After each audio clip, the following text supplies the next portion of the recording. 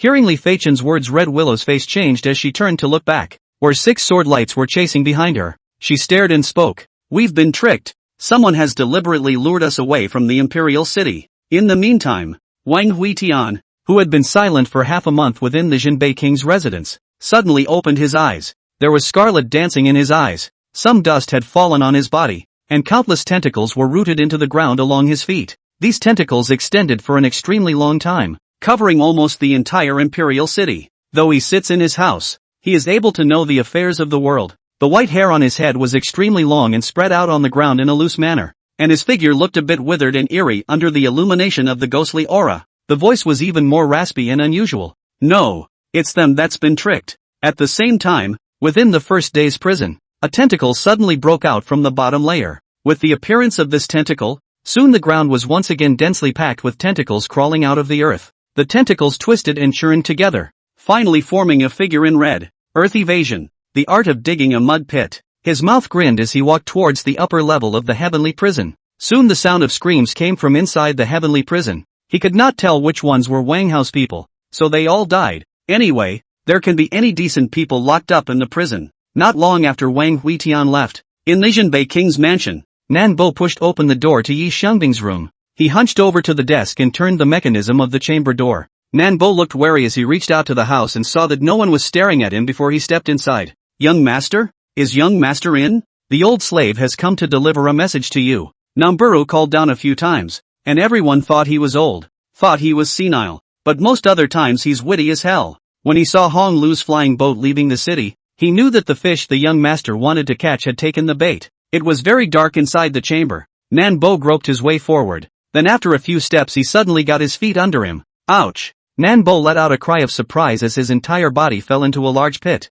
and his old bones only felt the fall. After climbing up with difficulty he hurriedly took out a spirit stone to illuminate his surroundings, only to see that at some point in this chamber actually collapsed a large hole. Above the soil is still falling down, above the house shaking. If he doesn't make it, he'll be buried here today. Goo, what kind of is this young master doing? It's a good thing the old man practiced when he was young. Nan Bo sank his breath into his dantian and violently leapt upwards, standing firmly on the edge of the big pit. Ha ha, a small pothole can't stop me. As soon as he finished speaking, there was a loud rumble and the entire Jinbei King's mansion collapsed. What? The Jinbei King's mansion collapsed? Wang Hao stood up violently when he heard the news, and cold sweat broke out on his forehead. For some reason there was a sudden tug in my heart. In the Imperial City, hearing that the Jinbei King's mansion has collapsed, countless people clapped their hands and screamed. Which collapsed? Well, serves you right. Wang Huitian kills countless people. Moral degeneration, and moral corruption, which is even the old heaven cannot stand to see, and sent down punishment. Ha ha ha, well done. He killed my aunt. He deserved it. Retribution. Yeah, keep it down. Keep it down. Just laugh. Don't say it. Have you heard? The king's mansion has collapsed. People had smiles on their faces and ran around, only to feel that the dark clouds that had recently shrouded the imperial city had dispersed a lot. Let's go. His Majesty's old house has collapsed. We must go and rescue it. Just when everyone was secretly happy, the roaring sound rang out again. This time, the sound almost covered the entire imperial city. Half a month Wang Huitian used the tentacles on the flesh eyes had long ago drilled the underground of the imperial city. The entire imperial city was now shaking. The roads were tearing apart with cracks one after another. Countless buildings were tipping over, and the imperial palace had suddenly sunk most of the way down. At once those who bloated were dumbfounded, having just returned from a trip out of the house with their home gone. The first day's cell was also shaking at this point, but luckily it was built extremely strong to hold prisoners. Wang Huitian frowned. It seemed that this earth escape technique should be used sparingly in the future. That's a bit too big of a loss. He pulled his finger out of the brow of a star-plucking cultivator, and behind him lay a sprawl of people. Ahead of him, there were 3 strong initiates blocking him at the end of the passage. It wasn't quite accurate to say that it was 3. This was actually an initiator plus 2 doppelgangers, and what was amazing was that both doppelgangers actually possessed the same strength as the main body. You guys, where are you from? The eyes of this Dawentry cultivator looked at Wang Huitian with a lofty look, revealing arrogance and contempt. Dead man, no need to know where I come from. Wang Huitian nodded approvingly. Well said, dead man. Why should I care where you come from? The person he originally wanted to wait for was 4th Prince Wang Shao, but he didn't want Wang Hao to jump out first. It didn't hurt that he didn't have much patience. The big deal is to go to Star and Moon Pass and find out what's going on. You have to put your leg over it to find out if it will bite. He lifted his steps towards the higher levels, and behind him, the entry cultivator's body gradually disintegrated, his face staggering in shock. But it was difficult for him to utter a single word again. After walking to the first level, Wang Huitian slowly pushed open the door of the heavenly prison. Beyond this gate, a figure was kneeling on the ground, its head buried dead in the ground. I, Wang Hao, apologize to your majesty. Wang Huitian walked up to Wang Hao and raised his hand to hook the latter's chin. Wang Hao's body was trembling uncontrollably. Your majesty, I have no choice. Wang Huitian didn't want to listen to this nonsense and opened his mouth to ask. Where did they come from? Wang Hao once again buried his head on the ground, his voice slightly choked. Since birth, I have been extremely frightened. The crown prince is orthodox and has the support of many courtiers. The third prince has the backing of the snow demon. The fourth prince has been ordained out of Kyoto and is at large in the starry moon pass. And the fifth prince has the backing of the Zaibatsu. And there is only one Qin Ran beside the minister. Her cultivation is low. The minister lives in a tight spot.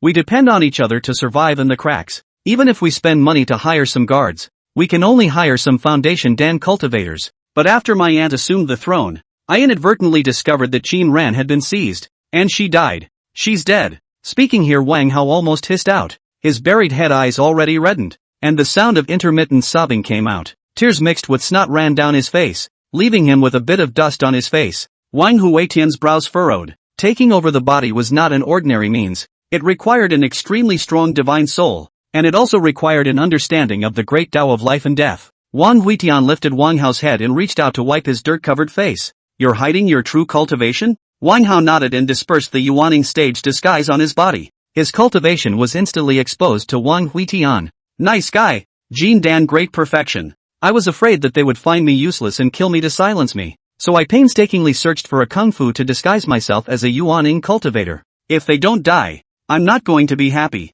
I want to live. I want to avenge Qin Ran. Wang Huitian nodded. So, where did they come from? Wang Hao hesitated before speaking firmly. The Immortal World. Chapter 101, His Majesty is out sweeping the floor. Hearing the word Immortal Realm, Wang Huitian was a bit tense as his Qi suddenly leaked out. A layer of ice crystals condensed on the ground. ING hell. Before the traveler thing is done, there's another fairy world. These Roshas, why do they always like to go to their own place to get together? That's enough to put together a couple of mahjong tables. He grabbed Wang Hao on the ground with one hand and asked with a somewhat sinister voice. So what do they want? Wang Hao shrunk his head. The Qi on Wang Huitian's body made him feel a bit morose. They want to assassinate Wang Jinxian. Wang Huitian froze for a second, and then the corners of his mouth hooked up with some difficulty in suppressing it as he threw Wang Hao to the ground, forcing back a laugh. Okay, I have nothing to do with and do not want to exterminate the great Qin or something. Kill Wang Jinxian, good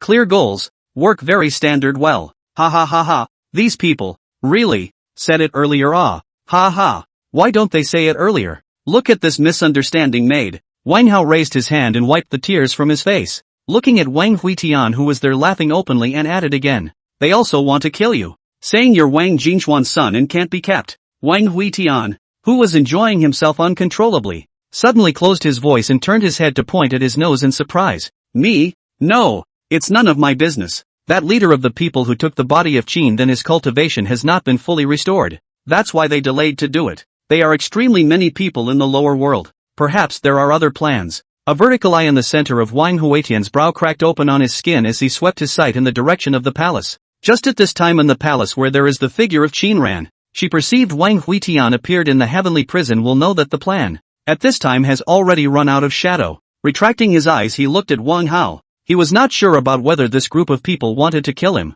Wang Hao most likely lied to avenge Qin Ran's death. But look at the other side of this bitter and hateful look. Afraid that even if forced to ask cannot ask the truth. Wang Hao, are you afraid of death? Wang Hao nodded. Of course he was afraid of death. He had been since he was a child and lived in fear from time to time. I want you to find them and stay undercover. Explain how I'm not going to kill you any way you want. I'm only looking at the results. With that, Wang Huitian took a step and disappeared. Wang Hao looked at the other party's departing figure paralyzed in place, and after a long time he rubbed his brow and forced himself to stand up, looking towards the heavenly prison with hatred in his eyes. He raised his hand to activate the technique that concealed his cultivation, and the aura on his body climbed up. A few moments later, it was already in the way, the pinnacle of the Tao of initiation, nearly a half-saint. I'm a half saint, I'm a half saint, I'm a half saint, I'm a half saint. He kept hypnotizing himself and once again activated another shallow concealment means, his cultivation once again returning to the yuaning stage. When he was done he walked out the door with his hands behind his back and some pride on his face. Ha ha ha. I am a half saint who hides my cultivation. How could Wang Huitian kill me? On top of the flying boat outside the imperial city, the crowd froze when they heard Red Willow's words. A trap? The 6 sword lights behind him got closer and closer. The 2 siblings, Li Feishui and Li Feichen, stood at the bow of the ship with their swords drawn, with gravity in their eyes. Can rely solely on the sword will be able to catch up with the flying magic treasure? The other side of the cultivation cannot be underestimated. And now the 2 cultivation fall. Are some of the bottom of the air? Get out of the way and let me do it. Just then Yu Yao's voice sounded behind them. She was seen standing at the stern of the ship with a toadstool in one hand and a whetstone in the other with a big grin. This scene is afraid to be seen by Mu Qin, sure to be angry to death. The hall of the Sword Peak Disciple. The body does not even have a sword. A bunch of trash also dares to chase my flying boat. They simply don't know how to die. Anyone who dares to come any closer will die. As Yu Yao roared out this sentence, the 6 sword lights that followed the back of the flying boat gave a sudden lurch, and actually suddenly folded and fled in a different direction. Seeing its speed was actually twice as fast as when it was chasing the flying boat. For a while, everyone on the flying boat looked at Yu Yao. You really let her get away with it? Before everyone could praise her a bit, they saw a red cloud chasing after the 6 people in the direction they had fled. Nice guy! It's the elder brother coming out to take a stand. Red clouds swept over the flying boat, and Wang Huitian's voice came out from it. Li Feichen and Li Feishui receive orders. Back to the imperial city to pass the decree of the states. Half a month blockade of the states and counties. No one is allowed to unauthorized strings. All give me honestly stay at home. Seal off the Great Qin. No one is allowed to enter the Green Mountains, the countries, etc. Send orders to Star Moon Pass and Huayang Pass. Wang Shao, Lok Wuji and other subordinates. Forbid them to leave Liangzhou. Send an order to Langshao to canton the borders of Liangzhou, and those from each state who support Star Moon Pass to meet up with the blood-cold army outside of Liangzhou. Send orders to Wei Zhuang, the Jinbei army to guard Huayang Pass and keep an eye on Lok Wuji. The red dress gradually flew away, and Li Feichen wiped the cold sweat from his forehead. Wang Huitian gave 5 orders in a row, and all of them were extremely powerful, summarizing that the next half-month don't wander around. And it seems that the 4th Prince Wang Shao is being targeted. Langshao's army with all the men gathered in the states are all cantonied outside Liangzhou. Is this Wang Shao trying to rebel? Even if it is a rebellion, it will not be a Star and Moon Pass only. But let Wang Huitian so excited. Li Feichen didn't dare to think too much, and immediately maneuvered the flying boat and headed back to the imperial city. With the issuance of the holy orders the whole Qin has exploded. What does the new emperor want? Inside the Qiankuan palace, the 2nd Prince Wang Hao disappeared. Li Feichen had to come out and preside over the situation. He stood in the center of the great hall with some trepidation, and a group of ministers slashed at him with angry curses. In all the years I've been in charge of Great Qin, I've never seen such turmoil. What's this all about? What's wrong with my wife wanting to go back to her mother's house? Blockade,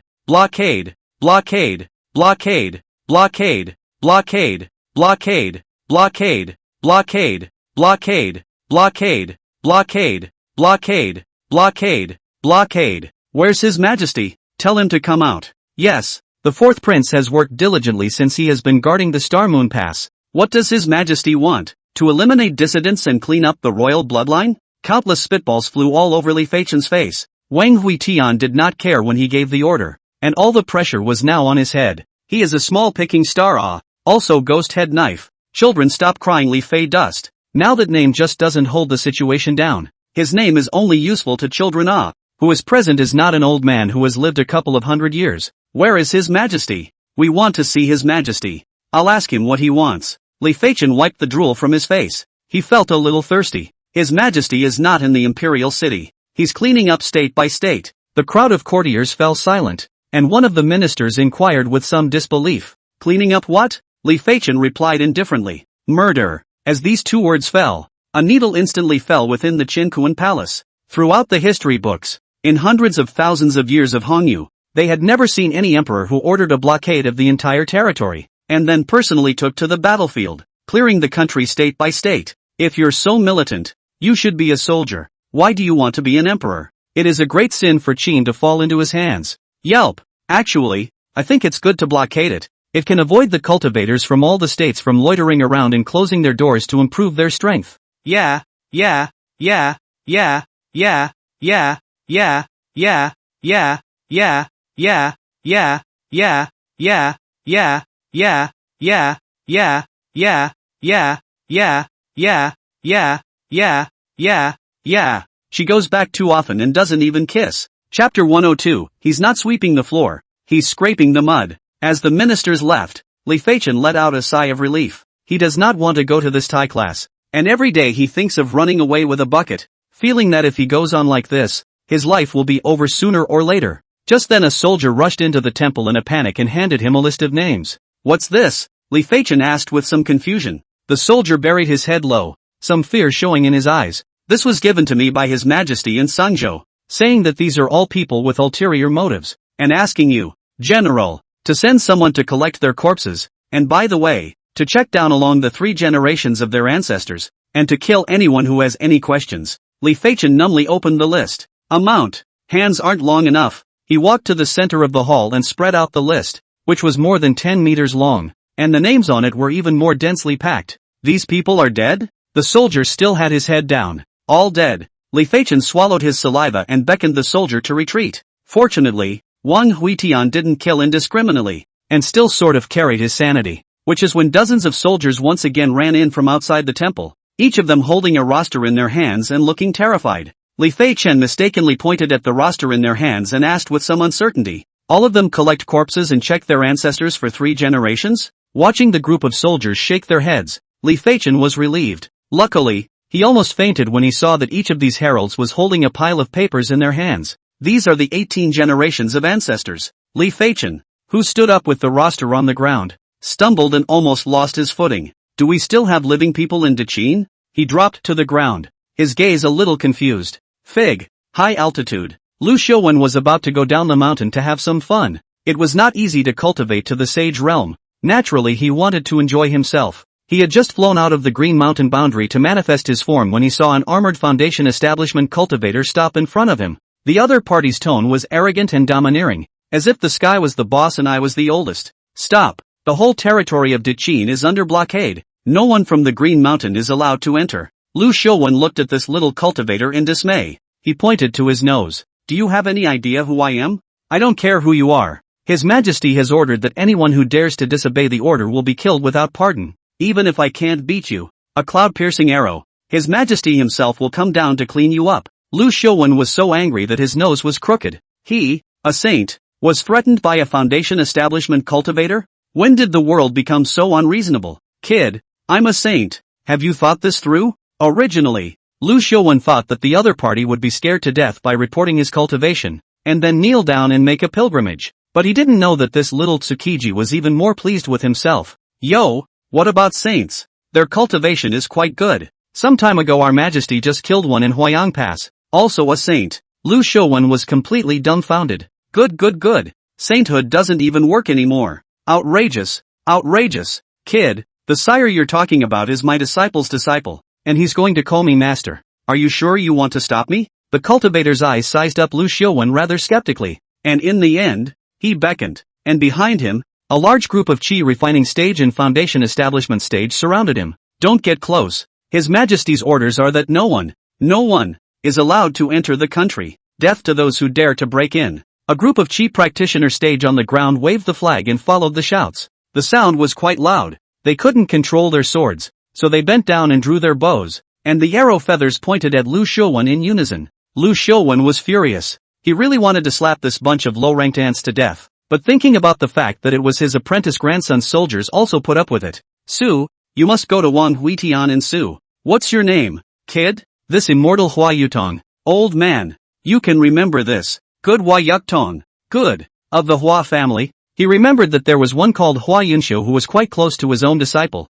Mu Qing Shi. This Hua Yutong he remembered. He's dead. Lu Xiuwen flung his sleeve robe and went back to the mountain in anger. There were saints like Lu Xiuwen who spoke well, and naturally there were those who did not. Near the eastern side of the Xiansheng kingdom, a god of transformation cultivator forced his way through the gate and slaughtered a Jindan cultivator and a large number of soldiers in Great Qin. I heard that on the second day there was a flash of red clothes from the Great Qin border to the capital of the Xiansheng kingdom, adding another state to the Great Qin territory. This state was directly named after the Jindan cultivator and changed to Shenyang state. Once the news was spread, all the garrison generals went crazy. They are not well qualified. Low cultivation. Fearing that it will be difficult to advance an inch in their lives. Not to mention the ethereal and shadowless flying immortal longevity. It's natural to want to seize this opportunity to make a name for yourself in history. At one time, no matter what, you are a star picking yuaning. If you say you are not allowed to pass, you are not allowed to pass. Get me if you can. If you kill me today,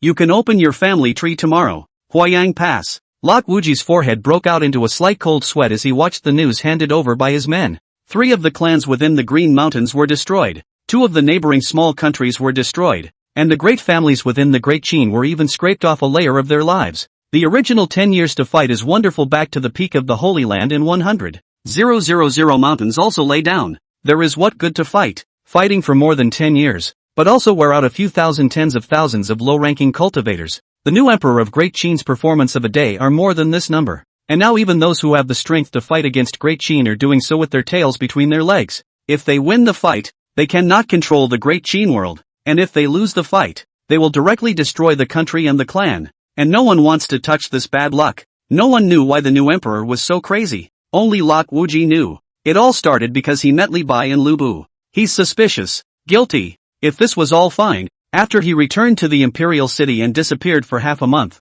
Wang Hao's matter was proof that everything was not in his imagination. The wind doesn't blow for no reason. And everything can be traced back to its cause. So when he next asked himself if he came with a mission, the consequences of answering incorrectly are unimaginable. Damn it, why the hell did I cross over? System, say something. The system's voice rang out in Lok Wuji's head. Please calm down, host. I'm making up reasons. Yeah, make up reasons. Damn it, he, Lok Wuji, was just an ordinary traveler. And now he even had to think about the reason for traveling. It's too hard for people, but now even if it was an accident, he had to make up a reasonable excuse for Wang Huitian. Otherwise this guy will never stop. Compared to Lu Wuji's panic, 4th Prince Wangshao was much more calm. Hearing that the blood-cold army had already trooped to the border of Lianzhou, he straightened the suit on his body and combed his back hair in the mirror. He's going on a business deal today, and it's up to him to pay off what he owes. If you ask who is the strongest in this world, it's hard to say,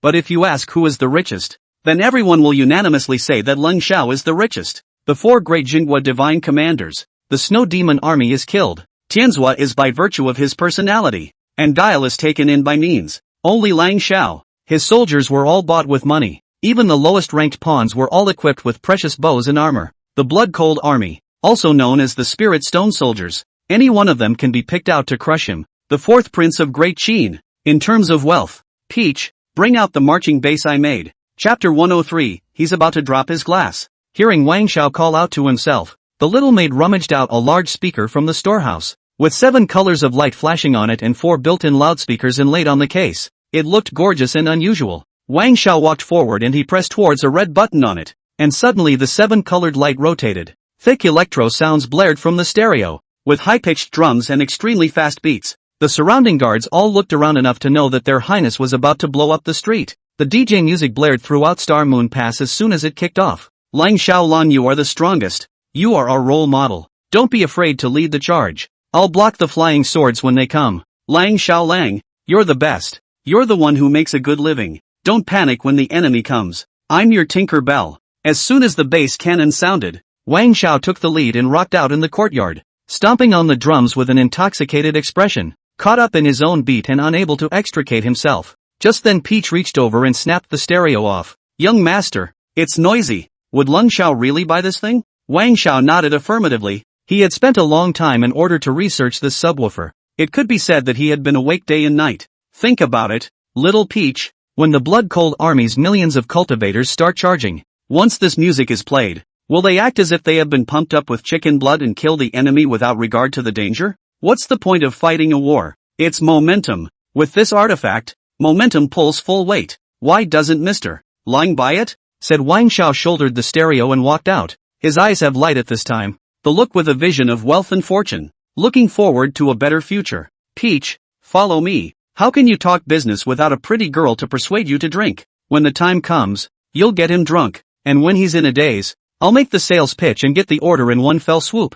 At this time, Lu Bu walked in, and when he saw Wang Shao he hurriedly arched his hand and bowed. Your Highness, we can't go. Lang Shao is ordered by the new emperor not to enter Liangzhou. He's afraid he's wary of us. Wang Shao waved his hand. Yeah, no harm, no foul. This young man is loyal as the sun and moon can see. His Majesty is addicted to killing, but that's all against the enemy. A small Jindan cultivator is victimized, he can overthrow a country for it. This young man has been guarding Star and Moon Pass for so many years. He's so poor that he's almost begging on the streets. It's too late for him to reward me. Lu Bu sighed and watched as Wang Xiao boarded the flying boat with only a small maid. The Lord has no plan. The Lord has no plan. At this time, beside Lu Bu, a man holding a feather fan, wearing a spandex scarf on his head, and with a face like a crown, came forward, and he opened his mouth with a slight smile. It's all right. Your Highness is going because you've seen the new Emperor's temperament. I think he's eyeing the Lung Xiao spirit stone. Ha ha, that's true. The two were talking to each other at the door when they saw dozens of people pouring over from the side streets. Where's the Fourth Highness? He tricked us into losing all our investments. Pay back the money. The two men's faces changed in unison, and they drew back to hide in the courtyard. At this time, the border of Liangzhou, Lang Xiao's million-man army is neatly spread out, and it looks like the flying boats are densely packed. These flying boats are all made of the finest materials, and they are inlaid with South Sea pearls, plated with fluorescent paint, and the cabins are even covered with meteorite star iron, and the flying boats are even planted with rare welcoming pines and four-season flowers. The main ship, in particular, was in the form of a copper coin, with a transparent crystal ball over the eye of the coin, in which mermaids could be vaguely seen swimming inside. The soldiers on the ship all ate greasy, the body of the body armor protection. The hands of the weapons are from the master's handwriting. Compared to his group of flying boats, the other armies that had arrived from the States looked much poorer and worn out. Everyone's flying boat deck is just covered with a layer of iron, and a lone aura cannon tube sticks out in front of the flying boat, which is as ugly as it needs to be.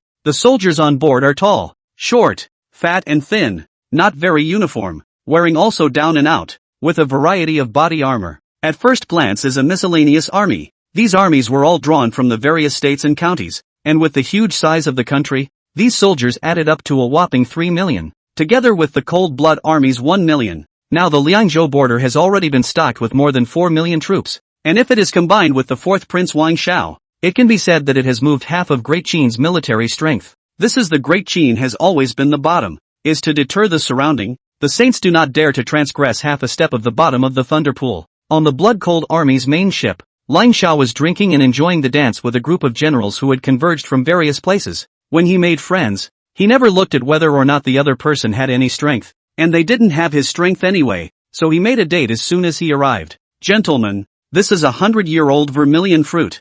Feel free to eat it. The meat is the most tender belly of the 1,000-year-old flying Jiao. The rest I throw to the underlings to eat. Come, taste this. The wine brewed by the Green Mountain Sword Immortal. Li Easy when he entered the way. A group of commanders from various states were like curious babies, holding wine cups to watch for a long time, inhaling in shock, holding chopsticks to scrutinize, inhaling in shock, holding plates and bowls to scrutinize, inhaling in shock. Lang Xiao powerful I heard that when Li Yi Dao entered the heavenly rain, to cloud and rain sword chi brewing. This you can get it? Lang Xiao mouth light smile. Other things are okay to find, as long as the money can be bought. Only this wine he was entrusted to find a relationship, but with the identity of the other party, the wine is absolutely fidelity. Gentlemen, drink this cup and taste this sword immortal wine. Bowls of wine were served and the scene was one of joy. Just then a sergeant came forward to report. Military commander. The fourth prince of the Star and Moon Pass guards ahead seeks an audience.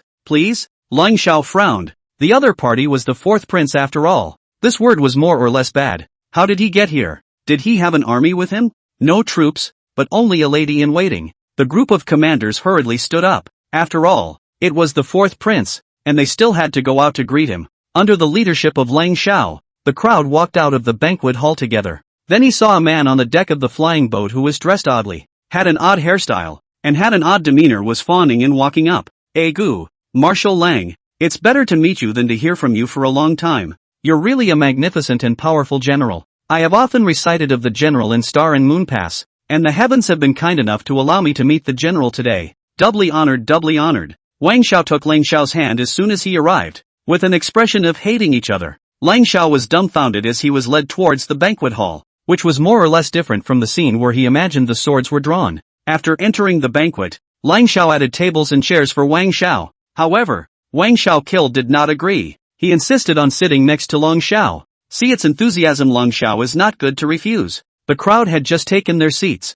When they saw a bright light in Wang Zhao's eyes, he immediately stood up and toasted the many generals present one by one. Gentlemen, this palace is always out on the border, and now it is rare to meet with you all, so we should get to know each other. This general, I see that you are well dressed, with a jade belt and gold crown. Come, this palace toasts you. This general, could it be the Tianshan cold snow wood you're wearing on your chest? My goodness, this is very rare. Wang Zhao is very enthusiastic. All the generals present are a little constrained. Who does not know that now His Majesty is jealous of the fourth prince? All the warships are parked at the border of Liangzhou, but the other side is emboldened to come up. This whole thing is just bizarre. Halfway through the banquet, Wang Zhao gave a wink to Xiao Tao who was standing behind him. The group of generals became alert. He's going to drop the cup. Chapter 104 read, Not returned. In the vigilant gazes of the generals, he saw Xiao Tao handing a storage ring to Wang Zhao. The latter took the storage ring and then took out a half-human hybrid magic treasure from it.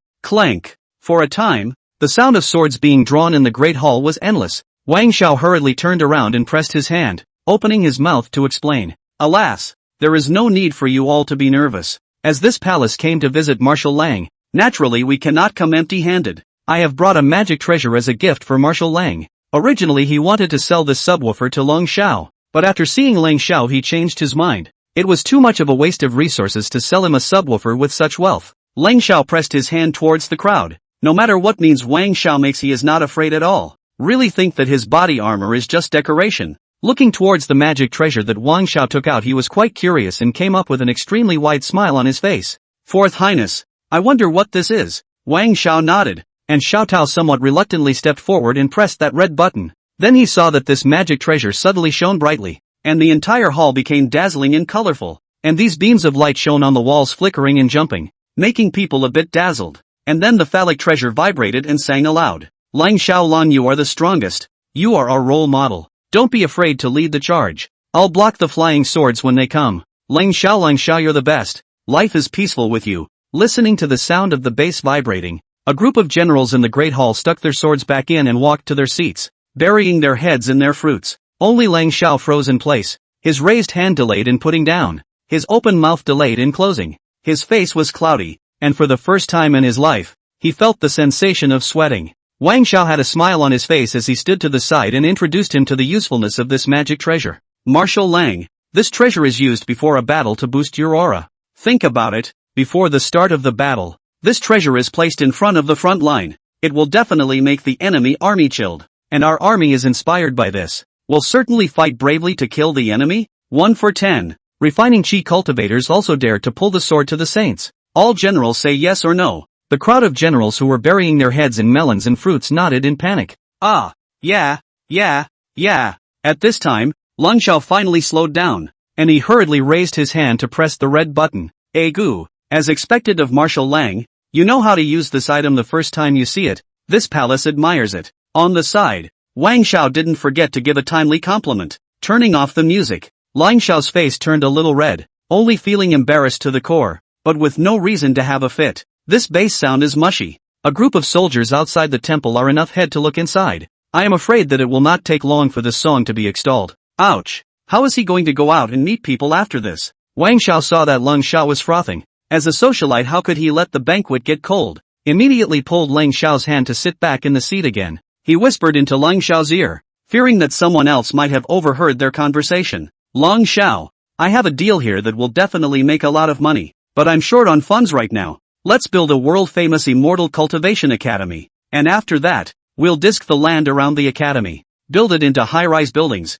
and sell houses through the fame of the academy. 10 years from now, when the college moves, we'll find another place to keep fixing it and selling it. Lang Xiao was surprised and looked at Wang Zhao. This mother asterisk is really a genius. As soon as he heard it, he felt that it was a good idea, and that it would probably be more profitable than his family's digging of spirit stone mines. Compared to Wang Zhao's calmness, Lok Wuji, who was at the Huanyang Pass, showed much more nervousness. Millions of troops are cantoned at the border of Liangzhou, surrounding the place, while that bogeyman is still sweeping all of Great Qin, state by state and county by county. From time to time, he would suddenly wake up in the middle of an epiphany, always feeling that the red dress would suddenly appear behind him. With his hands behind his back, he walked to the gate of the mansion and looked out in the direction of Yuzhou. Zhang Wan, who was meditating in the courtyard, saw that Lok Wuji's face was filled with sadness, and she walked up in a graceful manner. Previously, when Lok Wuji stepped on her hands and broke them, she still felt that the other party was a traitor to Wang Huitian,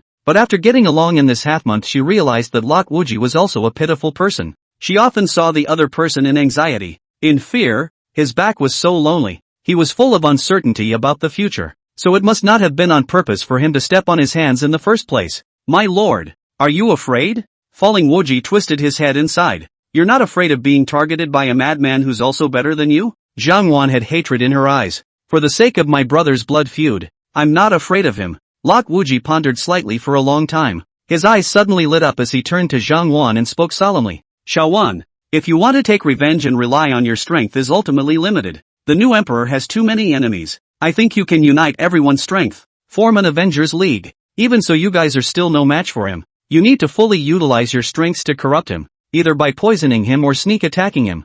Zhang Wan nodded cautiously. She had indeed underestimated Wang Huitian too much in the past. Lok Wuji's words opened up a lot of new ideas for her. When Zhang Wan left, Lok Wuji immediately turned around and returned to his house. He took out the letter paper and started making the sword order. Pick the lamp and write. Senior brother you a go not return. For brother is very worried. Today got the news. The former Huayang Pass General Zhang Wan, intent on alliance senior brother enemies, they formed the Avengers Alliance. Want to get close to you through the beauty, but also want to give you poison. Senior brother heard the news is very worried. I would like to use this sword order to remind senior brother must be careful. Do not fall into the trap. Do not miss. Senior brother drop Wuji. A letter to repair and change. Finally finished writing has been midnight. He took a wary glance at the door of Zhang Wan's room, which had already turned out the lights, and sent the sword order out after learning Wang Huitian's location based on intelligence. Danzhou City, Hainan. Wang Huitian frowned as he looked at the epistle in his hand.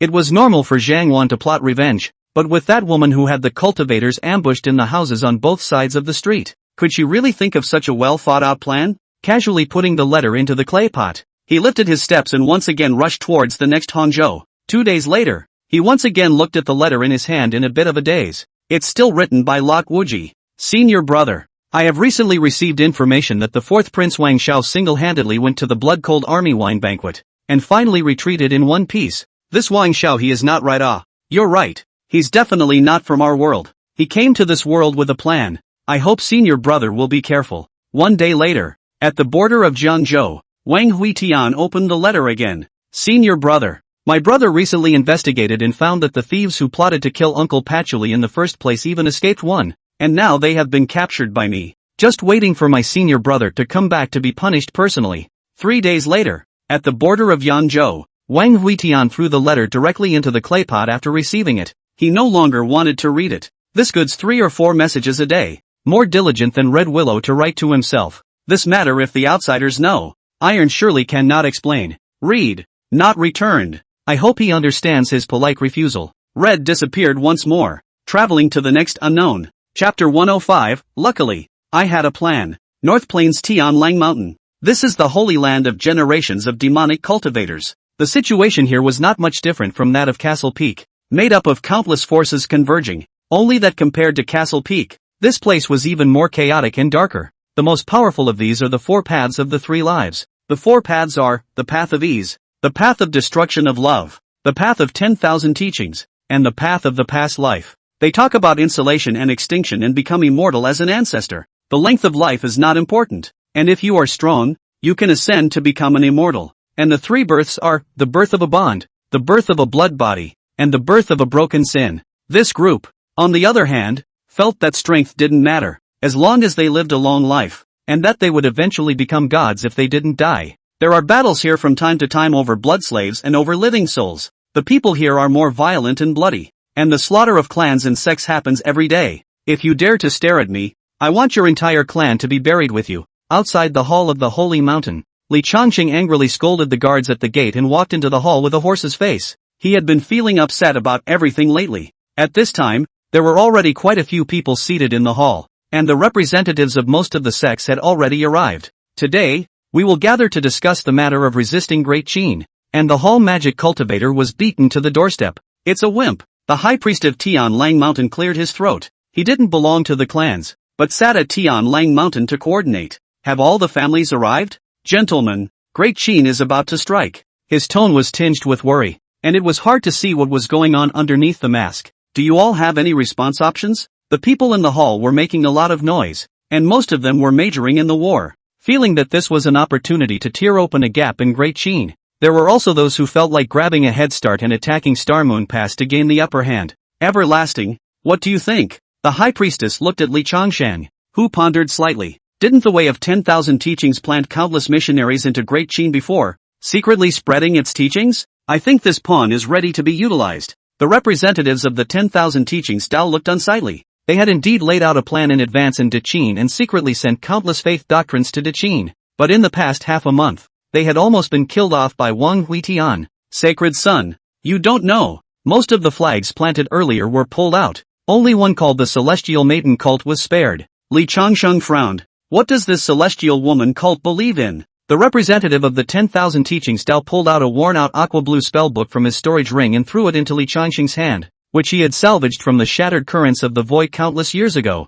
Li Changsheng took the magic book, which looked extremely extraordinary. The teachings on it were written in a crooked manner, rather tainting this magic treasure. There is a remnant of a page in its book, but the content of the teachings is coherent, and it seems that the teachings were inscribed later. Lord Celestial Maiden? Could it be that this sect is meant to divide the Great Qin genders and create a rivalry? The representative of the Way of All Teachings nodded his head, and that was exactly what he thought. The people of Great Qin are afraid of the interior. So I have this plan. Li Changsheng threw the law book back. This thing was not very useful for the current situation. Speaking of which, where are the blood bodyborns? Why haven't I seen them? A cultivator behind Li Changsheng reported. Blood Torso Shang did business with Star Moon Pass Wang Xiao and bought a large amount of blood from his hands. Now all of them have been poisoned, and the Blood Torso Shang Patriarch is still suffering from diarrhea in the past 2 days. The High Priestess huffed a bit at this comment. How can they be so stupid? Are they starving mad? How dare they trade privately with Wang Xiao? That guard lowered his head, his forehead breaking out in a bit of cold sweat from fear. It's mainly because that little kid Wang Xiao advertised it too tantalizingly. He divided the blood into several styles. There's the teenage girl in love style. There's the strong man with a broken wrist style. There's also something about shallow waves and deep-sea cracking souls. The Blood Patriarch didn't hold back for a moment. Fell for his popery. Li Changsheng's forehead veins popped. What's with all this? Asshole. He slapped the guard's head and roared in anger. Where are the people from the easy way? Why aren't they here too? The other guard fell to his knees in fear. The Heavenly Desire Patriarch has also fallen for the tricks of the Wang Xiao dog thief. He went to buy fake blood from Wang Xiao too? That's not true. Wang Xiao marketed the simulation doll to the Heavenly Desire Patriarch, and so many people in the clan bought it. But it turned out that the doll was of extremely poor quality and exploded while in use. The eyes of the people of the past life path on the side lit up. Do you have it with you? Let me see it. The guard hesitated for a long time and took one out of his storage bag. Just see this doll and the real person is extremely similar. Looks exquisite. Reach out to pinch when there is also let the human heart tingling sound out. Her looks are aesthetically pleasing. Her body is hot. And she wears seductive white stockings. The representatives of the crowd of Devil's Sect all expressed their disdain and averted their eyes. Yuck. Filthy. This Heaven's Desire sect is simply corrupting the reputation of our Devil's Sect. Filthy and nasty. Although they cursed on their lips, their hearts were active. This thing is flawed. The High Priest angrily stomped the scepter in his hand. Enough. His aura crushed away. And at that moment the simulation doll placed in the middle of the hall exploded with a bang. Blow up does not matter. But the hard thing is that this doll that the guards just used, not yet washed it, rushed to the meeting. Now that was a full house of shock. And that's how the meeting broke up. Returning to his cave, Li Changsheng took a bath for several hours in a row. And all his skin was rubbed red. His face was ugly and he was disappointed in this group of demonic cultivators. What are they doing when they're about to hit their doorstep? A bunch of unsupportable idiots. Selfish, capricious and despicable. Disgusting. Disgusting. Nah. Demonism Taoism dissemination is extremely strong. Nay, a scattered sand. Each fighting separately. Otherwise how can Great Qin resist their erosion? This Wolf Mountain is a ing showpiece. Li Changsheng cursed as he fished out a storage ring from under the bed.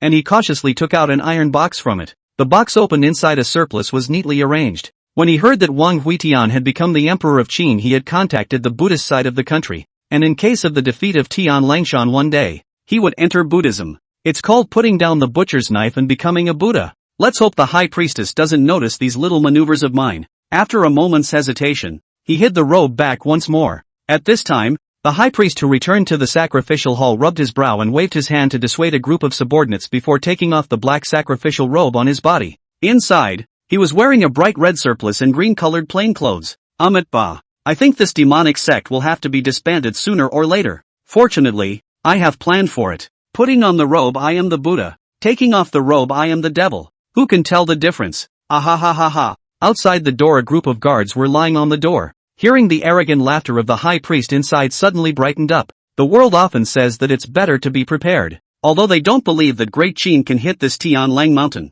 they should always leave themselves a way out. And so this discussion could be heard from time to time throughout the Wolf Mountain. Brother, do you know where they sell surplice? I don't know. And where did you get that red cloth in your bag? It looks like it's even been blessed to me. Hush, keep your voice down. This was bought from the fourth prince of Great Qin, Wang Shao. Chapter 106, nothing much to show for it. Hundreds of thousands of flying boats are parked at the border of Liangzhou, and the generals on the boats will rush to Lang Shao's copper coin boat to party in the morning, often returning drunk until the early hours of the morning. This is the daily life of an immortal cultivator, with a long life and quiet years. Have you heard? Yesterday, His Majesty destroyed another country, and I heard that this small country was hiding a saint. Hey, that's yesterday's news. This morning, His Majesty has already fought his way into Jianing Pass of Yin Yu dynasty. As soon as that old emperor of Yin Yu heard that His Majesty is coming, he immediately carried a bucket and ran away. Even his daughter-in-law didn't bring her bedding with him. Come on, drink. The people on the table pushed and exchanged cups. It was here that one of the generals put down his drink and sniffled. Do you guys smell that? It smells like blood. The crowd snorted with laughter. The world was peaceful and tranquil. Where was the smell of blood? Ugh. No. Why is the sky red? The crowd looked outside the temple, only to see that the originally cloudless sky was now crimson, and even the sun hanging high in the sky was rendered blood-colored. A messenger sergeant outside the door rushed into the great hall, reporting to Marshal Lang. His Majesty has arrived at the border of Yuzhou and is on his way to Liangzhou. The crowd carrying the drinks winced in unison. People have just arrived at the border of Yuzhou, and the smell of blood has already spread to Liangzhou, which makes people shiver just by listening to it. Everyone panicked and threw down their glasses and rushed towards the outside. The originally peaceful and tranquil banquet was now in chaos. Those who wear armor, and those who ring bells ring bells. There were also some who didn't forget to put 2 spirit fruits in their arms when they left. All ships, form up to meet. Buck up and go. Go.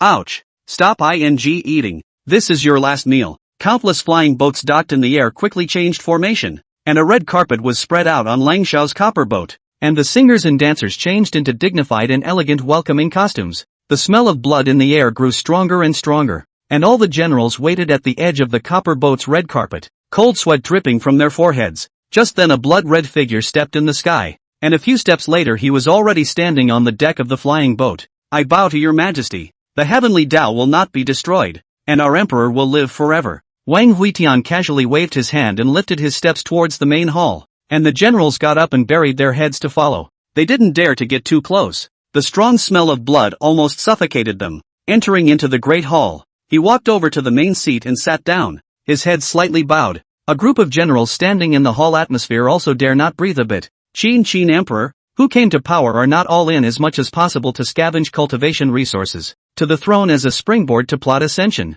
Many people do not even step out of the imperial city, while this new emperor, but will be the Great Qin territory to stroll through, but also out of the country to skate a few laps. At this moment, even Lang Shao, who was standing at the very front, did not say a word, and the entire hall was plunged into silence and sullenness. Just when the hearts of the people were getting more and more frightened, there was a low snoring sound coming from the head seat in front of them. The crowd looked up, only to see that the red dress had already reclined in the chair and fallen into a deep sleep. There was a slight dispersion of his sword aura during his slumber, and every now and then a sword mark would crack on the surrounding tables and chairs made of nebula iron. One of the sword she chopped down on the chair underneath him, and one of the chair's legs snapped off in an instant. Lang Shao, who was at the forefront, dodged and rushed forward to hold the chair that was about to topple over. Hearing that Wang Huitian had arrived in Liangzhou, Huayang Pass Lok Wuji immediately rose up with his sword. He had to go and familiarize himself with the feelings of his master and brothers. This relationship are walking out, if you don't see for years, even if it is a father and son will be rusty knot. Zhang Wan inside the gate looked at the swordlight that flew away, and a hint of worry flashed in her eyes. May you go in peace. Wang Huitian slept for a day and a night. and the people in the temple could only stand guard and wait for him to wake up. People's names in trees' shadows, no matter how free and casual they usually are, but now they don't dare to retreat alone. Lok Wuji also followed the crowd and stood in the great hall after arriving, but he was much more relieved after seeing Wang Huitian. The other party was currently emotionally stable. Just then a sword light once again flew from outside the battleship, and a flash of white clothes slowly came. Yi Bai crossed over the crowd of generals and came straight to Wang Huitian and held his sword in front of him and saluted. Disciple Yi Bai, meet master. Wang Huitian's snoring sound came to an abrupt end as he slowly opened his eyes and spoke in a flat tone. You're here. Yi Bai nodded and opened his mouth to ask. Master, have there been any gains in the past few months? Hearing this, the many generals in the great hall perked up their ears. The new emperor has been swinging the devil for months and killing heads. This is a great harvest. However, Wang Huitian on the temple shook his head. Harvest? A few stinky fish and shrimps were just that. What he really wanted to kill were those people from the immortal world. But they disappeared. This group of people hidden in great Qin through divine soul seizing. It is really difficult to pull out. Just like a few grains of iron powder mixed in on the beach. Too difficult to distinguish. There were simply too many people in Qin. So many that he now looked at anyone who looked the same. Face blind. The land of Great Qin was simply too vast. So vast that even he had spent months just clearing the towns. If he didn't have enough time, he would have really wanted to look for them village by village and canton by canton. Sighing, Wang Huitian stood up and came to Yi Bai. Yi Bai, from today onwards, I will formally accept you as a true disciple, and pass on to you my sense of the way of the sword. Yi Bai froze. So he was just a named disciple before? It's not. Why didn't you say so earlier? If you had said so, I would have sent you more spirit stones. Wang Huitian pointed a finger at the center of Yi Bai's eyebrow, and countless sword Dao insights were turned into Yin Qi to rehearse in Yi Bai's mind, and the latter froze to the point that his white eyes rolled over and he almost went into shock. Other people want money to pass on the power, but his own master passes on the power for money and life, and his divine soul was almost frozen to pieces by his Yin Qi. Lowering his fingers, Wang Huitian opened his mouth viciously. Yi Bai, remember, if one day I'm not around, and those immortal world people jump out again, help me destroy them. Find them even if you have to search village by village. Yi Bai was on the verge of crying. Not only did he want money in life, but he also gave a mission. Wang Huitian glanced at Yi Bai, who was trembling with fear, and felt that this guy could hardly handle a big job. If you can't beat them, go into the cave of hungry corpses and look for your sister. She'll help you. When the generals on the side heard that an immortal had descended to the realm, they all curiously came over. That's a fairy Lu. Who wouldn't be curious if they were alive? Listening to his own majesty's words, he had actually gone after immortals these past few months. This is really Li Di riding a cow on a flying sword. A bull cheat with lightning. Wang Huitian glanced at the generals who had come over to him, and he inhaled his nose, smelling a strong odor of alcohol. Although this temple was cleaned up quite well, this group of people were drinking and having fun every day. The meat was marinated in flavor, and one of the generals had half a bottle of sword immortal entrance incense hidden in his sleeve. Nothing is hidden from his eyes. The Great Qin had finally fallen, and it had been too long since a war had broken out, and each one of them had been raised to be idle. Eat your fat ass off. With a cold grunt he sat back down on the head seat. Long Shao, who was in charge of the world's money and wealth, invited a banquet and drank fake wine. Shame on you. Chapter 107, I told you to turn off the special effects. Seeing that Wang Huitian's face did not look good, the group of people did not dare to say anything more. Everyone just buried their heads like that and stood up straight. All of you, outside of your cantonment in Liangzhou, is there any abnormality in the fourth prince Wang Shao? Upon hearing Wang Huitian's question, someone immediately stepped forward. This man Wang Shao is quite kind, humble and courteous, and his loyalty to his majesty is evident. Yes, he's good at business, doesn't ask about politics, and is more cheerful and straightforward. Wang Huitian looked at Leng Shao, and even he nodded his head in praise. These generals have a better impression of Wang Shao, at least compared to Wang Huitian. The other party is much kinder. That's a rare good guy. Yi Bai, who was standing in the middle of the hall at this time, finally took a breath. Wang Huitian gazed towards him and spoke calmly. Yi Bai, tell me. Yi Bai nodded and took a deep breath to slowly narrate. Star and Moon Pass. Wang Shao has at least 10 entry Dao in his hands.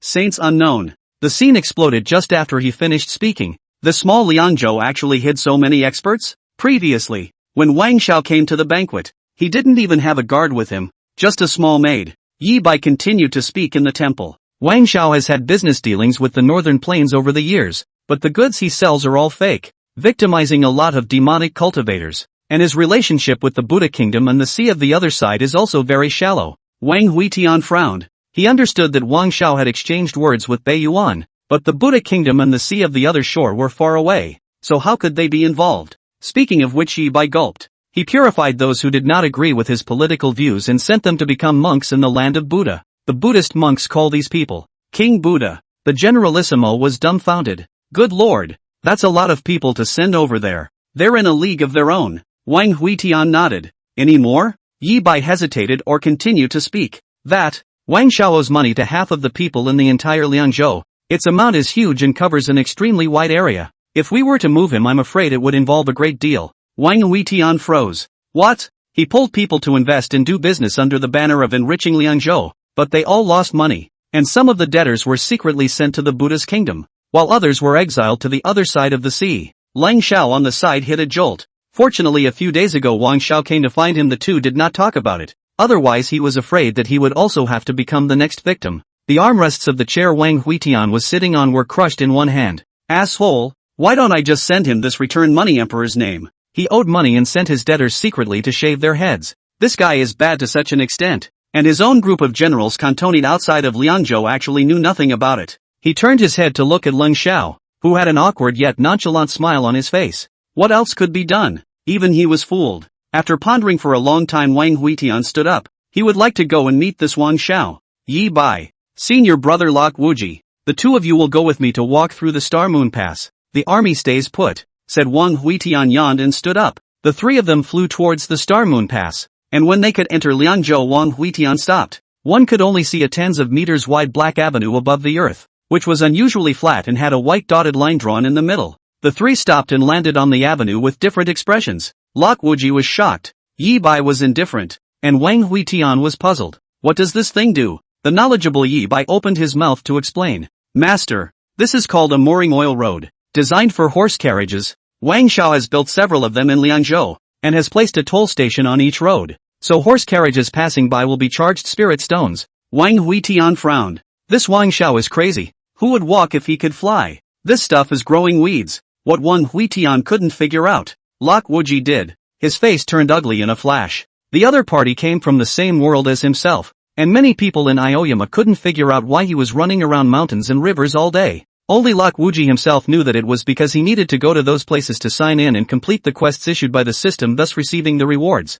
And Wang Xiao was likewise doing something inexplicable, so the purpose was self-evident. The other side, too, has a system. The three of them continued to walk forward, and to their eyes was a huge farmland with countless rice plants, knowing that all the fields in Great Qin were planted with basically spiritual medicines, which the villagers exchanged for supplies such as grain-preventing pills to survive. No one had planted rice for a long time. This Liangzhou reveals weirdness everywhere. It is as if this place is not a cultivation capital, but a party of mortals' residence. At Star and Moon Pass, Wang Xiao stood at the head of the city and looked at the sky. Behind him stood a dozen or so people. These people had thick breaths, extremely high cultivation levels, and were dressed in their own distinctive ways. If Lok Wuji was here, he would be able to recognize them. These people were all familiar celebrities from his previous life, and now all of them had come across the border. Beside Wang Xiao stood a monk with a dignified appearance and a Buddha's light permeating through his body. This monk's strength has already reached the realm of saints. Every word and action has the flow of laws.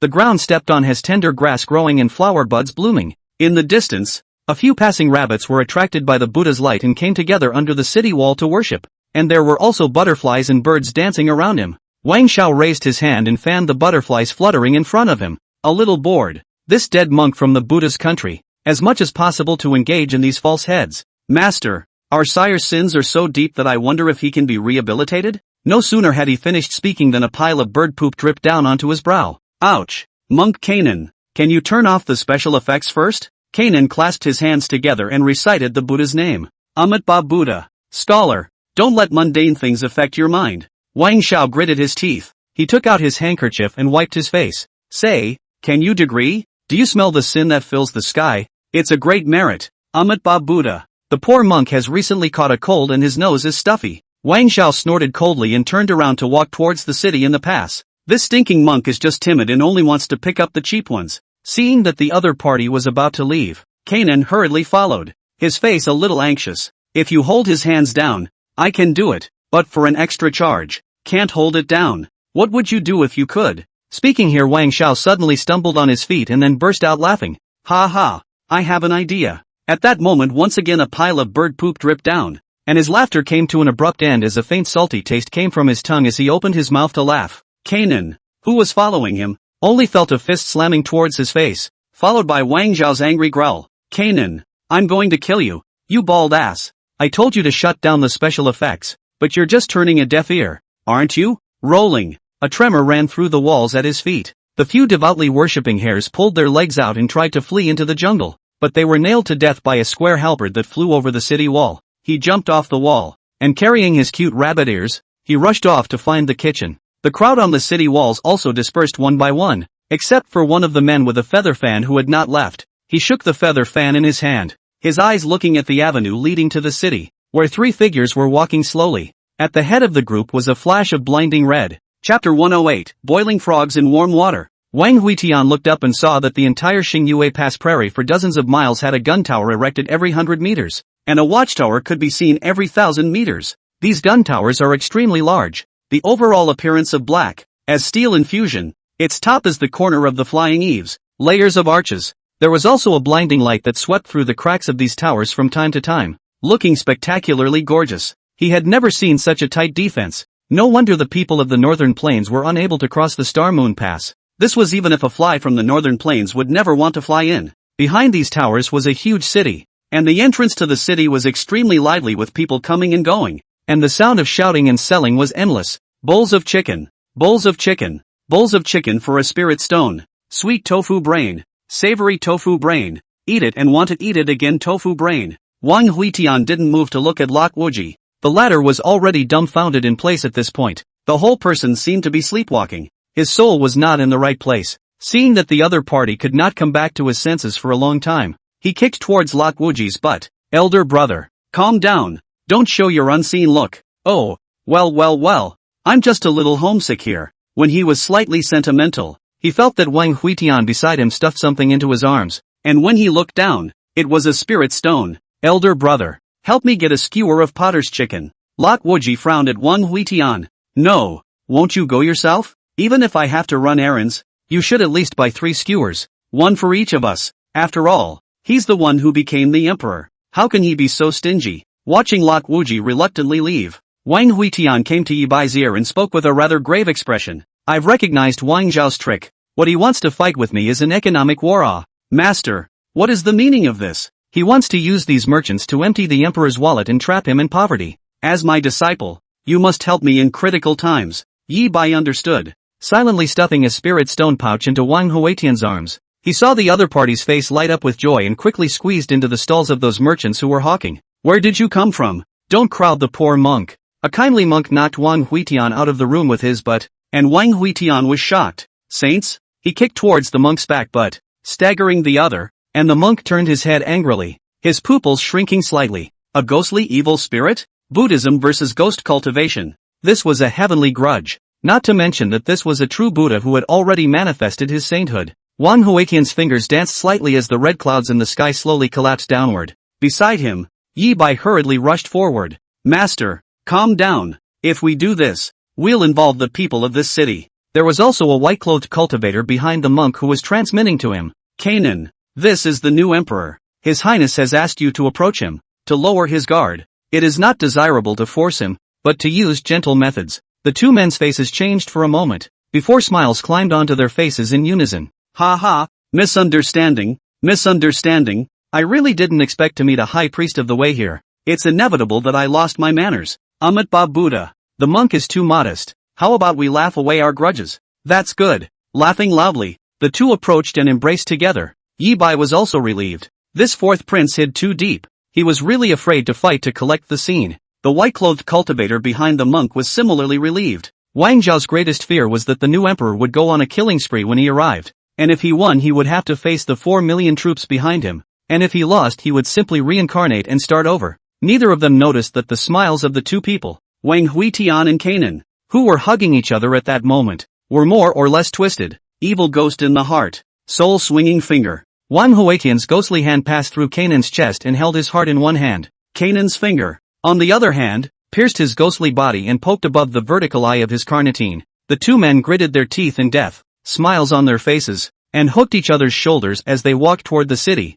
secretly increasing their force. It must be the first time for you to come to Star Moon Pass. Poor monk will show you around. Master has a discerning eye, so I'm sorry to bother you. On the city wall, a window slowly opened in the huge city gate building, through which countless gears could be seen rapidly turning in the room. A Buddhist scripture hovered in the center of the room, and the imperceptible light of enlightenment quietly spread throughout the city. A frog can be boiled in warm water, but a dragon can also be stewed. Wang Xiao looked through the window at the red clothes and monks hooked up with the corner of the mouth slightly hooked up. As long as more time to delay, and then the vicious ghosts also give him to be transformed into compassionate Buddhists. I can't believe they get along so well. Yeah, hollow out your heart. The man behind Wang Xiao shaking his folding fan sighed as he looked towards the piercing scarlet with a slight sigh. Your Highness, why do we have to take on the new emperor? Wang Xiao pondered for a long time without saying anything. He pulled the window closed and looked at the Buddhist scriptures that were flipping in the air a bit frozen. Came to this world for a long time. In fact, he is not interested in the throne, but also want to travel the heavens, on the 9 skies to catch the moon, under the 5 seas to catch turtle, or to break the delusion of emptiness to return to the original world. He did not have a sense of belonging to Great Qin. There was only endless strangeness. My next mission is to sell the cool state. The man shook his folding fan with a lurch. Where's the reward? The reward is to surpass the saintly, venerable cultivation. Wang Zhao's face was constantly changing, sometimes green and sometimes red, even if he no longer had any affection for Great Qin. This was a sale of the country, and it could be predicted that if it came to pass, he would be nailed to the pillar of shame of Great Qin and be reviled by the world for the rest of his life. This was also the reason why he wanted to destabilize Wang Huitian. Wang Huitian is not removed. Who dares to buy? With his lips quivering slightly, Wang Xiao turned around and walked towards the outside of the house, his pace a bit frail and messy. The big deal is that when I reach the exalted realm, I'll just snatch it back for him. The folding fan in the man's hand fell to the ground. Ridiculous. This is forcing His Highness to confront the new emperor. What does it want? Inside the city, Wang Huitian and Canaan, who had just walked out a few hundred meters, couldn't hold back after all. The two men then moved in the street. The golden light on Canaan's body lit up, and the Buddhist patterns turned into a chain that bound toward Wang Huitian. Scholar, you're walking too slowly. Poor monk will carry you on his back. The sword chi of Wang Huitian's finger inserted inside Canaan's body erupted, churning haphazardly inside the latter's body. Master, you're not quiet. You think of girls when you see a greenhouse. You're sweating. I don't want to. No, you want to. Boom. The two bodies crashed into a side of the greenhouse in unison. Yi Bai hurriedly went forward to evacuate the crowd, and in the meantime, he released a protective shield to encompass the entire green building. All disperse, disperse, saints fight, don't crowd around. It was better if he didn't shout, but when he did, the surrounding crowd crowded this way. Where are the saints fighting? Nelly, look, the monk who was pressed to the ground and stuck in the neck. I heard that he is a saint invited by His Highness from the Buddhist kingdom. I think His Highness must have been tricked again, and this thing is a saint, letting people ride on his face with his robe dried and shredded. With things having come to this, Wang Huitian didn't bother pretending. He pressed Canaan's face to the ground with one hand, and with one hand lifted and gently gripped. The protective shield released by Yi Bai shattered layer by layer. His slightly icy voice resounded throughout Star Moon Pass. Wang Xiao, come out and meet me. Chapter 109, is your hometown so poor? As Wang Huitian's voice rang out, several sword lights within the Star Moon Pass simultaneously lit up and flew towards the screen building. The spirit stone cannons driven by the countless towers outside the city slowly turned around, aiming at the city as much as they could, and millions of lasers alternately formed an airtight net above the city. A team of soldiers rode their swords in the air, and all the crowds and vendors on the streets were cleared out in just tens of breaths. Wang Xiao, who was lying in the prince's mansion with his eyes closed in meditation, slightly opened his eyes. This was the last situation he wanted. Peach, bring the gift I have prepared for His Majesty. The little maid also sensed the oppressive atmosphere and spoke with some concern. Your Highness, does it help to give gifts? Wang Xiao said firmly. Yes. Inside the green building, Wang Huitian was still violently beating Canaan. The other party was pressed to the ground and struggling frantically. A lotus flower was blooming around him, and the ground he was lying on had grass growing out of it and blossoming with flowers. Outside the door, Yi Bai stood with his sword. Opposite him were 8 figures gazing at him. 6 Dao entrants, 2 half-saints, and behind them there were also a dense number of Jindan Foundation establishment cultivators waiting in a tight formation. Lok Wuji, who hurriedly arrived with a skewer of potter's chicken, looked stunned and hurriedly held the chicken in his mouth as he pulled out a long sword from his storage ring. Though the immortal Punisher is lost, the immortal killer is still alive. A voice of urgency sounded in his head. Don't send me away. Don't send me away. Don't be a wimp. Lok Wuji clenched his teeth and flew to Yi Bai's side,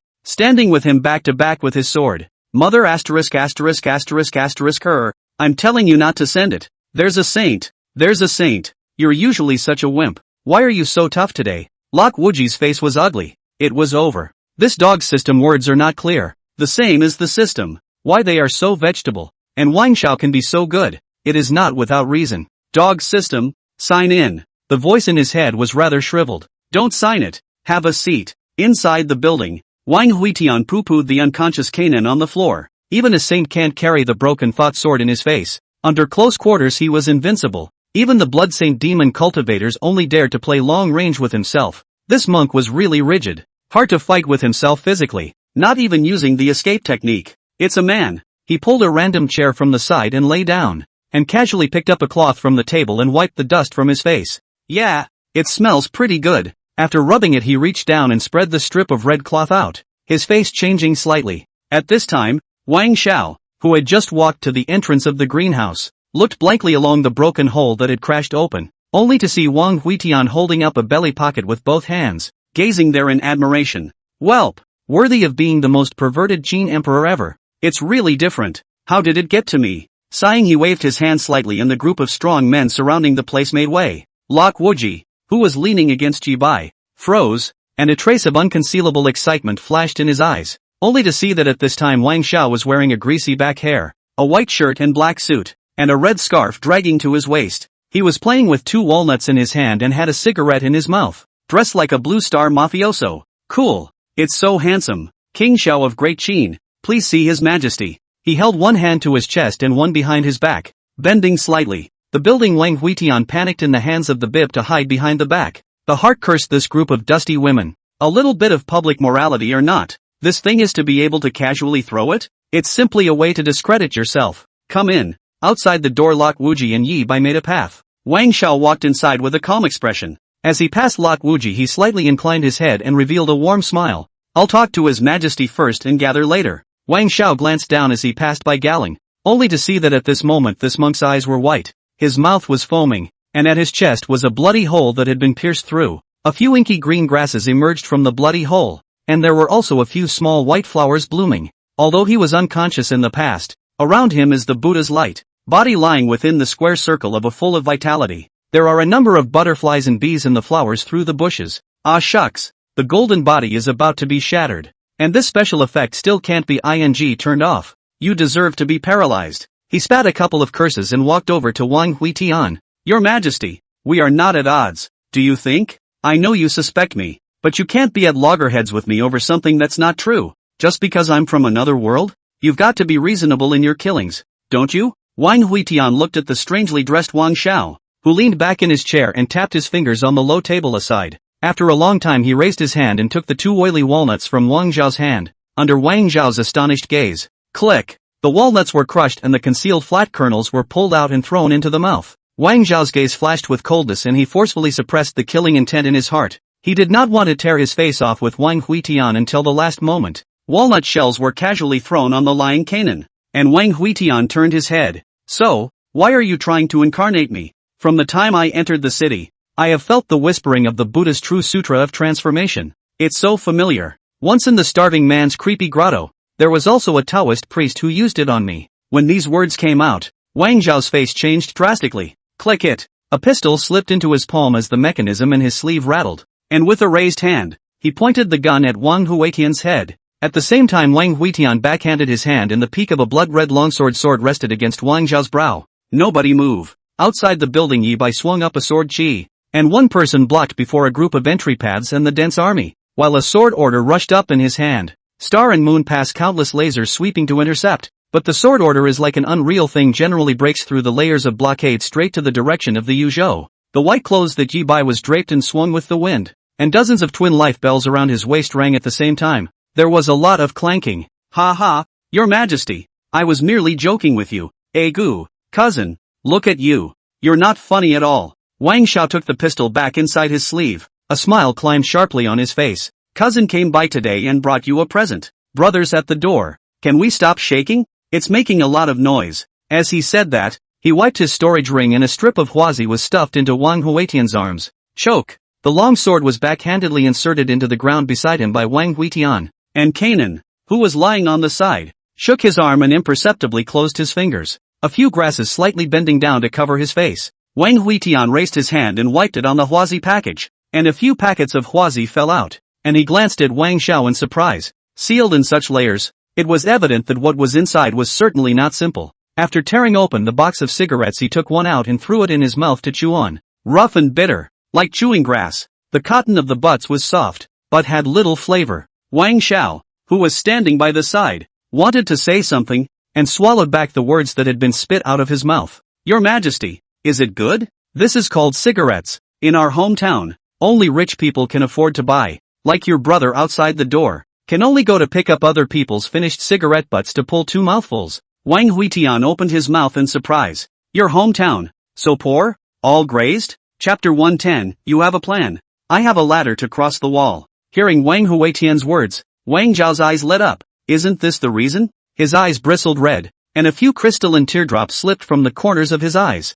Your Majesty is right. Our hometown is really poor. Food is scarce there. People can't even afford to eat the pill. Clothing is even scarcer, and women wear pants that don't even cover their legs. Save what you can. The women are starving and thin, and the children can't afford to be breastfed, so they have to drink milk. Your Majesty, we had no choice but to invade Great Qin. I fled the famine. Wang Xiao said he couldn't help but be saddened by the heart, fell to the ground and hugged Wang Huitian pants leg, then began to cry. What do Qin rich do not understand the plight of the other world? What do Qin flying boat burns gas? The hometown flying boat can only burn oil. What with the green grass of Dechin and the barren hearts of the people back home? A handful of bitter tears and a handful of miserable snot will be wiped on Wang Huitian's sleeve robe. He even sang a couple of lines to set the mood when he got excited about what he was saying. In my hand I hold a nest. There is not a drop of oil in the dish. Remembering how painful it is to live in my hometown. One step at a time. Outside the door fell Wuji frowned to look at the building.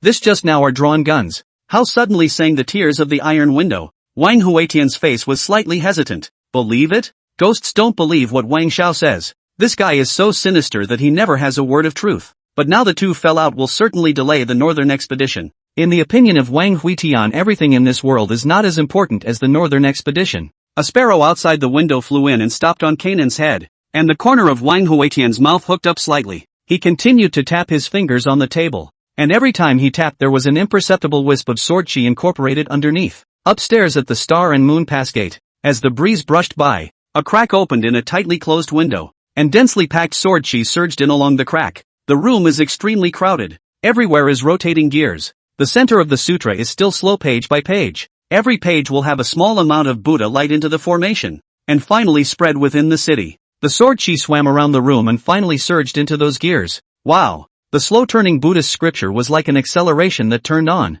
and the turning of the pages steeply accelerated. Let's see who can't handle it first. Whoever wimped out is a dog. At this time, Wang Xiao, who was tugging on Wang Huitian's sleeve to wipe his tears, slightly shook his sight over the former's eyes, and with his head buried in his hands, he flipped his palms. The corpse liquid, soul cracker, acacia cream, and Buddhist cherry powder hidden in the palm of his hand were all mixed with his tears and applied to the other's clothes. Thousands of strange poisons, hundreds of additives mixed together. If I don't poison you, I'll take your name. Cousin, you have to understand me that the power of the true sutra of the degree of transformation is only residual. You also know that my younger brother I owe a lot of money. Specially invited the Buddhist masters to dispose of those debt collectors, so that they let go of their obsessions, so that the heart will return to peace, in order to live a more relaxed and as desired. I didn't think you'd misunderstand, cousin. Wang Huitian also sat up a little straighter and helped Wang Xiao up with guilt on his face. Cousin, it is I who have misunderstood you. I am damned. I have failed you. The two walked out hand in hand, stepping over Kanan's body. Scattered. I'm catching up with my cousin. What's the fuss about? Wang Xiao raised his hand and waved his hand, and all the cultivators surrounding this place left with their swords and quickly hid themselves in the tower that was inserted into the sky. The lasers that were roaming all over the sky also reversed their direction, once again forming a large net to protect the northern plains. The two walked hand in hand in the direction of the city lord's mansion, looking very close, as if they were old friends who had not seen each other for many years. Wang Huitian gave a wink toward Yi Bai, who inserted his sword into the scabbard and flew toward the outside of the city. Lok Wuji stood still and hesitated for a moment to follow the pace of both Wang Huitian and Wang Xiao. He missed Blue Star a little when he was in Castle Peak, but now he was missing Castle Peak a little. It was his most leisurely days, free and uninhibited. Walking with the duo, he looked like a husky mixed in with two vicious wolves. Clear, terrified eyes with a hint of drollery. Imperial brother, look, this is a four-wheeled vehicle I built to carry goods. Well, good idea. Lok Wuji frowned. Why don't you use a storage bag to transport goods? Imperial brother, look at this again. This is the city god temple I built to attract the reincarnation of Yingling. Well, not bad. With character. Lok Wuji frowned again. Why didn't he use a soul invoker to guide the spirits? Royal brother, this is what I'm most proud of. The radio, which transmits messages. Well, not bad for watching football. Falling Wunderkind. No, why don't you use the twin bells to send a message? The three of them strolled around a bit before Wang Xiao returned to the fourth prince's mansion, while Wang Huitian and Lok Wuji stayed in the city lord's mansion. The city lord here was reported to have died in the North Plains attack, and this has been the case for several terms, so the city lord placed here was originally used to check and balance Wang Xiao. Nowadays, it seems that the fear is that every city lord has been cleaned up by Wang Xiao. As the ruling residence of the Star and Moon Pass, this place is now covered in dust, with weeds growing in the corners of the walls and broken plaques leaning on the beams. The entire Star and Moon Pass has been refreshed, except for this place, which is still the same as it used to be, and it was here that year that he formulated the plan for his first northern expedition. In the plan, he's going to die. No, senior, we're staying here? Lok Wuji somewhat reluctantly picked up the dust on the tables and chairs. This place is also too desolate. Ghosts are beating people to death. There's another place to stay. Too. Where? The dungeon that old country boy of yours built. Lok Wuji was dumbfounded. Well, it doesn't seem like the environment here can't be compromised. Returning to the house, Wang Huitian sat down on his knees and began to recite the meditation mantra to resist the erosion of his thoughts by the true scripture of degradation. This stuff is like a chronic poison, silent but pervasive, and will unknowingly change one's mind and heart. Just like originally you were not a believer in Buddha, but suddenly one day everyone in your village started believing in Buddha, and even if they don't come to you to preach, gradually you will believe in the existence of Buddha and eventually become a believer. Wang Xiao also returned to the mansion at this time, and he hurriedly rushed to the water tank to clean his palms before stuffing countless antidote pills into his mouth. The poison he put down, colorless and tasteless, relying on the air to spread. Even if poison for a time is difficult to detect. Ha ha. In this game, I win slightly. After washing his hands, he slumped back into the wicker chair and squinted for a while. Without realizing it, he fell into a deep sleep. The sleep was quite fragrant and lasted until noon the next day, and with a yawn he rose to his feet. Peachy? Where is everyone? Frowning, he called out twice towards the next compartment. Usually in the morning this little maid would come and pester himself. You're not clinging to the young master today? Stretching, he headed for the compartment, and a short distance away he heard the sound of a wooden fish being struck. Damn it, didn't I give them all the pure heart pill? Wang Xiao rushed into the compartment in a panic, only to see that his own little maid's head of shiny auburn hair had been shaved off. The little head is round, is meditating and reciting Buddhist scriptures. Chapter 111, Chaos is the source of all things. Egu, my little Peach, how did you go bald? Little Peach on the futon turned her head, her hands were folded and her face was ancient. Your Highness, my name is Empty Heart Peach. I had an epiphany last night, and now I've broken through the mortal world and converted to the Buddha. We're not right for each other. It's better if you don't come back to me in the future. Amit Ba. Wang Xiao hurriedly pulled out a few returning pills from his storage bag and stuffed them into Xiao Tao's mouth. And hollow peaches, where did you learn that? After stuffing the elixir, he hurriedly ran towards the outside of the residence. The door of the imperial prince's residence pushed open. The streets are full of bald heads as far as the eye can see, clad in robes and holding rosary beads, with a look of compassion. There are also people with kind faces who are praying to the direction of the Buddha's kingdom, and the usual yelling and noise has disappeared. Wang Xiao froze. He only felt that the years were still under the influence of these people. Everything in the world is so fresh and natural, and the mind is tranquil and relieved like never before. Yes, why are you so tired? Why fight? And why can't you let go of the obsession to go home? All the suffering is just because the knot in the heart has not been solved, and once the knot is solved, it is transcendence. The hair on his head was slipping out by the roots, a sign that his troubles were dissolving and leaving him, and he had found his true self. Amit Ba. Once I had an epiphany. I knew I was me. In the meantime, Outside the Star and Moon Pass, millions of troops rolled in. Black clouds pressed down on them, and the astral winds kicked up by the march swept the surrounding dark clouds, so that even if one stood on the ground, one could see the dark clouds rushing and flowing in the sky. Yi Bai stood on the command ship and shook the bell. The city guards of each state listened to the order. Enter the Star-Moon Pass and control the center of the Grand Formation. The blood-cold army has crossed the Star-Moon Pass and is stationed at Northwatch Mountain, occupying the ancient Tianqing Road. Return to the Star and Moon Pass garrison and remove your armor and take your sword. His Majesty's orders are to try not to hurt the Star-Moon Pass garrison, but if you are stubborn and disobedient, kill. Millions of troops dispersed in an orderly manner. A flying boat hovered at the important gateway of the Star-Moon Pass, overlooking the giant city, and a team of cultivators rode their swords in the air and rushed into the Star-Moon Pass tower. Inside the prince's mansion, the nun Hollow Peach was whisked away to a corner,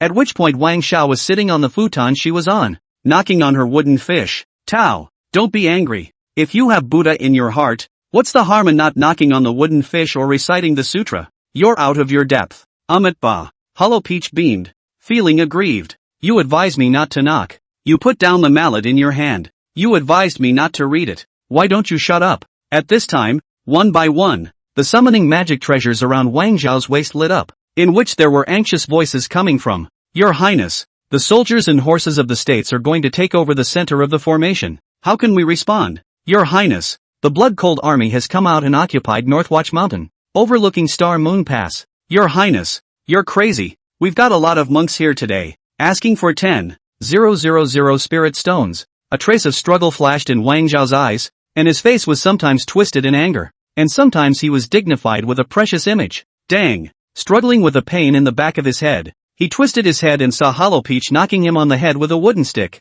and then snatched the wooden fish mallet in his hand and fled towards the courtyard. Ouch! This little ninny has rebelled. Wang Xiao grunted, his complexion froze, and he hurriedly pulled out a big handful of returning to the heart pill and stuffed it into his mouth, and this stick had awakened him for a moment of clarity. However, now that the blood-cold army and the various state armies had already taken control of the Star-Moon Pass, he would only lose both sides if he forcibly resisted. This round, am I the one who lost? He somewhat feebly pulled out his summoning magic treasure. Notify all to release His Majesty's army into the field in preparation for the war in the northern plains. In the city lord's mansion, the corner of Wang Huetian's mouth revealed a smile as he was reciting the meditation mantra. The big picture had been decided, and this game had been won after all. Just then he felt a flurry of agitation within him, and a mouthful of black blood spurted out violently. The sword chi attached to his body shook and collapsed in large swathes, and his mind fainted a little as his soul cracked open into countless fissures. Poisoned. At this point, his body was out of control, and in the last moments of his consciousness falling into slumber, he gave his last command to the spider he had snatched from Dokoroku Ao. Dense scarlet spiders inside his body climbed over his soul body, and these spiders used their legs to forcefully hook onto his cracked soul. They opened their sharp mouthparts and bit into his soul body trying to suck the toxins out. Rumble! The sword body completely exploded, and the huge flesh-eyed golden Dan slowly floated toward the sky. Electricity arced on this flesh eye. Tentacles wandered, and countless tiny red spiders busied themselves on it. They spit out threads and strings, dividing their work in an orderly fashion, sucking in toxins for toxins and repairing souls for souls. Others formed a defense force, wandering between the various roaming tentacles. As this giant flesh eye rose into the air, endless negative emotions swirled out, and the storming, fear, anxiety, and anger instantly enveloped the entire Star-Moon Pass. Inside the city gate building, the fast-turning Buddhist scripture exploded with a rumble. The streets exploded instantly with crowds of people clad in robes, holding rosaries, and full of compassion. As soon as they ripped off their Buddhist robes, they revealed their backs full of tattoos. Ah ha ha ha, the one who grinds tofu. What are you looking at? What are you looking at? Wang Xiao? Wang Huitian? Griffins. They're all griffins. Watch me decapitate them. Chaos. Chaos everywhere. Private fights all over the city. Hollow Peach, who had fled to the small courtyard, had a flash of malice on her face and rushed back to the compartment to once again strike towards Wang Zhao's head. Feeling the negativity that filled the air, Wang Xiao once again took out his storage bag and shoved a large amount of returning to the heart pill into his mouth. Burp! He burped and rushed to the house, panic flashing across his face. Outside the city guards. Open the city guard formation. Open it. Open all the protection. Grind the pure heart pill into powder and spread it around the city. Ouch! What kind of demon have I gotten myself into? As the saying goes, when immortals fight, mortals suffer. A flying boat flew over Star Moon Pass City, spilling countless pills of powder. Wang Xiao heartbroken kneeling on the ground. That can be his countless years of savings. Ghosts know how much he in order to save this family background dry business. Pulling how many good old man to engage in investment. Ouch. My mother. Sprinkle slowly. The air has not been absorbed. Outside of a city. Yi Bai looked at the vertical eye of the carnitine in the sky that was shoulder to shoulder with the sun with a grave expression, and immediately ordered with a shake of the twin life bell in his hand. The Cold Blood Army is under orders to mobilize 100,000 high-ranking cultivators to protect His Majesty. Lang Xiao received the order and waved his hand, and one of the generals under him immediately led the order to leave. Cold Wind. Go and bring this general silver-striped cedar armor. This young man feels still a little cold. I only saw that at this time. Lang Xiao was wearing extremely fat and bloated. He stood 3 to 4 meters tall at the bow of the ship, his body wrapped in at least 100 pieces of protective armor magic treasures. Looking at the tentacles swimming in the sky and the busy scarlet spiders on them, after a slight hesitation he took out a huge turtle shell from his storage ring, turned around and dug in. Inside the Star and Moon Pass, as a large amount of clear heart pill powder was sprinkled down, a large number of higher-ranked cultivators with stronger resistance regained their clarity, and they looked to the sky with palpitating hearts. Fortunately, the power within His Majesty's body merely escaped some negative emotions. Rumble. Right at this moment, a loud bang suddenly came from the gate of the city lord's mansion. Then he saw one of the cloaked cultivators rushing out. Half devil and half Buddha. Ahahaha. This Buddha is enlightened. Chaos is the source of everything. Chapter 112, Head of the 10,000 Paths Art. Lok Wuji had gone completely insane at this point. He had been in the Star and Moon Pass, influenced by the true scripture of degradation, and had followed Wang Huitian around, and had been hit by the strange poison laid by Wang Xiao. At this moment, his thoughts were confused and rushed to the sky, and he lifted the long sword in his hand and slashed towards the street. Stop him. Wang Xiao looked horrified as he flew up to block the sword from Lok Wuji. He must not be allowed to hurt the people. Send him to heaven. A flying sword came in a hurry and instantly settled on Lok Wuji's shoulder, and his body was carried into the air by the long sword. In the sky, countless sword chi formed a net and wrapped toward Lok Wuji. Wang Xiao opened his mouth in surprise. His Majesty is awake? He had so many poisons, but he could only restrict the other party for a moment. Just how strong must he be? As the red sun dissipated, a streak of red clothes raised its hand and grabbed towards Lu Wuji, only to see that the huge sword net that wrapped around Lu Wuji was abruptly torn apart. Ha. System, sign in sign out. No, I don't want this. Change it for me. Can't change it? Why can't you change it? Change it. Rumble. Lok Wuji's aura skyrocketed, and his aura covered and pressed down, actually causing the earth to instantly collapse downward by several inches. Wang Zhao's face changed as he hurriedly rose up in the air. A huge Gatling was pulled out of his storage ring, and he swept it at Lok Wuji. Ta-da-da-da. Countless aura bullets poured out. Lok Wuji's body dodged and pranced in the air. His speed was so fast that it was a stump, and he raised his hand as flames filled the sky and rockets stretched out from the dome of the sky. Countless sword chi weaved through the clouds and crushed these arrow feathers. The three of them exchanged blows in the sky and fought until the sky crumbled, and a group of entrances guarded the sky above the city to avoid the battlefield from spreading to the town. This guy, did he turn out to be this strong? I don't think so. It looks weak and wimpy. The crowd gulped as Wang Huitian and Wang Xiao struck out at the same time, but they still couldn't suppress one person. He raised his hand between the wind, fire, thunder and lightning. All kinds of techniques are mobilized by it. The silhouette is sometimes illusory and sometimes solid elusive. Wang Huitian's sword chi wanders in the sky like the evening sun, but it can't capture that figure. And Wang Zhao's bullets explode martyrdom fireworks in the sky, but it can't hurt that figure a bit. How is it possible? What kind of existence is he? Wang Zhao's face was ugly. Falling Wuji had 100 means in 10,000 paths at his disposal, as if he was a tireless output machine. Wang Huitian held the phaseless sword in his hand, and thousands of sword chi paved a zigzagging avenue in the air for him as he walked slowly towards Lu Wuji, his tone a bit grave. The strongest physique in the world, the chaos body, can fuse all kinds of arts and techniques, and Yu Qingshan called it the head of all arts and techniques. Wang Xiao looked at him in surprise. How does this guy know so well? So what kind of body are you? False chaos. Copied over? Yes, copied. The two of them, one on the left and one on the right, were constantly compressing the range of movement of Lok Wuji. The chaos body under full force eruption was too terrifying. No matter if it was sword chi or Dao rules hitting his body, they were being assimilated into chaos.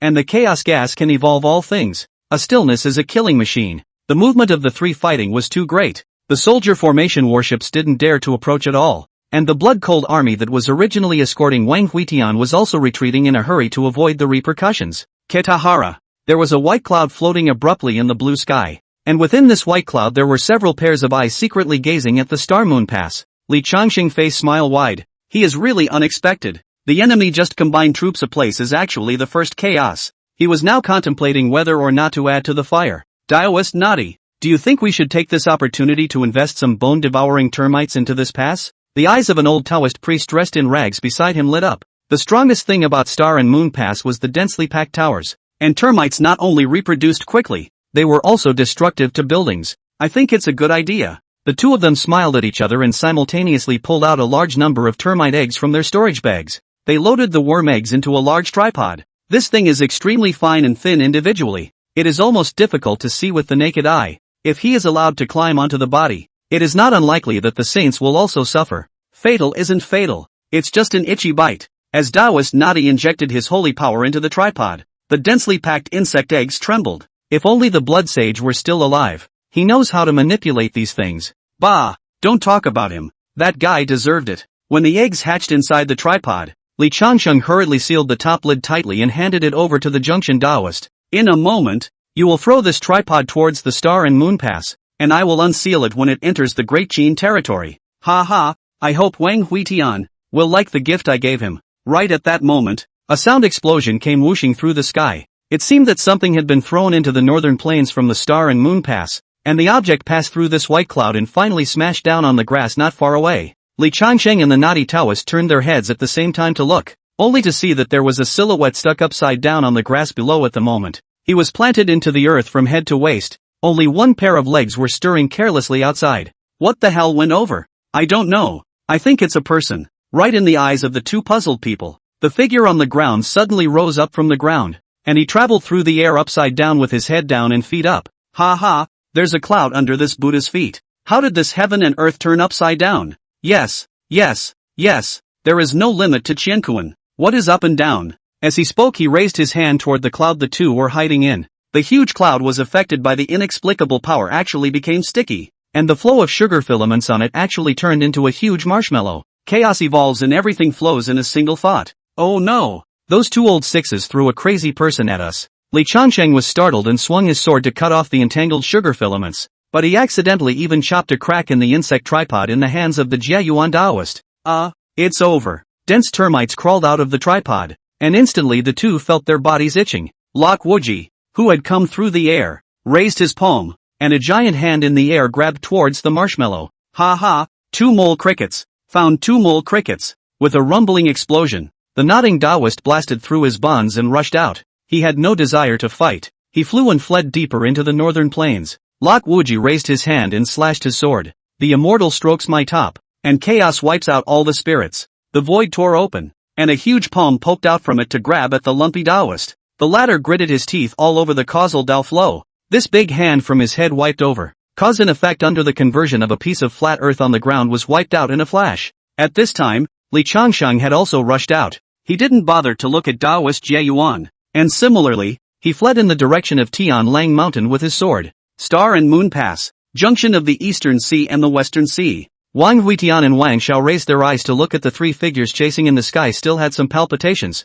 This guy is really strong when he is crazy. Cousin, he's your senior brother. Doesn't your heart hurt to throw him into the northern plains just like that? Wang Huitian thought about it for a moment indeed unkindly. Cousin, he's your homeboy. Why don't you go fish him out? The two smiled at each other, and it was all in the air. Ha ha, come on, let's go home and drink. Chapter 113, The Northern Plains, always an inherent territory of Qin. For Prince's residence, it looks like it is not too noisy. The courtyard of the bridge and water, rockery courtyard, bamboo building elegant pavilion, and the starry moon pass outside the bunker towers compared to the particularly quiet and elegant style. Wang Huitian looked at the large iron pot on the charcoal basin with a somewhat curious expression. Inside, some soup was simmering, boiling in red oil, and surrounded by sliced meat and vegetables. Is this food? This emperor is always in the Green Mountain hard cultivation, and then sit in the imperial city. Often heard that cousin life is hard, even can not afford to eat graindan, and now look, really so. Sighing, he followed Wang Zhao's example and caught a piece of meat in the soup and put it in his mouth. Then his face changed. Cousin, I want to follow the example of the sages and eat with the people to experience their suffering. All this roughage of yours? Turn around and send me one. The corner of Wang Zhao's mouth twitched slightly. It's a nice thing to say, isn't it, just looking at your own hot pot base? Dog thief. And when and stand. He had never seen such brazenness. Cousin, do we have to fight this northern plains? My brother has recently had the feeling that the northern plains are favored by heaven. And if we send out troops, I fear that heaven's might will intervene and we will surely lose. Wang Huitian's hand holding the chopsticks paused for a moment as he placed them on the table, his face becoming a bit heavy. It is by the favor of heaven that we must fight. Cousin, ever heard of the way of the knot? Wang Xiao nodded. The North Plains, 4 roads and 3 lives. He had naturally heard of all of them, but he saw that this group of people were quite nerdy. Silly, silly, silly, where's the threat? Before I was born, or when Grandpa was in power, there was no star and moon pass, only the celestial star road. The people of the karmic path went south, and they made karma in Liangzhou. Wang Xiao frowned. Isn't this the same as the group of monks? Just asking for food. What threat can there be? Wang Huitian continued to speak. They cultivate the Tao of karma, transforming karma, taking on the future karma of others, transforming the rest of their lives, and wanting yang life. And the person who was karmicized, with a loss of yang life, would need to go back to find someone else to be karmicized, and so on and so forth, eventually spreading to the territory of Yuzhou, Tianzhou, and Jingzhou. Wang Xiao looked up in surprise. He and the people of the northern plains were usually hard and fast, and when they came, they fought back. He also knows that the karmic path to repair the cause and effect, but did not know that the cause and effect can also be used in this way. This is not to drill the loophole of the cause and effect. On the side, Xiao Tao, who was pouring wine for his own highness, also froze. You can still get a lifespan by doing favors? Not knowing if she could ask for hair, she looked enviously at Wang Zhao's regrown black hair and only sighed at how good it was to have high cultivation. He himself is now wearing this bald head, and the wind is blowing coolly. Peach, what are you doing? You poured wine on my pants pocket. Wang Huitian looked at the empty wine cup in front of him, and then looked at the empty wine pot that had been knocked over by Xiao Tao. He hooked his hand and went to serve the cup in front of Wang Xiao. This karmic road is only the least harmful one. We were born in Qin. We have to make some peace for our descendants. How can you let a dog sleep in your bed? His hand was not even hooked on the wine glass before Wang Xiao slapped it away. When your own wine is empty, you come to serve mine. There's no such thing. I don't think you're any better than a vicious dog. Imperial brother, aren't you afraid that I'll poison this wine? What does this emperor have to fear? There is no poison in this world that this emperor does not dare to drink, Wang Huitian said as he went to grab the wine glass, while Wang Xiao gritted his teeth and died to protect it. The cold fury raged, and the surging holy power boiled wildly. The latter saw that the position was about to be lost, and in his haste, he slapped his palm at Wang Huitian's head, and he took this opportunity to take a deep breath. Ahem. Poof. A mouthful of phlegm was then spat into the glass. The poison has been placed. Please fill this cup with your brother. Wang Huitian's hand paused. Peach walked away in disgust. Ah shucks. 2 grown men, and cultivated fairies, playing dirty. Disgusting. Wang Huitian raised his head to look at Wang Xiao. This guy, it is really not generally difficult to deal with. His men are as strong as clouds, and he himself is a saint cultivation. And more importantly, he is thick-skinned enough, and his methods are shady enough. He hesitantly raised his hand to take the poisoned wine. Wang Xiao had a slight sneer on his face at this time and looked coldly with his arms wrapped around him. Didn't you brag that you could drink any poison? What a hesitation. But he didn't want Wang Huitian to suddenly take advantage of his inattentiveness at this time and violently raised his hand and pinched his jaw. And the wine was shoved in for him along with the wine glass. Ah ha ha, cousin, here comes the feeding for my brother. Wang Huitian copied the boiling red soup hot pot on the fire pot and poured a brain into the other's mouth. When the fondue is finished, stuff whatever is left on the table. Wang Xiao struggled violently and grabbed away Wang Huitian's chest sword body, grabbed the charcoal burning in the fire pot and shoved it into Wang Huitian's chest. Brother, I heard you're cold, come and roast the fire. Outside the mansion, Yi Bai watched as his own master walked out sullenly. He had his hands up his sleeves. The figure was slightly more unnatural. How is it, master? Tiny Wang Xiao, still wanting to fight with this emperor. Naturally, I'll clean him up a bit. As he walked, countless charcoal ashes fell out from under his red robes, and wherever he passed the street sweeper ants cursed and followed him. Master, what are you doing? Yi Bai hesitated or couldn't help but ask. Oh, this emperor as the emperor of Great Qin, and is the body of the Yin god, naturally enjoys some of the world's incense. This is the residual ash of the incense. Do not care. Notify the commanders of the armies that they will discuss the northern expedition at the city lord's mansion in half an hour. At this moment in the fourth prince's mansion, Wang Xiao, who was squatting in the courtyard and vomiting, frowned at a boot on the grass. Where are the laces? Where are the shoelaces? Little Escape carried the water basin, too far away to come near. This, your highness, is dirty. What a mess to spit out. Vomit. Peach, notify Zhuge to clean up the northern plains darkies that were previously left in the pass. Vomit. Let Lu Bu prepare and follow the emperor's northern expedition. The rest of you disperse to the Buddhist kingdom and Great Qin territory and wait for my order. Xiao Tao looked at Wang Xiao in surprise. Your highness, are we just going to compromise? Wang Xiao pulled half a shoelace out of his nostrils and took a sip of water to swish his mouth. Compromise? No. I want him to let his guard down. By the way, where is that bald-ass Canaan? Where is he hiding? Find him for me. Returning to the city lord's mansion, Wang Huitian took a bath, layer by layer. First the red robe congealed by the yin qi was washed with water,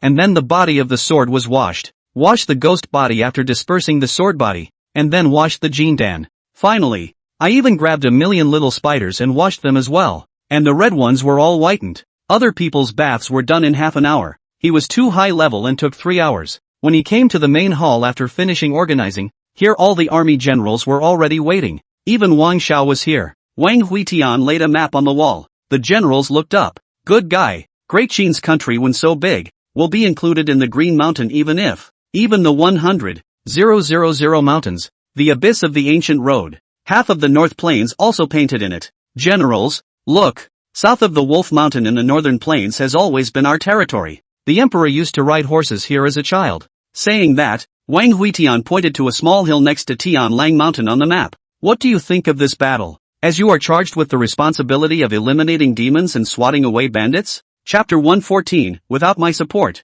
the demon sect would have been disbanded long ago. Lang Xiao came forward and carefully scrutinized the map before speaking gruffly. Your Majesty, what is to be determined at the present time is, how, for how long, and where. For the first person to speak, Wang Huitian naturally gave Lang Xiao enough face. An outstanding commander. The most important thing is to recognize the subordinates. Good question. This emperor plans to hit Tianwu Mountain within half a month, and then gradually clear the northern part of Tianwu Mountain in the following 10 years. How to fight? Naturally, by drawing up a long front and advancing slowly, without sparing a single grasshopper. How long will the fight last? When we finish clearing out the demonic cultivators, when will we call it a day? Fight where? Until the next border. The generals in the hall were in an uproar. Even Lang Xiao frowned. This is to erase the entire northern plains from the map.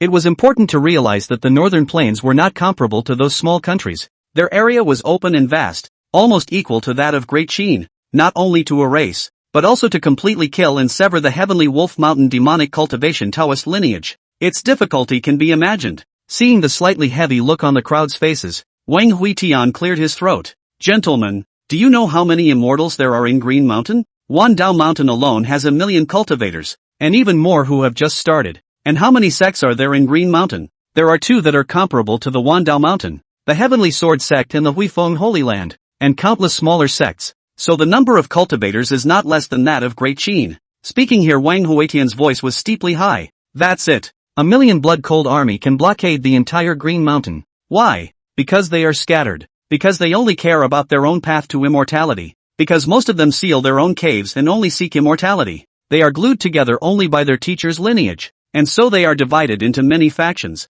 As is the case with the Wandao Mountain, the Lu family's Wanxiang Sword Dao, the Hua family's Feng Tian lineage, and the Zhang family's knocking immortal talismans. As it is in the Green Mountains, so it is in the northern plains. And we're different. We have our hearts set on the Qin world. We're a whole. And with 1 imperial decree from the emperor and 1 military order from the generals, we can gather the world's troops. What fear is there of a herd of lions catching an elephant? Medium. After saying this, Wang Huitian threw out his hand and nailed the Tianlang Mountain in the map with a sword. This battle shall be counted in the history of Qin, and so shall all of you. The people in the temple were red in the face and ears at this time, and they only felt that their souls were stirred by the war. And who would not want to be the minister of the expansion of the land? Originally, they all felt that severing the demonic roots of the northern plains could only be a delusion. But after listening to Wang Huitian's words, they only felt that it didn't seem to be that difficult. Wang Xiao, who was standing at the end of the room, looked a bit ugly. Wang Huitian's words had touched his heart,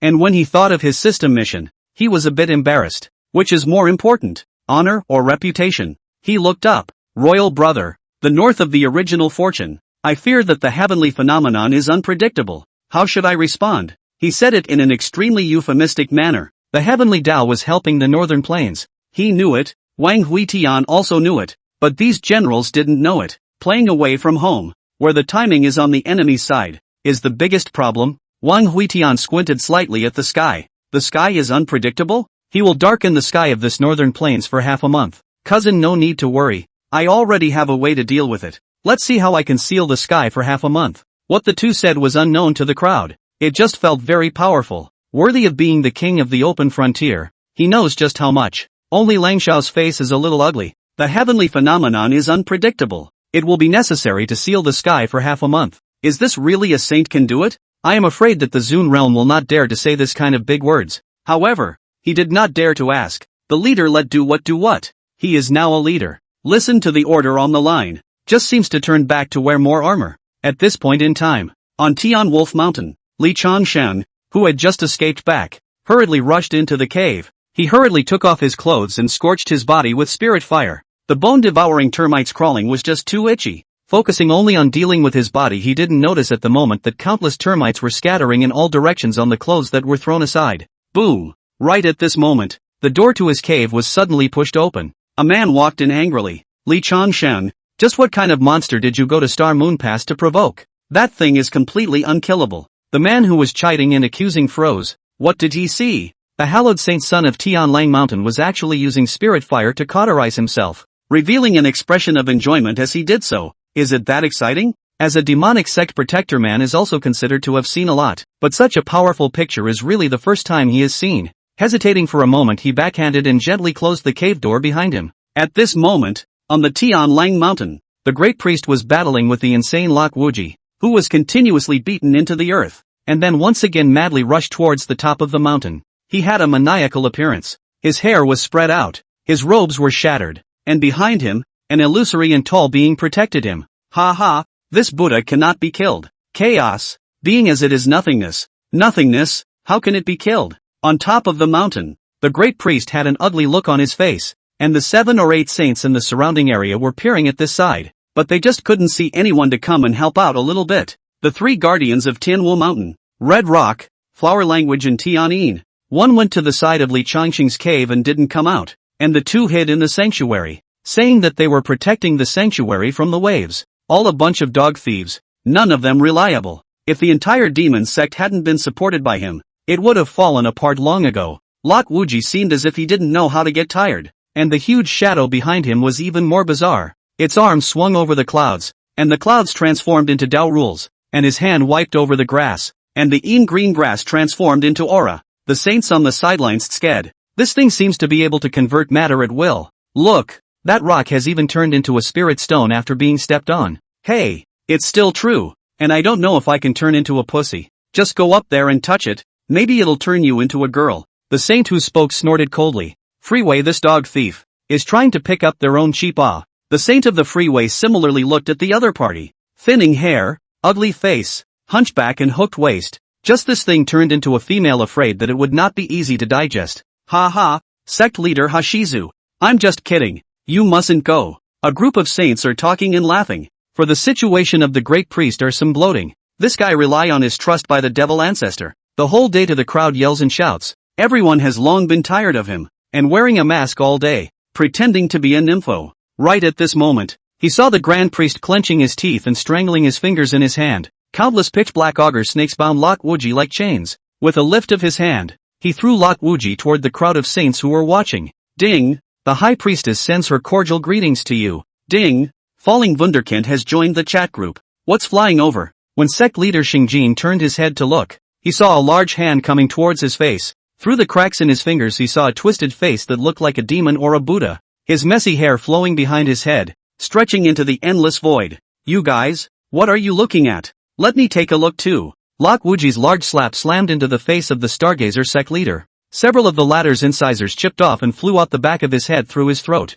His face was rapidly petrifying. His flesh was twisting, and his holy blood was disintegrating. Chapter 115 Woofers. General Meeting. The holy soul of the Stargazer patriarch flew out of his physical body in horror, and unfortunately he didn't turn into a woman, but rather turned into a stone statue and fell from the clouds. A crowd of saints had palpitations in their hearts. This damn thing had wasted the body of a saint with a single move. It was simply appalling. Thankfully, it wasn't myself who was targeted. The high priest's face was icy cold, and now that the demon ancestor wasn't there, it was hard to deter these scatterbrained fellows with his strength. All of you, enter the holy temple in half an hour to discuss matters against Great Qin. I'm here to give you all a piece of advice. Wang Xiao and Wang Huitian have already joined forces. If you still act against the will of the people, the coming year will be the anniversary of our deaths. I'm sure everyone is aware of Wang Huitian's attitude towards my northern plains. If he wins, there will be one here. No one will escape. With a cold snort he flung his sleeve robe and went back to the Heavenly Wolf Mountain Sacred Temple, and before he left he didn't forget to give a reminder. By the way, tell old man Hashizu to lure this madman away. Endless starry sky, starving people, Luo water, realm sea. I still don't believe that we can't trap this crazy person. If not, throw it back to where it came from. The eyes of sect leader Xingjin, who was battling with Lok Wuji, lit up as his sacred soul fled towards Huayang Pass. There is the Luo River on the one hand and the starving people on the other. Crossing the pass is the Great Qin, which is a good place to dump this hot potato out. Half a day later, most of the sects were coming in. The space inside the Holy of Holies was extremely wide. At the end of the hall was a statue that covered the entire wall. The high priest walked to the statue and worshipped it before looking at the people inside the hall. The four paths of the three living beings had come together quite well this time. Gentlemen, the Qin Emperor wishes to break us down individually. We must unite. I wonder if you all have any good ideas? The crowd in the Great Hall looked quite upset. The last meeting had asked this, and this time they were still asking this. Why don't you start the meeting with a charter and talk about your views? What's the use of being a high priest if you ask us everything? The naughty Taoist raised his hand as he scratched at his body. He already had a solution. Priest, I propose that a large number of bone-eating termites be hatched. This thing is too itchy to drop on the body. Wait until the Great Qin army enters the grassland, and release a brain to him. The crowd looked at him with disgust. This is not to raise fleas in his own home. Really thanks to him to think of it. Priest, this is a wonderful plan for Taoist Nadi. I propose that we use Taoist Nadi's holy body as a termite nest, and when the Great Qin army arrives we will throw Taoist Nadi into it. At that time if they attack Nadi, they will surely be stained with termites. If they don't attack, Nadi will be able to kill them indiscriminately at a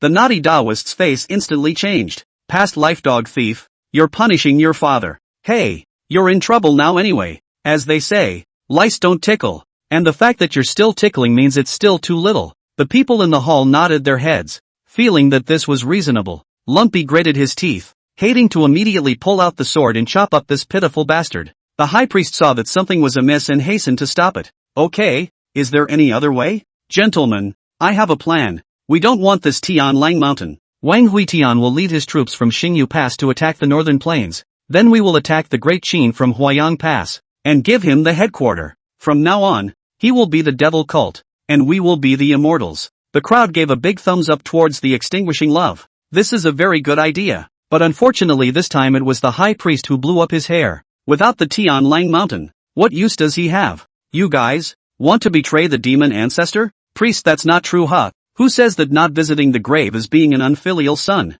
At that time, although Tianlang mountain is gone, the demon ancestor will always be in our hearts. Ah, yes, the big deal is that when we get to Qin, we'll find a place with good feng shui and name it Tianlang mountain. Enough! With a roar from the high priest, the clamoring crowd in the temple finally stopped arguing. Right at this moment, a man in the hall wearing an embroidered red coat with a yellow lining walked out. He looked feminine and even a bit stunning. His voice was very shrill. Ladies and gentlemen, this sect feels that the most urgent thing is for each sect to spread their personnel out, to keep abreast of the enemy's movements, and those low-ranked cultivators will die if they die. As for the star-picked or above cultivators to take back their respective sects to be protected by the big formation, to unite in groups of 3. But if a large group of armies comes in, they may call for help close by. The high priest frowned as he looked toward the man speaking in the temple. This man he had never seen before, but he did not know which house he represented. I wonder which path your honor is from. The feminine man humbly bowed towards the high priest. I am the lord of the sun and moon sect, one of the 10,000 ways sect, Yu Huatian. And since the priestess has left that madman in the hands of sect leader Hashizu, I have come to attend the meeting in the sect leader's place. Nodding, the high priestess felt that this man's idea was the only one that was more reliable. What a bad idea for everyone else, totally adding to the confusion. The crowd then began to have a heated discussion around the matter of the concordance again, but they didn't want to see the sanctuary suddenly shake at this time, and then it collapsed with a rumble, countless termites crawling out from the stone pillar floor tiles, and the scene was in a state of commotion. A group of demonic cultivator heads dispersed in a flurry. After leaving the Tianlang mountain, Fei Huatian came to an open place. He took out his communication magic treasure and the corner of his mouth hooked into a light smile. Inside the Star Moon Pass City Lord's mansion. At this time, the generals had already left, and only Lang Xiao and Wang Xiao were left behind. Wang Huitian looked at Wang Xiao. Whether or not he could win this battle lay with himself, but whether or not he could reduce Great Qin's losses also depended on this guy. He could sense that Wang Xiao was hiding other cards besides the Star Moon Pass Grand Formation that was like a turtle shell. Did you plant spies in Tianlang Mountain? Wang Xiao's face was unharmed and he blandly shook his head in denial. Imperial brother, the Tian Wolf Mountain is vast and sparsely populated. How difficult is it to install someone in there? I can't do it. Really? Then how did you sell them the stuff? In response to Wang Huitian's question, Wang Xiao gave a reason without even thinking about it. Naturally, it's a curiosity. I'm selling all the good stuff. They're begging for it. At this moment, a jade pendant on Wang Xiao's waist suddenly vibrated. He was about to reach out for the jade pendant, but he didn't want Wang Huitian to take a step faster. He suddenly shot out and pressed down on Wang Xiao's shoulder, and the other hand grabbed towards his jade pendant. What is it? Let me see. Wang Xiao wanted to retake the jade pendant but was too late, only to hear a feminine voice coming out from inside. Your Highness, recently Wolf Mountain has held another meeting to discuss the fight against the Qin dynasty, and I've already mastered its defense formation. Nice guy. Not only has he planted a mole, this mole is quite deep. Wang Huitian could not help but praise towards Wang Xiao. Cousin's men are really full of talent. The latter snorted coldly and snatched the jade pendant in Wang Huitian's hand. Since cousin knows that I have a lot of talent under me, why don't you let me lead in this battle? You're in charge. You want to eat. Cousin has a lot of talent in his hands, but compared to me, it's still slightly lacking. The sight of the two men meeting suddenly became somewhat more menacing. Lung Xiao on the side picked up the tea bowl and took a sip. For the two people's secret rivalry, he said that he had already been accustomed to it and was not surprised. After discussing the afternoon's combat, the two men barreled into each other a couple of times, and it looked like they were going to fight again. Cousin, if the generals in my hands are superior to yours, may I command this northern expedition? Wang Huitian didn't think so. He was the emperor of Qin and had many capable people in his hands, but he was still afraid of you. A small commander of Xingyue Pass? Just compare. Chapter 116. I have a capable minister. Wei Zhuang. A cold light flashed in Wang Zhao's eyes as he slightly beckoned, and a white chess piece flew out and nailed itself to the Star and Moon Pass position on the map on the wall. I have a military advisor, Zhuge, whose wisdom is unrivaled in the world, who knows 500 years in the past and 500 years in the future, and is especially good at military formations, and has the talent of an unrivaled warrior in the country. Wang Huitian similarly shot out a sword chi and nailed it on top of the map's Huayang Pass. I have a capable minister, Wei Zhuang, who is brave and resourceful. One person can block 1,000,000 troops. One person can town 10,000 miles of territory, with superb courage and knowledge, kills, and is omnipotent, and can reach the moon in the sky above, and catch turtles in the 5 oceans below. Wang Xiao frowned. That Wei Zhuang he knows, the Qin left minister. This is not too exaggerated. Again he threw a red seed in one direction toward the map. I have the vanguard, Lu Bu, who has the courage to take the head of an enemy general in the midst of the army, and is especially good at force, and has the bravery of 1,000,000 men. Wang Huitian. I have Wei Zhuang, who is courageous and resourceful, and can go up to the sky to catch the moon and down to the 5 seas to catch turtles. Wang Zhao's frown deepened. Hadn't this just been said? A black piece once again flew into the Wolf Mountain location on the map. I have an assassin, Wada, who is extremely powerful, comes and goes without a trace, and is especially good at sneaking around and assassinating people, or beheading them. Wang Huitian. I have Wei Zhuang to catch the turtle. Rumbling, the tables and chairs in the hall exploded, and Wang Xiao pulled out a Gatling and aimed it at Wang Huitian. Catch a turtle. I'll let you catch a turtle. Wei Zhuang said 3 times even if. The introduction is also more and more perfunctory. What kind of divine no minister is this that deserves to be hung up on chanting like this? Looking at the bullets flying towards him densely, Wang Huitian reached out and grabbed Lang Xiao, then blocked in front of his body. Boundless smoke and dust exploded, toppling a mansion. Humph, why do you need to be annoyed? Cousin, my Wei Zhuang is already very powerful. At this time Huayang Pass. Achoo! Wei Zhuang sneezed. He raised his hand and rubbed his nose while continuing to stare at the fish floating in the lake. Since being sent to Huayang Pass by Wang Hao, He finally found his way back to that feeling of relaxing in the mountains and forests,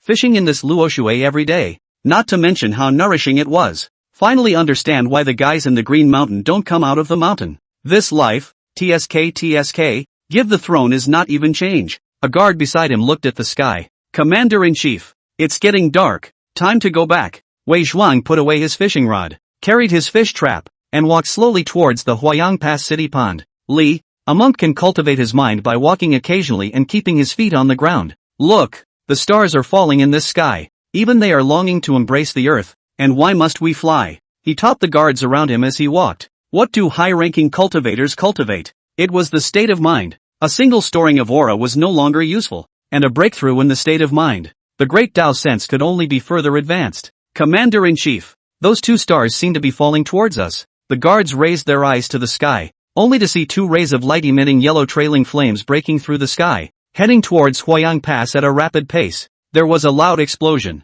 Two falling stars slammed into the front of the pair, kicking up tons of smoke and dust. Wei Zhuang frowned and looked towards the bottom of the pit, and saw a figure covered in black gas turning over at the bottom of the pit. His face changed drastically in an instant, and he was only scared out of his wits. Holy demon saint! As soon as he grabbed the guards around him, he hurriedly flew up in the sky with his sword and rushed towards the city of Huayang Pass. The demon saint is knocking. Set up a formation. Set up a formation. As he shouted loudly, the Jinbei army and the border guards troops guarding the area flew up to the city wall in a hurry to manipulate the defense formation, and a huge shield spanned across the Luo water and the Starving Isle cave. Wei Zhuang, who had just flown to the front of the city wall, was alarmed. Gu, I haven't gone in yet. Once the garrison array is open, it is permitted to go out and not allowed to enter. Wei Zhuang is in a hurry to circle around the array, and he is anxious to jump straight to his feet, without waiting for him to yell again. The sound of an explosion roaring had already come from behind him, only to see a figure with flying black hair and a maniacal expression was fighting with that demon saint,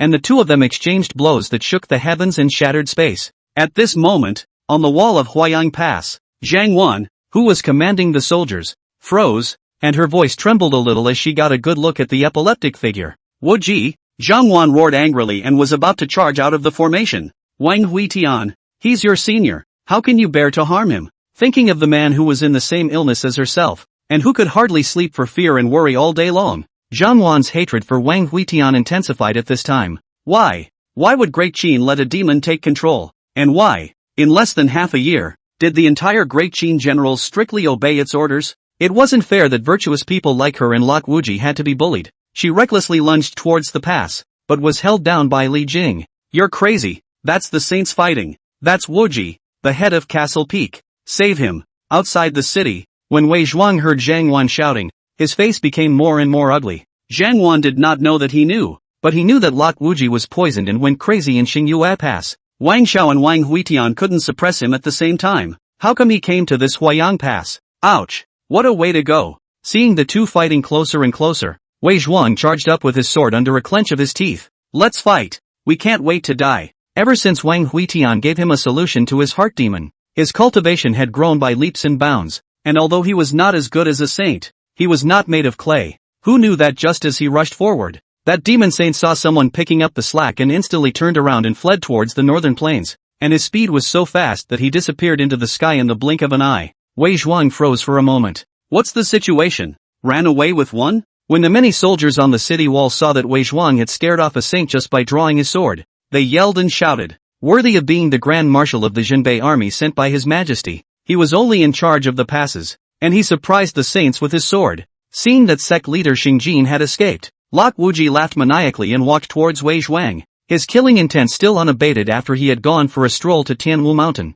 Aha! Kill! Wei Zhuang's hands were trembling as he held his sword at the moment, and the chaotic shadow behind Lok Wuji looked down on him as if he was looking at a mole. Rolling, the long sword clashed with the chaos palm. The sword body crumbled in an instant, and his body was even sent flying hundreds of meters away by a punch, falling to the bank of the Luoshui River. Put! A mouthful of blood was just sprayed out before it turned into chaotic black mist, and that insane figure jumped tens of meters high, lifting his fist to suppress it once again. Wei Zhuang's face showed despair. This move he cannot block. Be hit will only be instantly turned into blood sludge. Want to escape is even more impossible. Just now that punch has almost crippled him. As the huge fist fell, the Luoshui riverbank collapsed layer by layer. and countless mud splashes obscured the sight of the crowd at Huayang Pass. At this moment everyone held their breath, and when the dirt fell all the troops were in an uproar, only to see the riverbank collapse to piece. The bank Wei Zhuang carrying a broken sword propped up on the ground, but there is no more Lok Wuji's figure. Wei Zhuang looked at the river in dismay.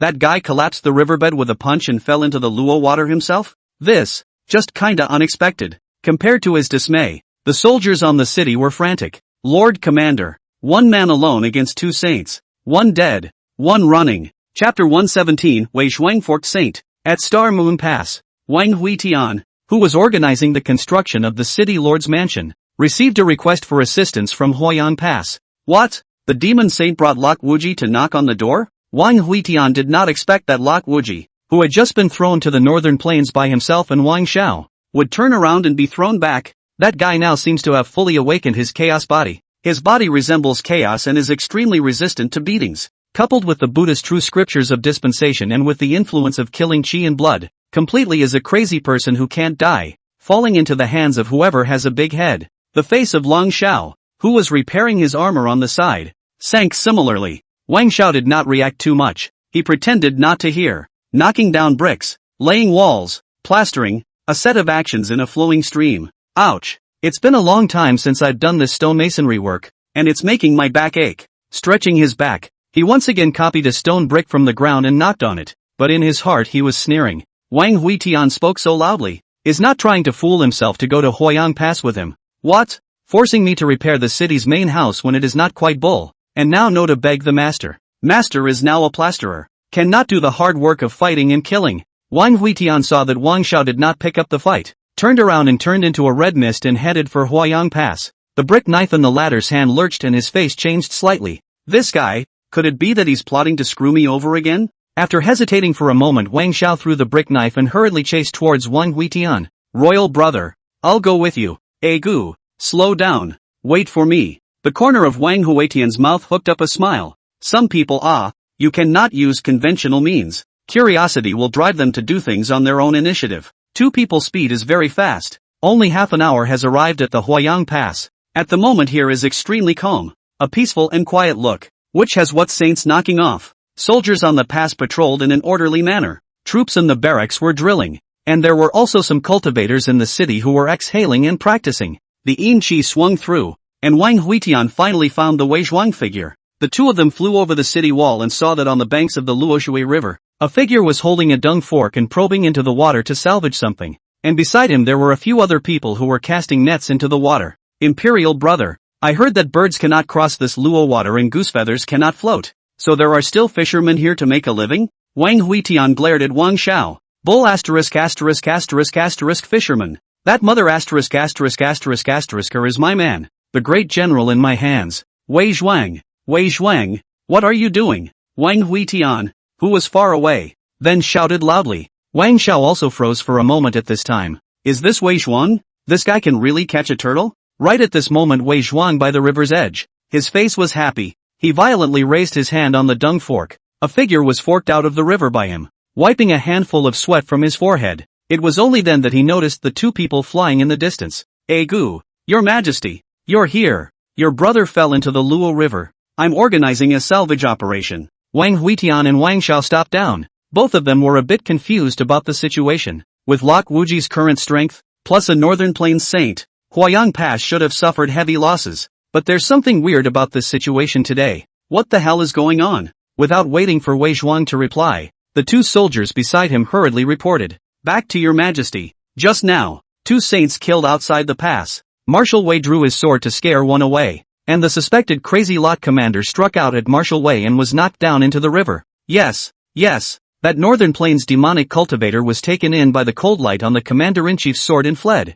And Commander-in-Chief Lok and Commander-in-Chief Wei fell into the river in defeat after only 2 moves. Wang Huitian looked at Wei Zhuang with a strong suspicion in his eyes. Wang Xiao is shocked off the jaw. Look around the sergeant, that a look of words. This matter does not seem to have false Could it be that this Wei Zhuang really so powerful? He crouched down his form and turned the figure on the ground over. While then he ripped off the water plants on the other person's face. And it was really Drop Wuji. He looked at the dung fork in Wei Zhuang's hand. His face was a little frightened. The person that he and Wang Huitian hadn't been able to handle by teaming up, was actually forked out of the river by a dung fork. It's really scary as hell. Your Majesty, how is this to be handled? Wang Huitian crouched down and turned his 5 fingers into tentacles to probe up on his body. The poison that Lok Wuji had been hit by was transformed into nothingness by the chaos body, but the soul was affected by the degradation scripture and the fury of his own body. Wang Shao pulled out an elixir bottle, and along with the bottle, he then stuffed it into the other party's mouth. Let me do it. I've had experience with this. The returning heart pill plus the clearing heart pill can stabilize the heart. Zhang Wan, who was casting her nets on the side, ran from a distance at this moment and raised her hand to protect Lok Wuji behind her. You two thieves, you're the ones who did this to him. Wang Shao looked at Wang Huitian in surprise. And this is? Wang Huitian, oh, the Avengers? Allez Zhang Wan. Seek revenge on whom? Look for me. I'm a bully. So you won't kill her? Cousin, what are you talking about? Am I the kind of person who was addicted to killing? The two of them talked and laughed as they walked toward the pass, with Wei Zhuang following rather reluctantly behind. When they reached the city, Wang Huitian explained to Wei Zhuang that once Star Moon Pass made its move and the demonic cultivators were routed, they would surely storm Huayang Pass. Wei Zhuang, you've got a tough task ahead of you. Seal this opening up for me. That, Your Majesty, my cultivation is weak. Hey, don't be modest. This emperor believes in you. Don't worry too much. It's not certain whether they can find the location of Huayang Pass or not. For this sentence Wang Shao and Wei Zhuang did not understand. What do you mean cannot find the location of Huayang Pass? Such a large pass, that do not have eyes to find? Wang Huitian didn't explain too much. He went up to the city wall to check the formation and wandered around the barracks for a while. The entire Huayang Pass and now protection in Zhangwan period compared to do not know how much stronger. And with this saint-knocking experience, I think the follow-up will be even more stringent. Just then, a warm wind suddenly blew through the compass. The boundless flag inserted on the city wall fluttered up with the wind, and the Qi of the hungry corpse's creepy cave next to it rolled over, and the calm Luo water rippled in layers. A large amount of Qi was blown out onto the lake, into the city, and into the mountains, into the eyes of a foggy scene. The entire city in passes like a mirage, looks a little ethereal. A red and a yellow light crossed the sky, and Wang Shao felt the warm breeze coming his way, only feeling in a somewhat good mood. Imperial brother, this season, but it rarely blows the south wind. I've been here for so many years. It's always the north wind. That wind, with the sand and dust, with the coldness, it's torturous. Wang Huitian smiled. North of Tianlang Mountain was the endless ice plain. The wind that blew there naturally carried a chill, while south of Great Qin was the Green Mountain. The wind that blew from the Green Mountain was of course not the same as the wind of the desert. His red robe was blown up by the wind rippling in the air. White hair like flowing water scattered with the wind. Slightly pale faces actually climbed up a little bit of redness. The wind blew away some of his yin gas, but also blew away the melancholy on his face. Cousin, for the next 6 months, it's all south wind. Chapter 118, The Wind. It's getting rushy. In the Star and Moon Pass, the sun was just raising its head in the east, and the sounds of clashing armors were being heard all around. The common people here had long since moved on. And now, the whole city is in arms. A team of troops patrolling the city passed by with their swords, bringing up the wind, and the Great Qin flag hung out from one tower, unfurling in the wind. All hands, board the ship. With the sound of a trumpet, in an instant,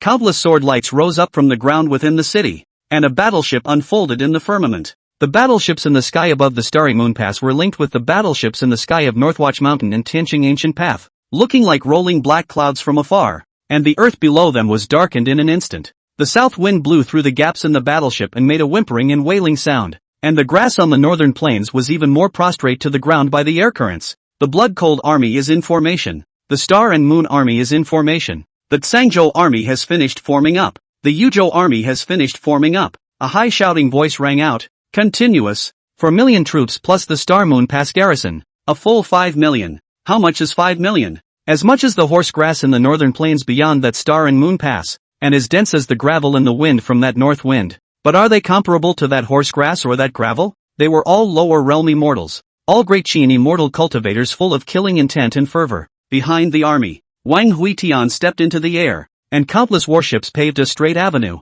which was like a sharp sword pointing straight at the northern plains. A team of cultivators on the deck gazed at the smear of red clothing, and in their eyes was an overwhelming fervor. In their hearts, emperors were like Wang Daoyang, Wang Jinxian and even the successive Qin emperors, who lived in deep palaces and did not ask about the world. They didn't care about this great Qin world. They didn't care about this country's soldiers. They only cared about whether they received enough resources to supply them with immortality every year. But Wang Huitian is different. He has blood lurking in his bones, and his eyes are full of killing intent. The blood stained on his sword was just like that red coat. It made them feel an unprecedented agitation, which once ignited would be difficult to extinguish. Walking up to the army, Wang Huitian slowly turned around, and behind him a huge blood-colored sun was gradually rising. Gentlemen, do you feel it? The earth is longing, it's longing to be in my arms. And how can we let it down? So, here we are. Millions of generals blossomed with murderous intent. They felt it.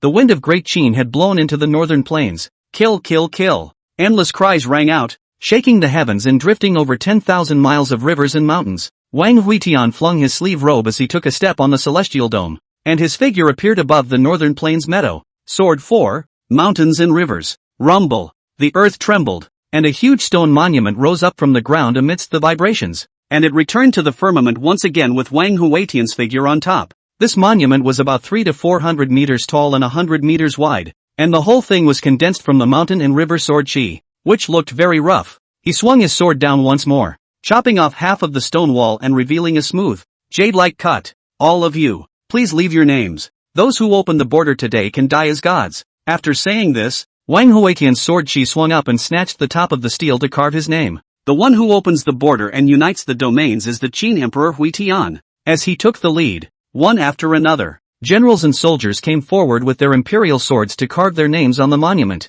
The scene was extremely lively, but this is one of the face is extremely ugly. Wang Xiao looked at the still standing in the monument on the top of the red only feel the heart of 10,000 grass mud horse galloped past. If you do this, will I dare to do that mission? Not to mention selling out Liangzhou, even if you sell a small hill in the future for fear that you will suffer the Qin people to spit on you, and fall into disgrace. At this very moment, the eyes of the entire continent converged on Star Moon Pass, the Green Mountain, the 100,000 Mountains, the Yin Moon, the Heavenly Shang, and the Buddhist Kingdom all had saints spying on this place. This battle will determine the future trend of the continent. If Qin wins, from now on there will be only grasslands in the world. No more demonic cults. If the Great Qin is defeated, from now on, it will also no longer be able to blockade the northern plains. The devil cultivator will go south, and all beings will cross the difficulty. As for the everlasting forest and the Green Mountain Sage, they were capable of sealing the gap again. But would they go? While many forces were focusing on Star Moon Pass,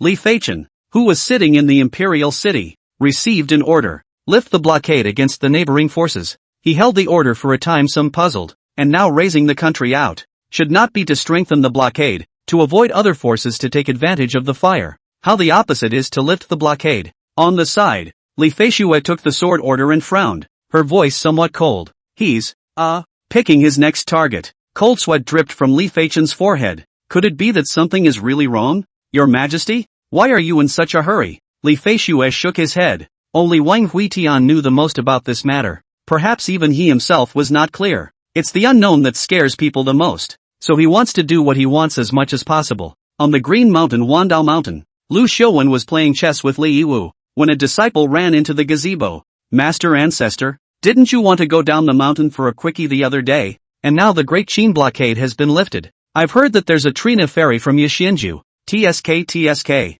Before this disciple could finish his words, Lu Xiuwen's face changed and hurriedly interrupted. Damn! Who's making up rumors about this saint? How could I, as a saint, be so greedy for the common desires of the world? Roll. That disciple was about to retreat, but Lu Xiuwen frowned and asked, what is the situation in Great Qin today? Master Ancestor, the Great Qin army has already set foot in the northern plains, and I think it will be approaching Tianwu Mountain in the next few days. Lu Xiuwen's face changed color. The Great Qin army just moved, blockade instantly lifted. This is fishing.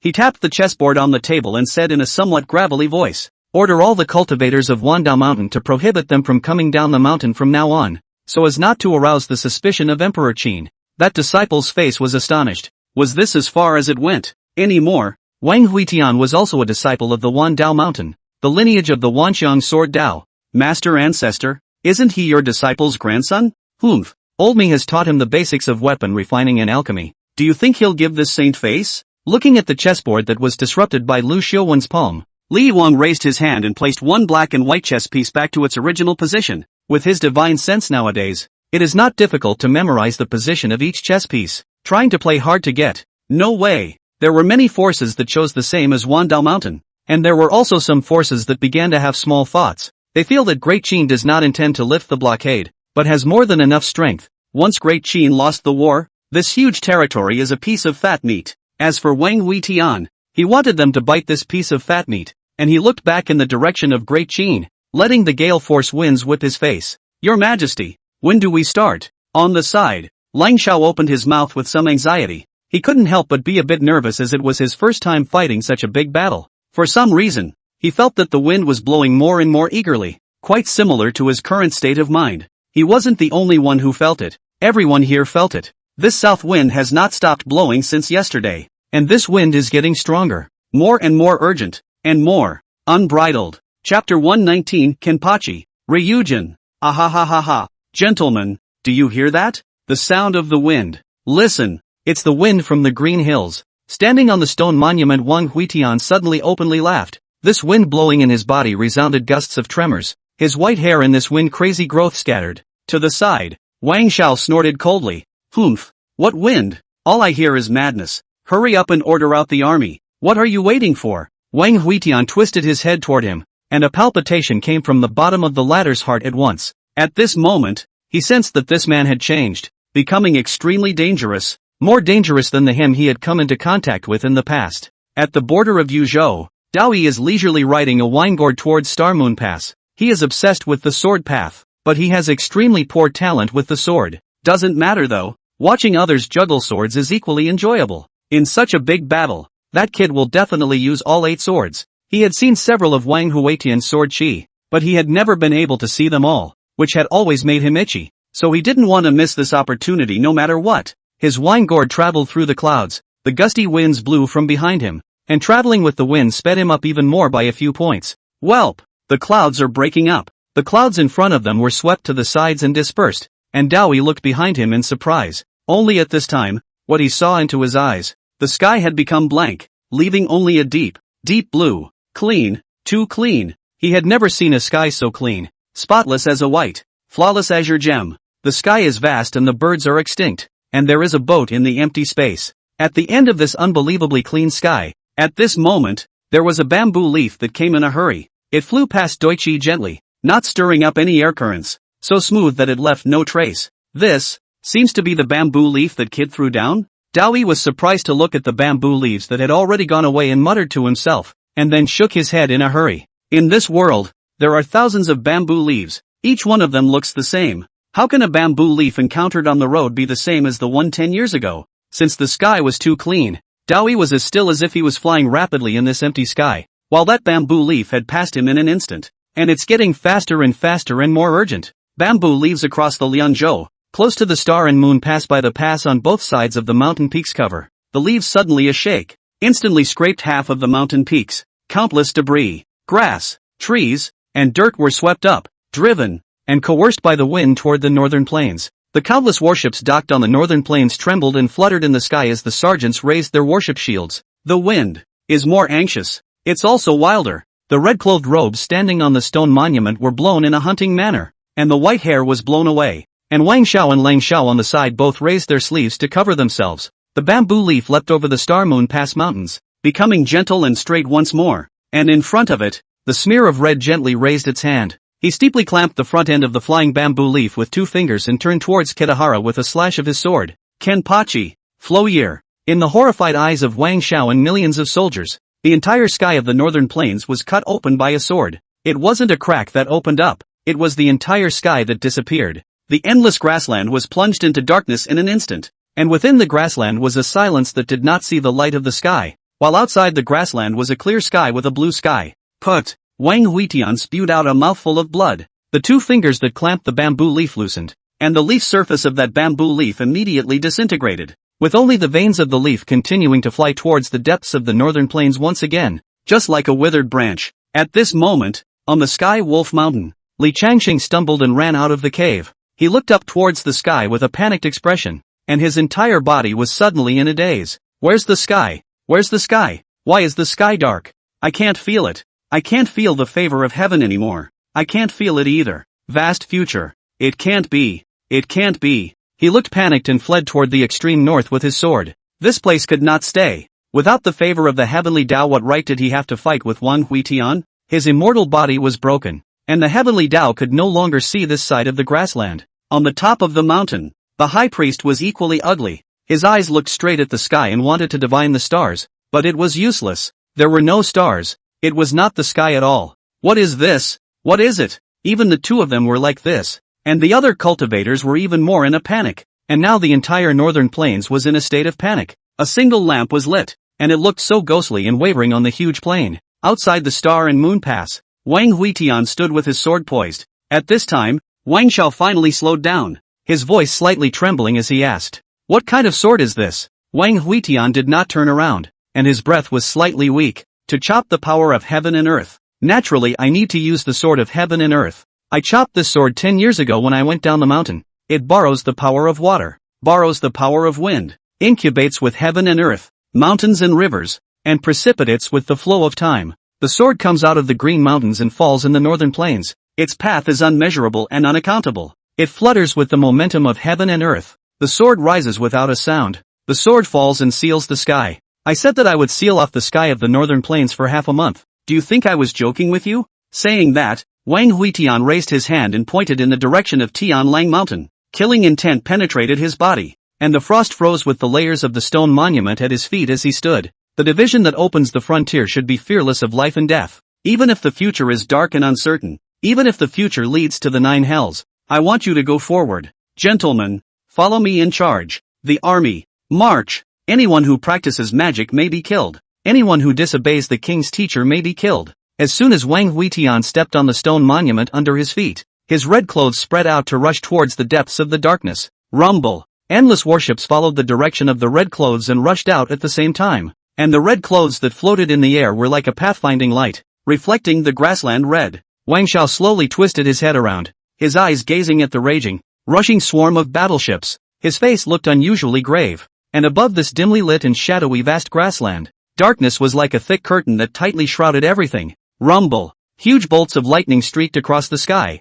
illuminating the landscape. A white bone warship revealed itself in the darkness. The northern plains had a lack of supplies, and it was extremely difficult to find materials for refining flying boats. These warships are made from the blood and flesh of cultivators, and the meridians on them are surging, and the spiritual qi flows through these meridians to provide energy for the flying boats. So it can be said that each flying boat carries countless wrong souls, sucking the marrow and refining the bones to forge a treasure boat, extracting the tendons and skin to sacrifice the devil's flag. Seeing these flying boats, Wang Huitian's killing intent became more and more surging and overpowering. This was a dirty place, and he, most unaccustomed to seeing filth. In front of the flying boat, a big man whose body was emitting a crystal and precious light stood still above the void, and he looked rather scornfully at the rapidly approaching red clothes with a gloomy expression. "Wang Huitian, do you really want to be immortal with me? The northern plains? Retreat now, and we may return your father's remains. Do not persist." Chapter 120 Heavenly Daojin Qin.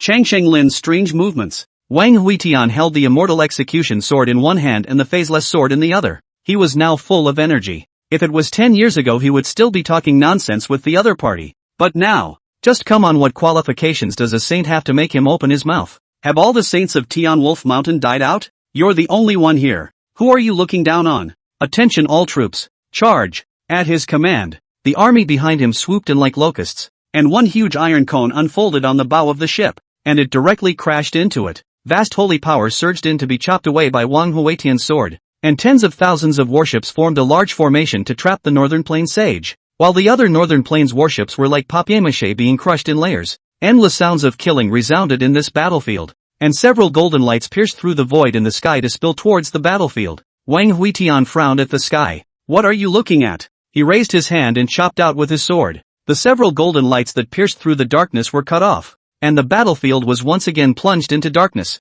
It is true that the northern plains is the biological one. Is it true that even after he chopped open this heaven and earth, the heavenly Tao is still trying to find ways to spy on it, still trying to stop himself? It is simply arrogant to the extreme. At the same time that those golden lights were cut off, Li Feichen, who was sitting in the imperial city, stood up violently. He rushed outside the palace in a panic, only to see that at this moment, the sky was covered in dark clouds, and it seemed that a torrential downpour was about to pour down at any moment. Is it going to rain? Li Feichen frowned to himself. If it was going to rain, this rain would definitely be very, very big, because the clouds in the sky were very short, and had almost pressed down to the top of the Qin Kuan temple. and the mountains in the distance were even shrouded in black clouds. Not only the imperial city, but the entire sky of Great Qin looked like this today. Mountain rain and black clouds. Rumble. Lightning filled the black clouds, rushing through the clouds, seemingly lurking with endless killing opportunities and anger. It's the wrath of God. What on earth has happened?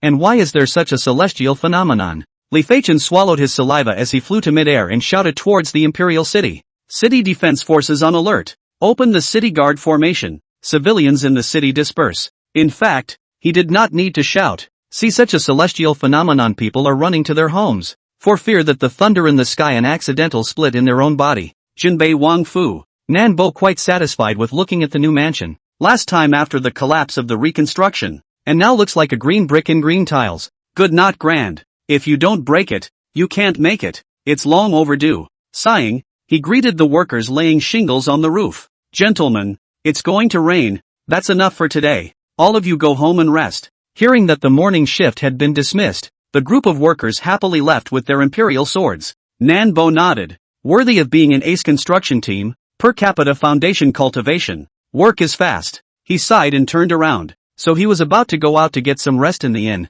when a thunderclap exploded in the sky. Rumble. Dull lightning drooped down like rain. Violent collapsing sounds rang out behind them, and Nan Bo, who had just stepped out a short distance, was electrocuted to the point of convulsions. His white hair smoldered, and with the last vestiges of his sanity, he twisted his head to look behind him at the mansion, only to see densely packed lightning raging among the broken bricks and tiles. The coffin he hid for himself was also split and set ablaze with flames. The eye was in a mess, and the lightning was still cleansing, as if it would not stop until the place was blown to pieces. Not only is the Jinbei King's residence, the entire imperial city now has thunder and lightning landing, and even not only the imperial city, the entire Great Qin is falling thunder. Even Castle Peak was not spared at this time. The heavenly Peak 100 Eyes Hall was blown to pieces by a lightning strike, and the newly grown dense bamboo forest on Sword Peak was ablaze with fire. Lu Xiuwen stood up blankly in the hidden peak, and a few more sword lights flew towards him not far away. Has the sky fallen? What's with the tantrum? There's news that thunder is falling on the whole of Qin, and the worst damage is to the imperial city, which is already shrouded in lightning, so it's hard to see what's going on inside. How's the northern plains? Upon hearing Lu Xiuwen's question, one of the elegant men in Taoist robes spoke. Kitahara, it's getting dark. When Lu Xiuwen heard this, he hesitated for a long time before he flew up and hurriedly headed towards the northern plains. He was going to find out what had happened there and why the heavenly Tao had sent down a calamity on the entire Great Qin, even holding a grudge against the Green Mountain. And at this time on the northern plains, those countless white bone flying boats were shattered under the impact of Great Qin's warships. Countless cultivators fled with their swords, and countless energy cannons exploded in the air. Wang Huitian flew down to the ground as he crossed over countless corpses and stepped over countless shattered battleships to arrive in front of the saint who had been knocked down by the military formation. The latter felt the pungent smell of blood coming from his nose, and with a shock in his heart, he was about to climb up. Just at this moment, a foot stepped on his face, and a cold and indifferent voice rang out. Are you guys teasing me? There are so many saints in the northern plains. How come a little grasshopper like you is here? The man was still trying to struggle when a long sword went through his chest and stuck in the ground. Put, Wang Huitian, you shall not die. The Lord Priest will definitely avenge me.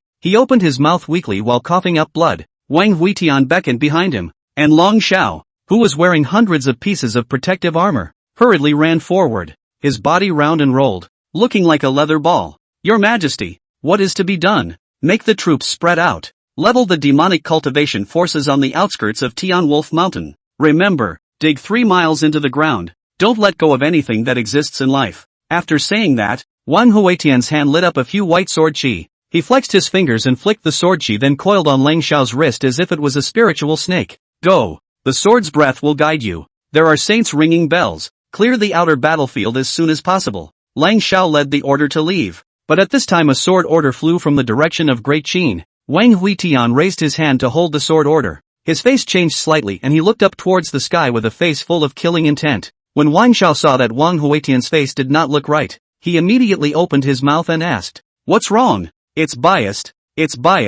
Roche, we're also in this world. Why?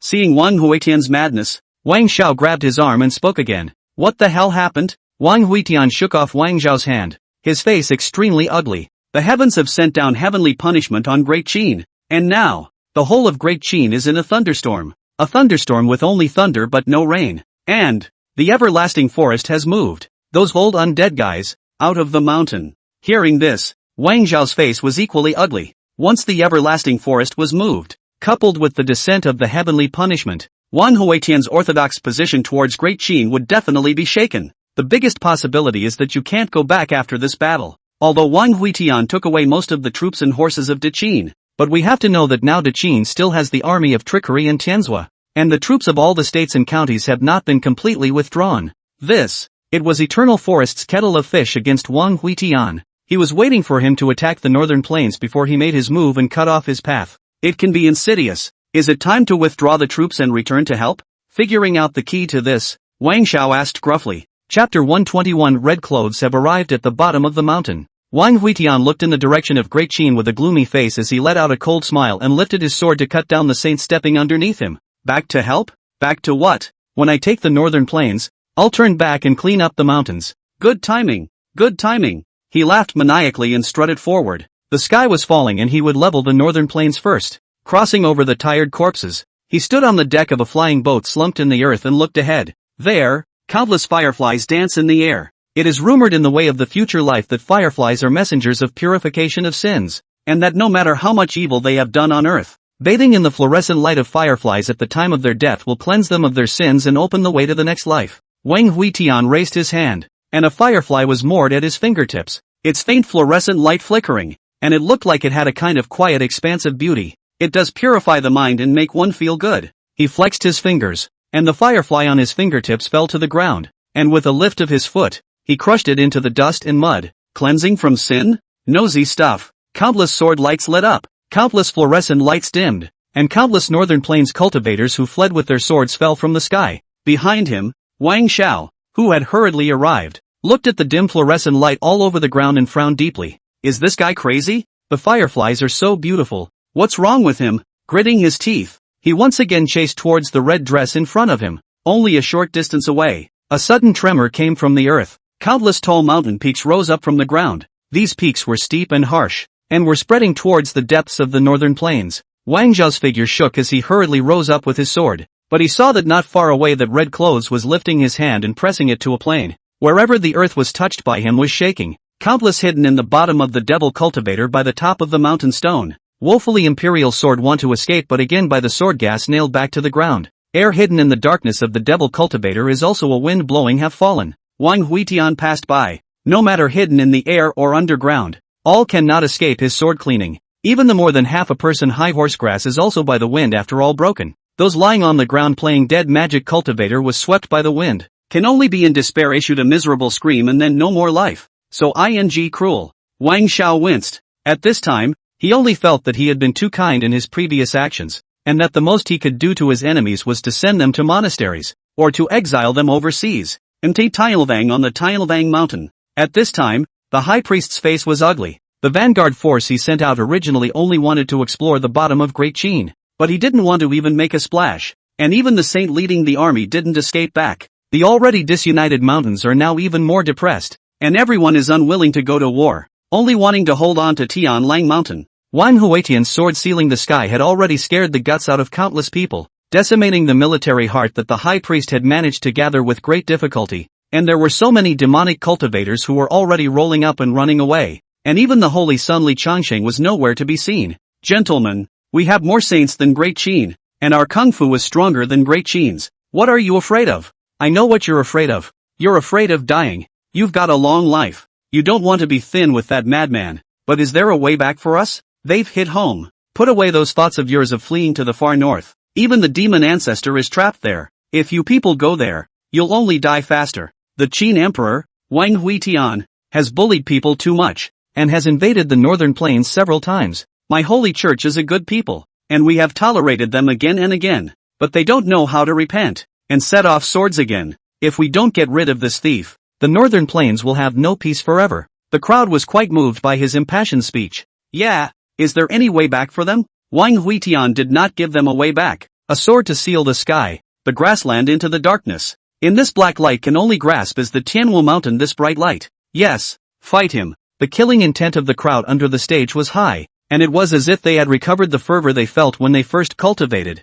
At that time, I was young and aggressive, and I wasn't as intimidated as I am now. After all, the cultivation level was high and rubbed out some of the arrogance. I, a monk of the temple, have no fear of death. Why fear death? Countless chants resounded in the mountains as a snake thousands of meters long circled around Tianlang Mountain, and eventually it poked its head out on top of the mountain, a huge snake pupil opening on its forehead. The entire Tianlang Mountain instantly lit up with a ghostly light. The crowd of devil cultivators looked at the snake pupil in the sky in shock, their faces climbing up in ecstasy. Lord Tricky Snake, awakened! A cry of surprise rang out. This creepy snake was the spirit beast of the demon ancestor. Its life was 10,000 years long. Many people had only heard its rumors, but they didn't expect to see the real body now. Before the crowd could get too excited, they suddenly felt a chill at the bottom of their hearts, and they quickly turned their heads, only to see a round of red sun slowly rising in the sky in front of him that was illuminated by the pupil of the guile serpent. This sun was extremely huge, almost covering half of the sky.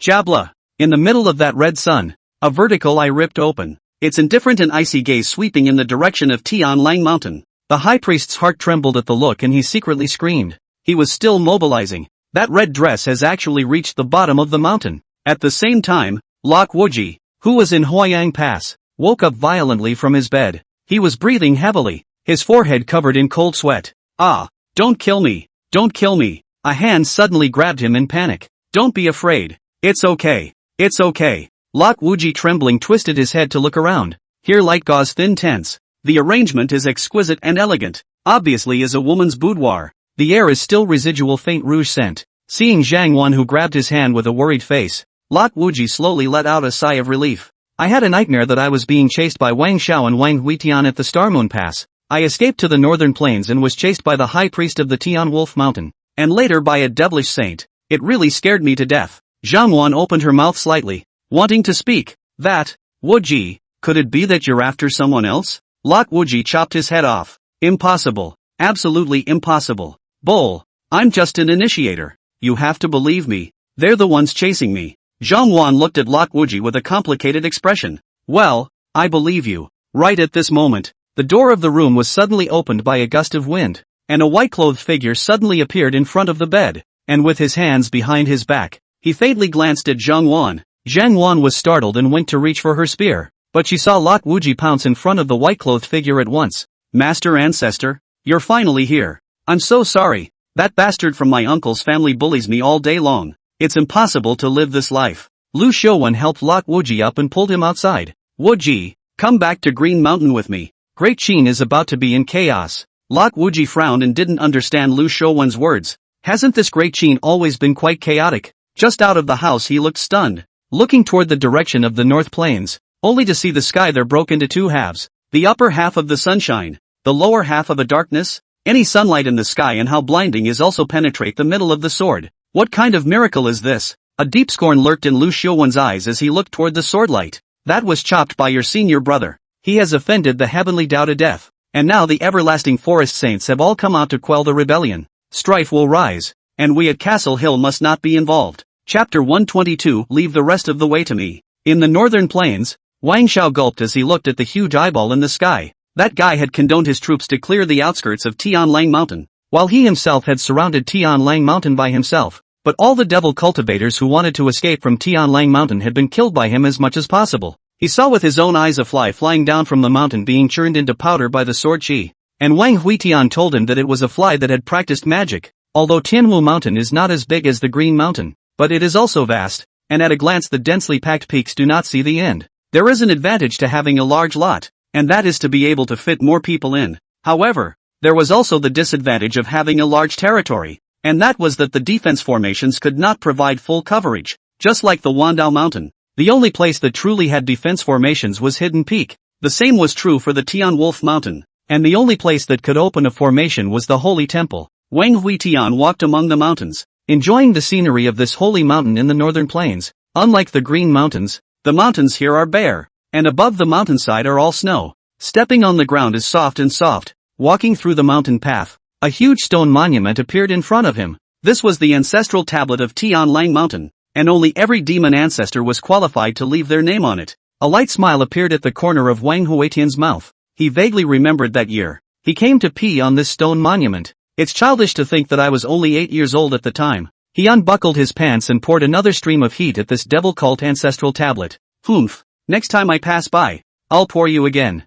With a cold snort he continued to walk forward. In front of him was a huge valley, which was covered with layers of white bones, and a worn-out boundless battle flag was inserted between the mountains. Have you ever fought a battle you were bound to lose? The end is predetermined for all men when they go out to war, and all roads lead to the land of the dead. He reached out and the tattered banner was grabbed into his hand, thrusting it aside after he knelt on the ground and kowtowed 3 times to the endless white bones within the valley. Father, I'm back. Generals of the Zhenbei army, I'm fighting back again. Wang Huitian stood up and walked through the middle of the white bones. Each of his steps was extremely slow, landing extremely cautiously. His complexion became slightly distorted, and his voice was even slightly hoarse. Dad, where are you? I can't find you. You answer me. I'm back I'm fighting back ha ha ha. Look, they're hiding in the hills. They're trembling. They're afraid. Ha ha ha ha. It's so ridiculous that they, too, can be afraid. Walking to the end of the white bones, Wang Huitian reached out and beckoned, and 2 sword chi in the ravine broke through the ground and instantly flew in front of him. These 2 sword chi, a green and a purple. Green sword chi named Stripping. This sword can deprive the world of all things, can be peeled off the stone skin on the mountain stone, can also be peeled off the chi from the chi of the son of the chi of the chi of the chi of the chi of the chi of the chi of the chi of the chi. Back then, millions of troops fainted to fight for him alone to exterminate Li Changsheng. And now he wanted one man to faint to buy time for the millions of troops to blockade and clear the northern plains. He wanted to break the roots of Tianlang Mountain. Who knew that after killing Li Changsheng, would the heavenly Dao elect the next devil cultivator to be the son of Qi? Who knows if the heavenly Dao will choose another northern plains being as the spirit of Qi after killing all the demonic cultivators of Tianlang Mountain. For example, the firefly, melting the green sword Qi into his fingertips. He picked up the purple sword Qi. This sword is called Oblivion and can cut through the memories of living beings. Back then, in order to prevent being spied on by the heavenly Dao, he had cut his own sword and forgot where he had hidden the stripped-off Qi. Ha ha, I forgot. You can't find it. You'll never find it. You big dummy. All you do is sulk. Wang Huitian pointed to the sky with one hand and held his knees with the other, laughing so hard that he couldn't straighten his back. After a long time he stood up straight. The purple sword Qi was put into the ceramic pot. His face steeply became a bit cold and stern, lifting his steps to continue walking forward. Father, the rest of the way, leave it to me. Red followed the ridge towards the sanctuary, killing aura cascading outwards. Shortly after he left, Wang Xiao appeared, and his face flashed with joy as he squatted down to look at the stone tablet that was half stuck in the soil. TSK TSK TSK. This is the Devil Sect's Holy Mountain Ancestral Tablet? He reached out and ran his hand over the stone tablet, which had some traces of age on it, and was still a little wet. I'm afraid it's worth a bit of money. With that, he clasped his hands around the stone monument and violently pulled it up inch by inch. The monolith was extremely heavy, even he was able to shake it with all his might, and as the monolith was pulled out, the entire Skywolf Mountain trembled. Wang Huitian, who had walked up the mountainside, twisted his head to take a look, and the corner of his mouth curled up slightly into a smile before he moved his eyes away again. The blood-red figure instantly shot up into the sky, transforming into a stream of light that shot out. A voice exploded in the sky like thunder. Saints of the northern plains, come and fight. The phaseless sword transformed into a monstrous pillar and violently smashed towards the temple of Tianlang Mountain. The high priest shook the soul streamer in his hand and a large door in the sky manifested in the dome of the sky. Countless ferocious souls flew out from it and entangled themselves towards the phaseless sword. 9 figures on the sacred mountain stepped into the air at the same time, and the killing sound of jingoism resounded between heaven and earth. There are saints playing ancient music in the void, urging souls to break their lives. There are dark iron cables twisting in the sky, strangling and locking up spirits, and there are endless demonic images coalescing from the bottom of the heart, shocking the hook. 9 saints, 9 great Dao paths, and the fight shattered the void. The red dress fell down and shattered several snowy mountains before rising up into the sky once again. Sword light flowed between the mountains and in the sky, and half of Wang Huitian's head was obliterated by a saint's giant hand of prime, and his face looked a bit hideous. Emperor Qin, you dare to come alone before the army arrives. Today is the day of your death. Such a big battle. How can I have time to talk nonsense with you? This saint only opened his mouth when Wang Huitian shoved a handful of sword chi into his mouth. In an instant, his flesh exploded into pieces, and his holy soul fled out in panic, as the siege of the 9 saints was torn open by a crack. Taking advantage of Wang Huitian's opening to chase down the saint, countless streams of holy power flowed in unison to cover him, and the red clothes floating in the sky were instantly torn to shreds before transforming into countless sword chi whistling and falling down the mountains and forests. Damn! Where did he go? A few saints frowned as their divine sense swept everywhere. That fatal blow just now had surprisingly only shattered the red clothes on Wang Huitian's body, and his person had actually disappeared into thin air. There, on the hill of the Church of All Roads, the high priest reminded in a loud voice that he had been guarding the front of the Holy of Holies and could not intervene at all. There were simply too many saints to squeeze in. Hearing the reminder, a group of saints flew towards the Wandao Sect's mountain, only to see that at this time Wang Huitian's blouse had been completely torn to shreds, and only the lower half of her waist-length skirt was tied to her waist. His bare upper body was well-muscled, but pale and bloodless, as if all his blood had been used to render the torn red coat. Kill! The cry went up, and the whole mountain was obliterated in a flash. Egu! Gently, gently, that's my house. Wandao Sect Xingjin Sect leader's face flashed through the meat pane. When he was beaten by the fall of the Wuji was him, and now the first to blow up is his home. How what bad things are all for him to bump into. The other saints didn't care that much. All the moves that could be used were just pouring down on that hill. Chapter 123, The world is a big place, but you're in the palm of my hand. The mountain where the Wandao Sect resided was instantly blasted into a deep pit by holy power. Wang Shao smacked his lips in the distance. A pick 9. Stiff enough, hard enough. He had already pulled out the entire sacred mountain ancestral tablet at this point, and the thing looked a bit like a coffin nail when it was revealed in its entirety, and it looked long. Why does it smell? With a mutter he put the tablet away. At this moment, a sword light came rushing in the distance and landed in front of him. The visitor was dressed in white, with a jug of wine hanging from his waist, and with a look of spontaneity and elegance. It was none other than Li Bai. Your Highness, an order has come from the imperial city. Li Bai's face was a bit gloomy and handed a holy order to Wang Shao, who froze for a moment and opened the holy order with his pupils suddenly shrinking. Order of the Saints of the Forest of Eternal Life. Although Wang Huitian is the son of Wang Jinxian, he is not of pure royal blood, and is not in the right position. The original fourth prince Wang Shao has been successful in guarding the Star Moon Pass for many years, and all the saints have been jointly elected, so he can inherit the heavenly Tao, assume the rightful position, enter the imperial city,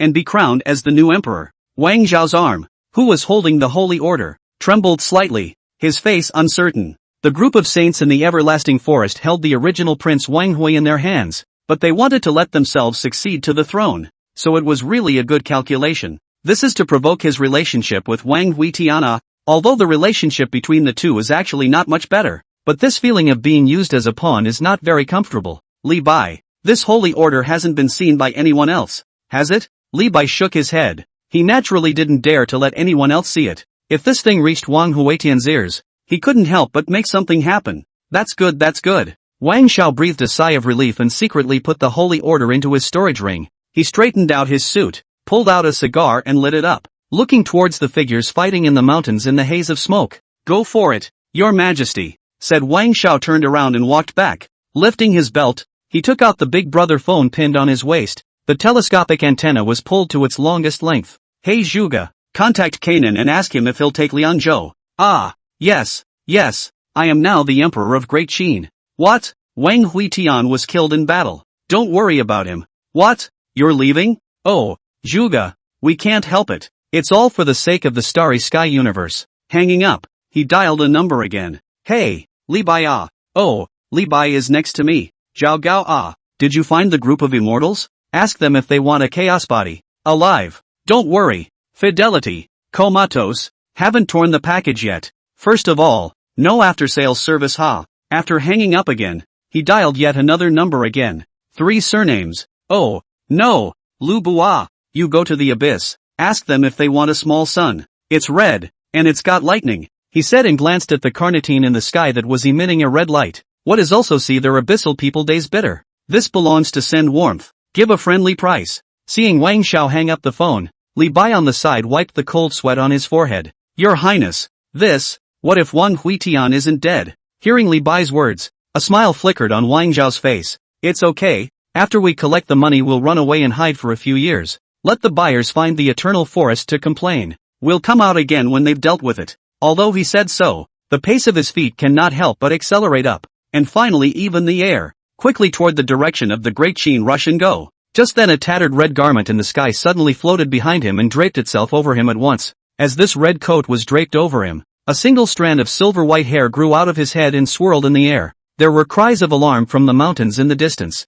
There! Don't let him get away! Wang Shao instantly changed his face. hurriedly reached out to take off the red coat on his body, but this red coat seemed as if it had grown on his body. It was difficult to back it off. He hurriedly changed his hand to pull the white hair on his head. Although he was fast, those saints were even faster, and they swarmed up to Wang Xiao and delivered a saturation blow. Oops, you've got the wrong guy. Wang Xiao exclaimed in shock and scrambled to pull out his Gatling in response. Dense bullets poured out, and explosions came from everywhere in the sky and on the earth. Li Bai, who was about to follow Wang Xiao with his sword, hastily made a sharp break and turned around to land in the mountains to avoid the raging holy power. This, Your Highness, you must hold on. He looked at the surrounded Wang Xiao in the sky with some heart palpitations, only to see that the bridge of his nose had been collapsed, and the cigar that was originally held in his mouth had been shoved down his throat alive. The smoking blue Gatling had just made a few turns before a saint pinched it into scrap metal. Among them, it was Sect leader Xingjin who hit the hardest.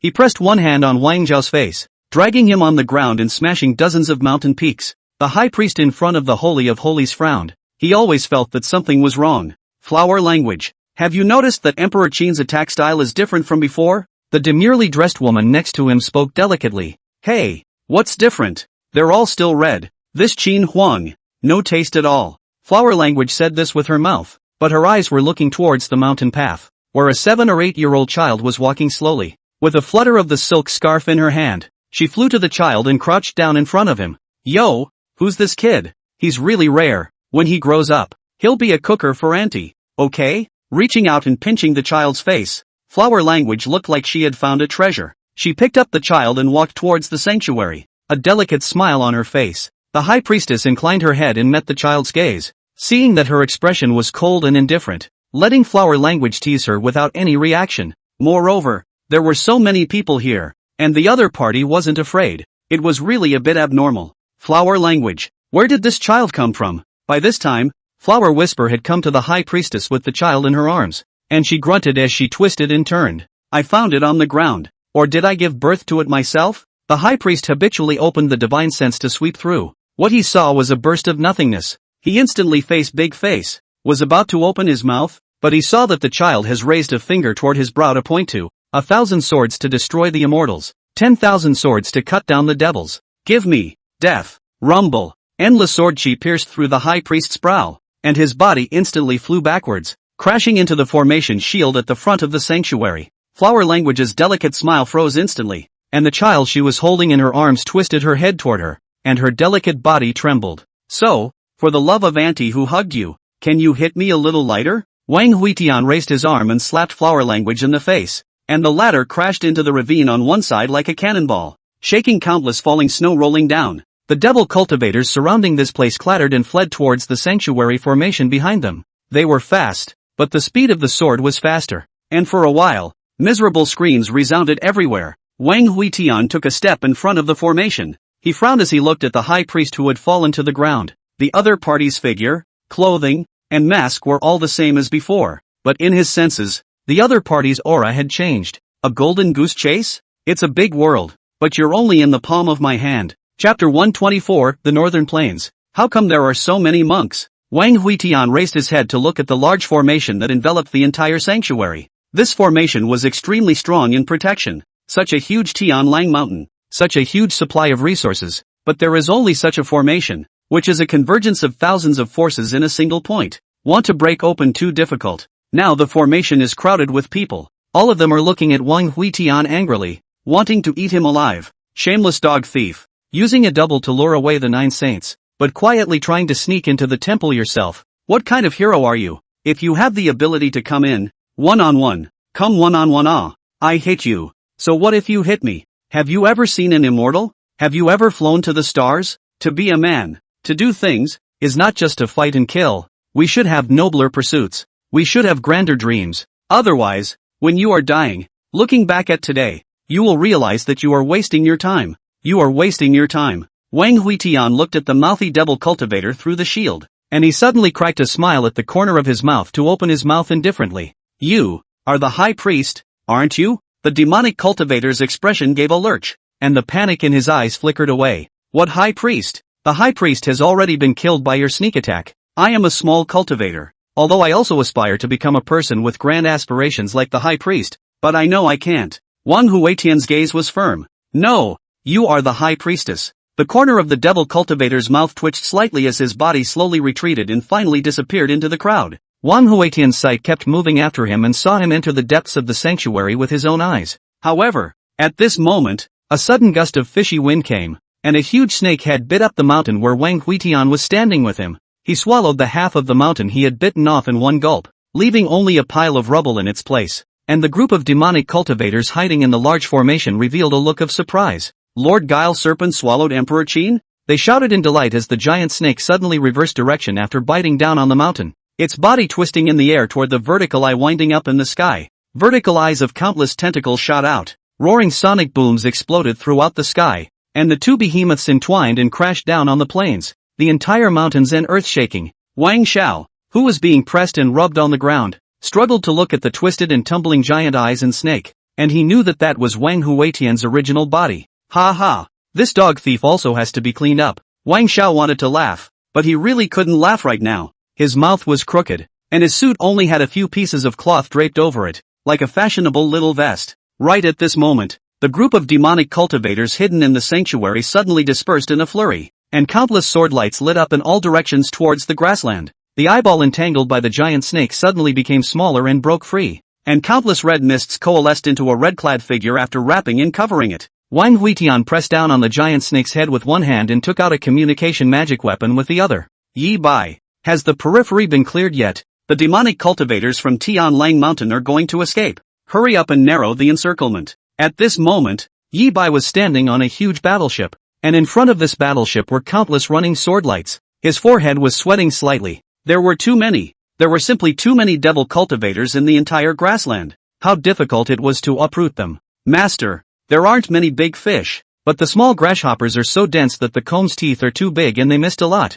Before Wang Huitian could reply, the communication magic treasure in his hand was knocked into the ravine by the giant snake's tail. Master, what's wrong with you? The gear-shaped communication magic treasure fell into a stone crack, and Yi Bai's urgent voice came from inside. Just then, a slender arm steeply peeked out from the snow, and with his cheeks swollen high, Flower Whisper gently stuck half of his head out of the snowdrift as he spoke into the communicator with a pinched voice. Ah, disciple, where can I escape from? Yi Bai at the other end froze. This voice, although it was his own master's, was less of that sense of arrogance, less of that feeling that the sky is old and I'm the boss. Master, the burial mouth hasn't been blocked yet. There are now warships from the land of the 3 continents that are rushing over. Within an hour they can connect with the warships on both sides and completely seal the gap. Flower Language holding the communicator rejoiced. Wang Huitian warship has been late to appear in the Tianwu mountain. Everyone guessed. This guy wants to catch all the people. A magic cultivator is not allowed to escape from the North Plains.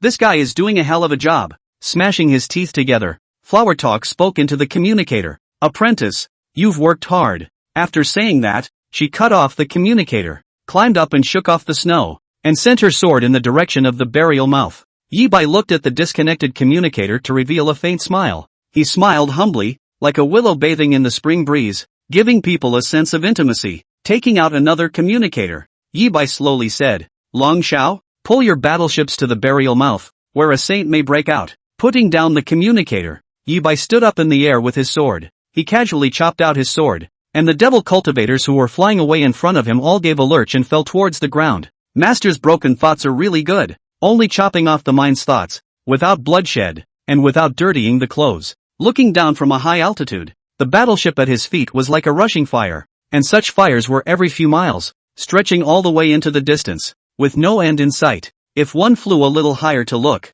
one could see that all the warships had already formed a huge circle, and the center of this circle was Tianlang Mountain. The circle surrounded by warships is still shrinking. As it shrinks, the distance between the warships is also shrinking, and inside the circle, countless places are on fire. Countless killings are taking place. There were battleships that were smashed into pieces, and there were mountains that were shattered into scorched earth, and there were killings everywhere, and there were flames of war everywhere. Right at this moment, the bell on Yi Bai's waist suddenly rang, and he frowned as his body turned into a swordlight and flew toward the front. Half an hour later he stopped and landed on the edge of a lake, and there were a dozen warships in the sky that had surrounded the place. What's going on? A general saw Yi Bai and hurriedly ran up. Commander Yi, we've captured a group of monks. The number is a bit high. We need you to take a look. Yi Bai walked up and saw a group of bald heads gathered by this lake. These people were clad in bright red robes, with bamboo baskets on their backs. stepping on the ground with their bare feet, and there was a hidden flow of golden Buddha light on their bodies. The general scratched his head. They say they're ascetics from the Buddhist kingdom who can also recite sutras. I think they're more professional than that holy Buddha the fourth prince is looking for. Hey, that old man over there, give our commander Yi a piece of your mind. The old monk who had been called looked up this way, and with a kindly look on his face, he struck with his wooden fish. As he recited the scriptures on his mouth, tender grass sprouted under his feet and golden Buddha light shone. Yi Bai frowned. Very professional indeed. Right at this moment the countless bells hanging on his waist rang at the same time, and Yi Bai's face changed drastically as he hurriedly took out his communicator and connected them one by one. What's going on? Commander Yi. A large number of monks have appeared in our cleared area. Commander Yi. There's a group of vultures who want to borrow a passage from me. Jianxian Yi. The Tianyu Sect's compound is empty. And there's a group of vultures locked up in the dungeon. Holy, I've got a bunch of them here too. That bald head lights up the sky. Chapter 125, Cousin. Change your opponent. Yi Bai's face instantly changed drastically. How could he not know at this point that there were demonic cultivators posing as monks and trying to fish in troubled waters? If all of them are fake, it's okay to kill them all. But if they are mixed with the real ones, it's not easy to deal with. That group of people in the Buddha's country is extremely united. And when they get mad, they don't want to die. All troops listen to the order. All Buddhist monks are to be arrested. Their cultivation is to be sealed. And not one of them is to be let go. The old monk chanting in front of him folded his hands. Amitabha Buddha. Scholar, don't make any more killings. All beings are compassionate and should ferry past lives. Yi Bai snapped his head around and grabbed the old monk by the neck, the killing intent in his eyes undisguised. You're not a monk. You're from the gate of the living. Cut it out. With a force in his hand, Yi Bai broke the old monk's neck, and the latter's head drooped and passed away peacefully. His divine sense swept over the group of monks behind him, and as long as anyone showed panic or trembled in their demeanor, he would not hesitate to kill the group. But no, these monks were serene, still calmly chanting Buddhist scriptures, as if they had already put life and death aside. Yi Bai gritted his teeth. Damn it, this group of people, he couldn't tell the difference. It was really too professional. Not only could he recite the sutras, but he was also extremely indifferent. In his opinion, this was indeed a monk of the Buddhist kingdom, but he didn't believe it. He didn't believe that so many monks would appear here for no reason. Yi Bai walked forward and once again snapped the neck of a monk, and he still didn't see any breaks in the rest of them. Commander Yi, what now? The general next to him also had an extremely gloomy face. This matter was quite bizarre and difficult to deal with. Who would have thought that so many monks could appear in the hallowed demonic cultivation realm? Is it to be reported to His Majesty? Seeing Yi Bai's sullen face, the general once again raised his voice and asked. The long sword in Yi Bai's hand trembled. He understood Wang Huitian's nature. He would rather kill by mistake than let go. If this matter was known to Wang Huitian, he would definitely order all of them not to be exterminated. Raising his hand, Yi Bai sighed. Don't tell master. His enemies can already line up from the Green Mountains to the northern plains.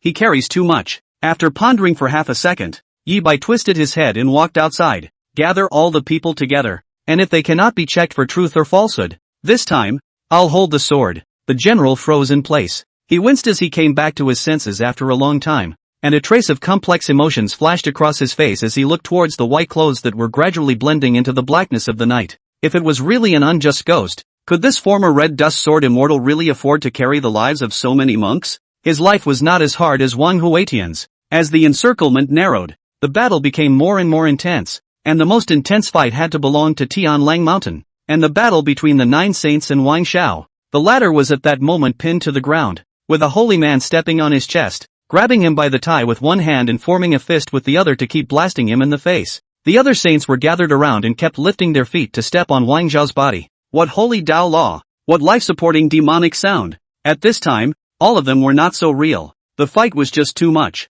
Damn! This kid is tough. Tian, the protector who played the soul-catalyzing score in the sky, also rushed up at this time holding a rack of ancient zither, and smashed wildly at Wang Zhao's head. The latter continuously raised his legs and stomped violently, circling through the Nine Saints. In the confusion he saw Wang Huitian on the plains who was pressing down on Guile Snake and violently beating him up, shouting at the top of his voice, Cousin, change your opponent. Ouch. Cousin, my hair is all messed up. These laborers just hit me in the face. The corner of Wang Huitian's mouth revealed an inexplicable smile as he grabbed the Guile Snake's tail and suddenly smashed it in the direction of Wang Shao. The huge snake's head crushed countless mountain peaks before it finally smashed beside Wang Shao with a rumble. The Nine Saints rose up in the air, and Wang Huitian raised his hand, filling the sky with sword chi rushing toward the former. Tianyin Protector's Guqin strings were tautly broken several times by a sword, and the stone skin on Red Rock Protector's body was scraped up and brushed off. Sect leader Xingjin had just flown into the sky when he suddenly felt glued to something. Turning his head to look, it was a huge spider web spanning half of the sky, countless red spiders densely crawling towards him.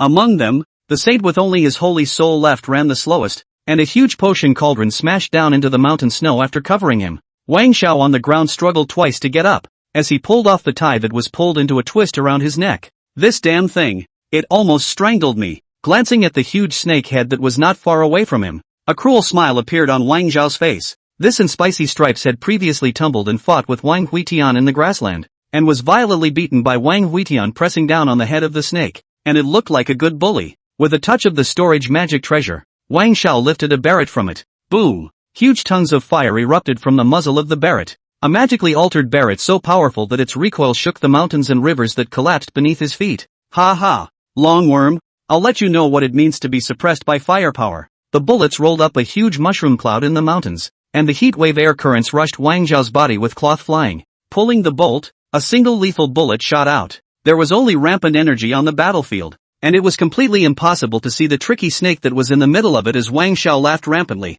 Ha ha ha ha, haven't tasted this caliber, have you? Old me today will use this mountain, river and earth as a pot, and this boundless night as a cover, to stew a steel snake soup. He smiled broadly and stepped forward with his gun, wanting to stick it in the mouth of the trickster snake and blast it. But at that moment a huge tail swept across the smoke, and his body was smashed into the snowy mountains by a tail sweep. Struggling to get up, Wang Xiao poo-pooed and spat out the snake scales and snow in his mouth. He looked around with slightly confused eyes. Ouch! Where's my gun? In the distance, Li Bai picked up the barret, whose barrel was all smashed and bent, from one of the rocks and quickly ran towards Wang Xiao. Only he had only run a short distance when his torso lurched and he turned and fled after dropping barret on the snow, only to see that where Wang Xiao stood, a huge snake head came tearing downwards from the air, and the strong fishy wind blew so much that his face trembled. Dharma, heaven and earth. At the critical moment Wang Zhao's body expanded rapidly. He raised his hand to hold the giant snake's mouth. The scarlet snake's letter wrapped around his waist,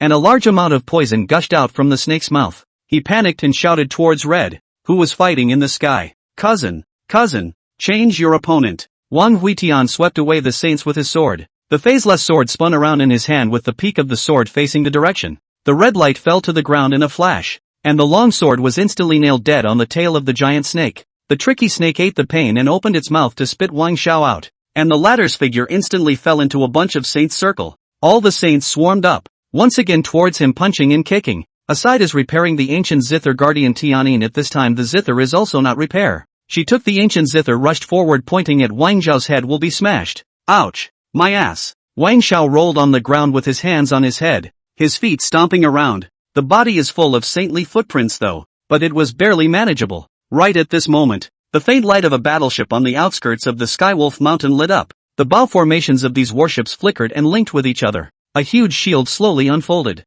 Chapter 126, The High Priest is Dead? Yi Bai stood at the bow of the ship and looked into the Tian Wolf Mountain, only to see that at this moment, the huge Tian Wolf Mountain was in a mess, with collapsed peaks and earth shattered by holy power everywhere. The crowd of soldiers looked towards the two trembling battlefields with fervor and reverence in their eyes. Their emperor, at that moment, was grasping the tail of a giant snake in the sky and swinging it up on the ground to smash it. In the eyes of these soldiers, he is invincible, and he is the god of war of Great Qin. They averted their eyes and looked at another battlefield. There, 7 or 8 saints were bombarding a huge pit with their magic weapons, and as for what was in the huge pit, it was not clear to see. The crowd could only vaguely see a pair of hands covered in dirt and grime constantly struggling to climb out. Yi Bai shook the token flag in his hand that was emitting red light. Form a demonic and evil destroying formation. Rumble. The battleships trembled, and countless battleships shot out intense lasers linking on Lung Xiao's copper money boat. Then he saw the huge coin boat slowly pull up. It rose above the sky dome of Mountain Wolf Mountain,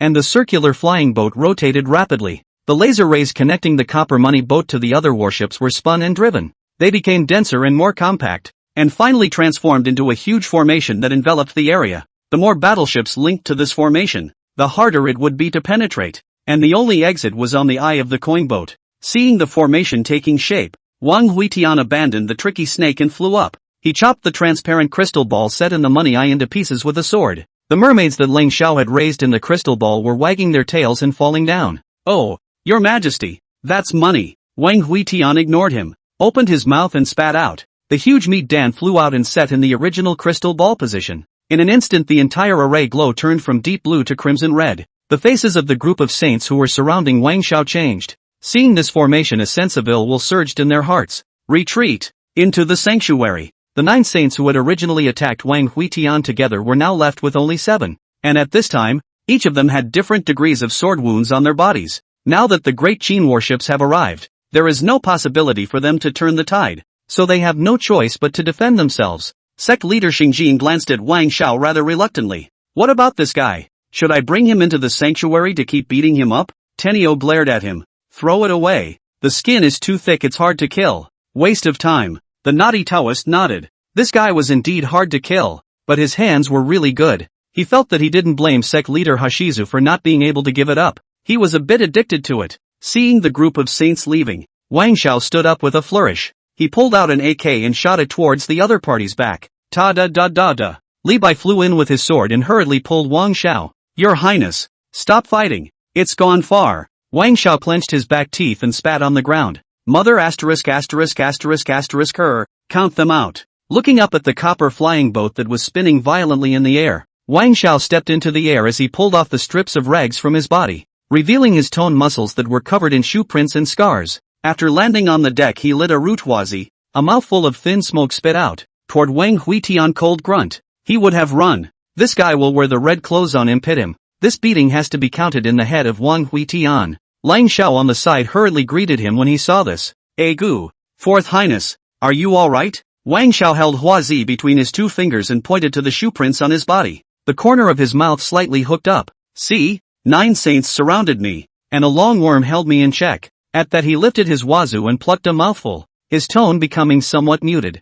"I would like to be how strong as this Tianwu mountain saints. Lying down and letting them fight or not able to fight. On this strength, but also the magic religion. Mushrooms are more or less the same. For dinner, they all deserve to sit at the kids' table." Lang Xiao awkwardly stood on the side of the continuous praise. At this time in the distance a sword light flew to stop landing on the boat. Yi Bai walked up towards Wang Huitian. "Salute. Master, all warships are ready." Wang Huitian nodded. "Fire away. Wash the floor first." Yi Bai nodded his head and shook the bell in his hand. And instantly countless energy cannons shot out in unison towards Tianlang Mountain. These energy cannons might not be very powerful individually, but their numbers were overwhelming. As if it was raining, countless mountain peaks were reduced to pieces in the explosions, and countless demon caves shuddered and collapsed. The earth is a rolling sea of fire. Hot fire reflected the sky, melting the rolling snow. This explosion lasted for half an hour and didn't stop until Lang Xiao's lips turned purple. Ouch! This is all money. Burning millions of spirit stones a minute.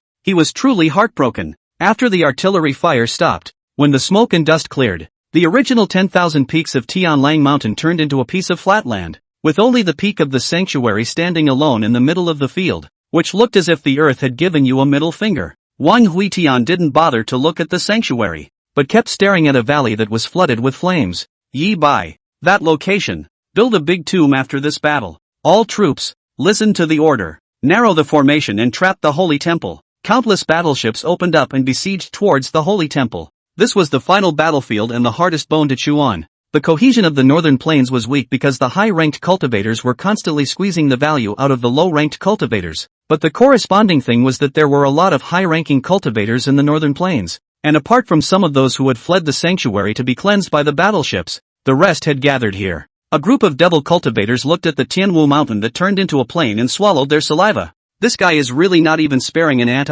Tianyin felt a slight sigh of relief from the sanctuary formation. Fortunately, the formation left behind by the demon ancestor in the first place was sturdy enough. She scanned around the crowd and suddenly frowned and opened her mouth to ask, "Yelp, where's the high priest?" A few saints' complexions changed, and they hurriedly swept through the crowd by exercising their divine sense. At this moment, there was a star-picker cultivator who nudged towards the outside of the formation. "No, there." All the saints looked at the same time, and they saw a tattered body outside the shroud leaning against a mountain rock, and the mask on its face had slightly fallen off, revealing half of a slightly terrified face. The high priest is dead? The faces of the crowd of saints were skeptical, although they had never seen the true face of the high priest, but to say that it died just like that, a dog wouldn't believe it. Everyone's faces were extremely ugly at this time. In other people's great Qin, the emperor charged and the army was linked horizontally. They, the northern plains, scattered their soldiers before the fight even started, and halfway through the fight the commander-in-chief ran away. How can this be fun? Looking towards the red dress outside the shroud that was slowly walking from the sky, the group of demonic cultivators all felt their hearts and livers flutter. Emperor Qin, do you really want to kill everyone? The high priest is dead. Why do you need to kill in vain? Wang Huitian raised his hand to tightly cover half of his cheek. Ha ha ha. What did he hear? The Northern Plains devil cultivator, to his surprise, was urging him to be good. They are, surprisingly, so humorous. Emperor Qin, don't be wild. This holy temple formation was set up by the devil ancestor himself. I advise you to retreat and stop being obsessive. Wang Huitian crouched down, his head tilted, a smile on his face as he looked at the Jedan stage cultivator who had spoken, lifting his hand and slightly curling it to rest his cheek. So, I'm obsessed. What are you going to do with me? Chapter 127, The Heavenly Maiden Sect, also a demonic sect? The cultivator hiding in the formation shrunk his neck. Although the other party was smiling, it looked a little too creepy. The eyes were indifferent and cold, looking at himself as if he was looking at a prey. His voice trembled a little as he spoke. If you persist and I surrender, will you see if you can spare me? Wang Huitian raised one finger and waved it. No, can. He gazed over the crowd to the head of the snake hidden under the floor tiles, an unusual breed of snake that slightly piqued his interest a little. You can come out and not die. My senior sister loves to keep little animals, and you're very nice. She might like it. The creepy snake's neck shrank and once again hid in the stone crevice. It had been swung around and flung in Wang Huitian's hand earlier, and now it only felt like all the bones in its body were disjointed. Out? Only a stupid snake would go out. Humans are the most untrustworthy, and it had seen through it long ago after living so long. Behind him, Yi Bai came with his sword and stopped to land beside Wang Huitian. The latter twisted his head backward and frowned. Are you injured? Why does your face look so white? Only to see that at this time Yi Bai's face was bloodless and pale as paper, and his originally sharp and bright eyes had become somewhat cloudy and dull at this time. His lips were bruised, he looked a little tired, and his white coat was slightly creased. In response to Wang Huitian's question, Yi Bai shook his head and didn't say much. He raised his eyes to look at the group of demonic cultivators in the sanctuary. Master, what should we do now? Wang Huitian looked at the formation with a smile on his face. Defense formations, the stupidest thing in the world. It is like a huge cocoon. As long as this cocoon falls into the hands of the enemy, even if it is hard, there are ways to pry him open. Wang Huitian wasn't afraid of them hiding in the formation. He was afraid of them scurrying around. There's no need to be too concerned about a turtle in a jar. Standing up, he lifted up the invisible sword to wipe the blood off the blade with the crook of his arm, and then, with both hands gripping the hilt of the sword, he violently stabbed at the formation light shield. Rumble. In an instant, the entire formation shook violently as the tip of the sword pushed in inch by inch, his face rippling with veins and his sleeve robes exploding. Ha ha. Ah ha ha ha ha. Fear? Don't be afraid. Don't be afraid. When I come in, you won't be afraid anymore. The faces of the group of demonic cultivators in the hall were unsightly, and all of them were at a loss for words when they saw the tip of the sword that kept piercing in. Tianyin played the guqin, trying to influence Wang Huitian's mind, and Wang Huitian snorted coldly, reciting the Buddhist true sutra of degradation on his mouth to counteract it. Let me. Sect leader Xingjin rushed forward with a loud shout. As the head teacher of the 10,000 Paths sect, he had mastered an extremely large number of teachings, and this kind of attack that could target the spirit across formations was precisely the area in which he excelled. His lips trembled, and demonic sounds rolled out, as if a god was whispering in an unknown place, purifying, and sprinkling faith to enlighten the world. As his voice rang out, behind Wang Huitian, Yi Bai violently gushed out a mouthful of blood, and his eyes suddenly looked a little scarlet, actually breeding a heart demon. Steady your mind and use the sword of broken thoughts. Wang Huitian's voice exploded in Yi Bai's ears. Yi Bai's Dao heart shouldn't have been so fragile, but now Wang Huitian didn't have the time to ask in detail. He turned his head, and his eyes met with the Hashizu sect leader in the air, and both of them decided to use a big move at the same time to break through the opponent's defenses in one fell swoop. Heaven and earth are divided into yin and yang. The female is yin, and yin can produce yang. The words that the two had just opened simultaneously paused, and Wang Huitian's gaze steeply became cold. The celestial maiden cult. Was it you who planted the seedling as well? Click. There was a crisp sound from the formation, and a crack at the tip of the sword began to spread in all directions. Yi Bai forced down his demons and raised his left hand in a move, shouting loudly, "Get in the breakout boat." Dozens of conical warships sailed forward, their prows extremely sharp, like a giant drill.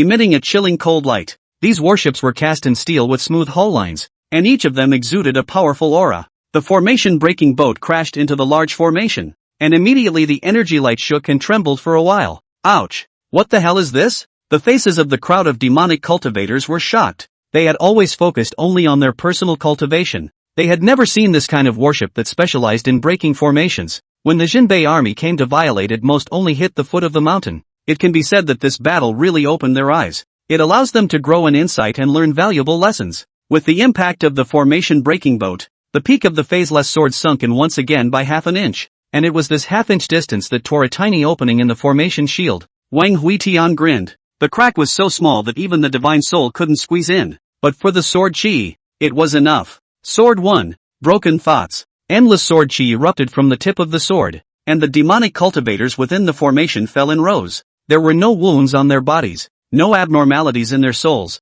and they fell down as if they had fallen into a deep sleep, but their breathing was gradually weakening. See, now there's no fear. The faces of the saints in the formation changed drastically. If this continued, the entire army would surely be wiped out. Tianyin clenched her silver teeth and spoke in a loud voice. Gentlemen, the time has come to live and die. In the name of the protector of the Holy Church, I order you to abandon the temple and break out. Rumble. The protective formation instantly opened, and nearly 1,000,000 devil cultivators surged out, killing in all directions. Wang Huitian froze for a moment, looking at the empty sanctuary in front of him with considerable surprise. Nice guy, how did you squeeze so many people into one small hill? Those 7 saints gathered together and flew away in one direction at the same time. A few of them understood in their hearts that if they were still fighting individually now, the only thing waiting for them was to be broken by each one of them. Countless battleships shifted into formation to encircle and annihilate the several saints, and explosions rang out everywhere in the sky and on the earth. Even though there were millions of troops in the formation and Wang Huitian's Jindan as the eye of the formation, it was still somewhat dwarfed by the 7 saints fighting for their lives at the same time. Master, it's about to be too much to suppress. Wang Huitian looked at the flying boat that kept blowing up and falling without saying anything. Saints were too hard to kill, let alone 7 gathered together. He and Wang Xiao had only chopped off the 2 weakest ones by alternating their shots earlier. 7 saints have already rushed to the edge of Tianwu Mountain. Once they break through the defense line, one to pull out again is a needle in a haystack. Wang Huitian slightly closed his eyes, and the fainting qi dispersed in all directions. Yi Bai, remember that sword? Yi Bai twisted his head around, somewhat unsure. Which sword? Which other sword could there be? Naturally, it was the sword that sealed the sky. Wang Huitian raised his steps into the air and slowly headed towards the 7 saints who were attacking the formation. You can watch. My sword qi, all have 2 genders. One is shocking and powerful, with the power of crashing the sky and destroying the earth. One is silent, seemingly ordinary and unassuming, but most deadly. The heaven-stopping sword can not only seal the heavens and the earth,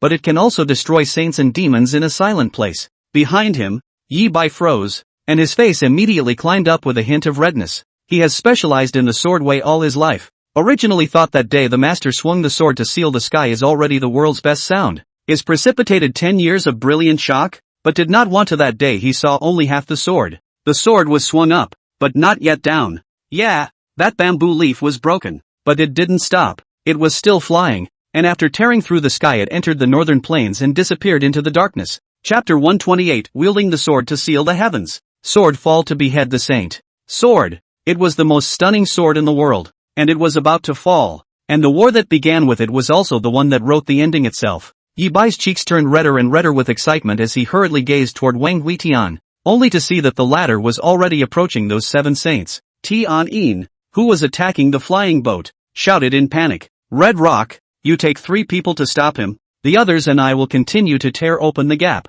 The 4 saints immediately led the order to turn around and kill Wang Huitian. Countless holy power crushed on Wang Huitian's body, splashing rolling red mist, and all sorts of Dao rules flowed to wear down his sword body. 10 breaths, just 10 breaths to break the battle formation and stall him. Kill! Wang Huitian stood in the air, letting the countless holy forces smash into his body, and he was extremely focused, not bothering to look at these 4 saints, but instead twisting his head to look behind him. He was waiting for the sword to come, waiting for a stray ending, waiting to maneuver the trajectory of the falling years. Coming, faint voice sounded, only to see the darkness of a small slender bamboo leaf shot. The pages of this bamboo leaves have been all broken and faded. Only the center of the straight leaf veins in the forward flight. It was extremely fast, and in the blink of an eye, it reached Wang Huetian's eyes, who raised his hand and clamped the slender leaf vein, with a faint smile on his face. You're more on time than I expected. The leaf vein trembled slightly in Wang Huetian's hand, and then slipped out like a loach without a firm grip,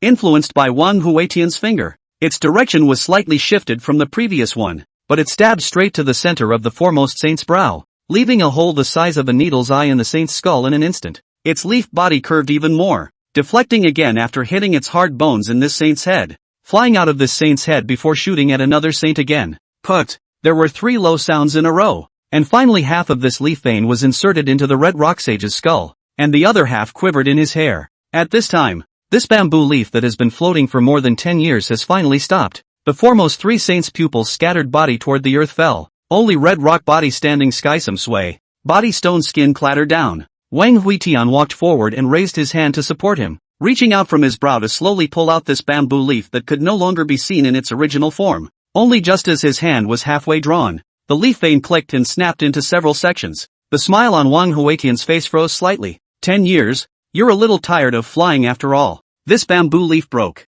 Let his heart inexplicably some empty, as if the favorite toy is a child, even if grown-up can no longer play but also cannot afford to lose to. But on a certain day it is still broken. It broke into pieces all over the place. Yi Bai in front of the holy temple was stunned. He breathed heavily as he looked at the red dress that stood slightly froze in the sky. He couldn't use words to describe his state of mind at this moment. It was a stunner that he couldn't even imagine. A group of flying boats that surrounded the demonic cultivators also had a slight lurch, and all looked this way in unison. They didn't see this silent sword, and only saw the 4 saints in a split second. All of them fell, swinging the sword to seal the sky. The sword falls to cut down the saints. Tian, who was attacking the formation, stiffened and twisted her head. She was trembling all over, and the ancient zither in her hand was nearly unsteady. Fear, boundless fear instantly engulfed his inner defenses. It turned out that the fate of the northern plains had been decided from the very beginning, from the moment Wang Huitian walked down from the Green Mountain, from the moment that bamboo leaf floated up with the wind.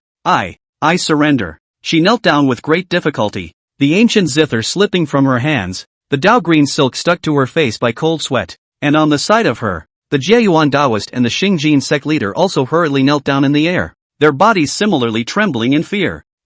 We surrender too. Wang Huitian reached out and held his hand. The phaseless sword coalesced along his fingers. His eyes carried a cold light as he slowly raised the long sword up. Just as his long sword was about to fall, Yi Bai flew over. Master, wait, can you keep them? They're still useful to me. Wang Huitian looked at Yi Bai and narrowed his eyes slightly. This kid was quite a bit off since he returned to Tianwu Mountain after clearing the grassland. What exactly are you afraid of? Your heart not being still. Yi Bai's gaze flickered slightly, not daring to look at Wang Huitian's eyes as he clenched his teeth and said nothing.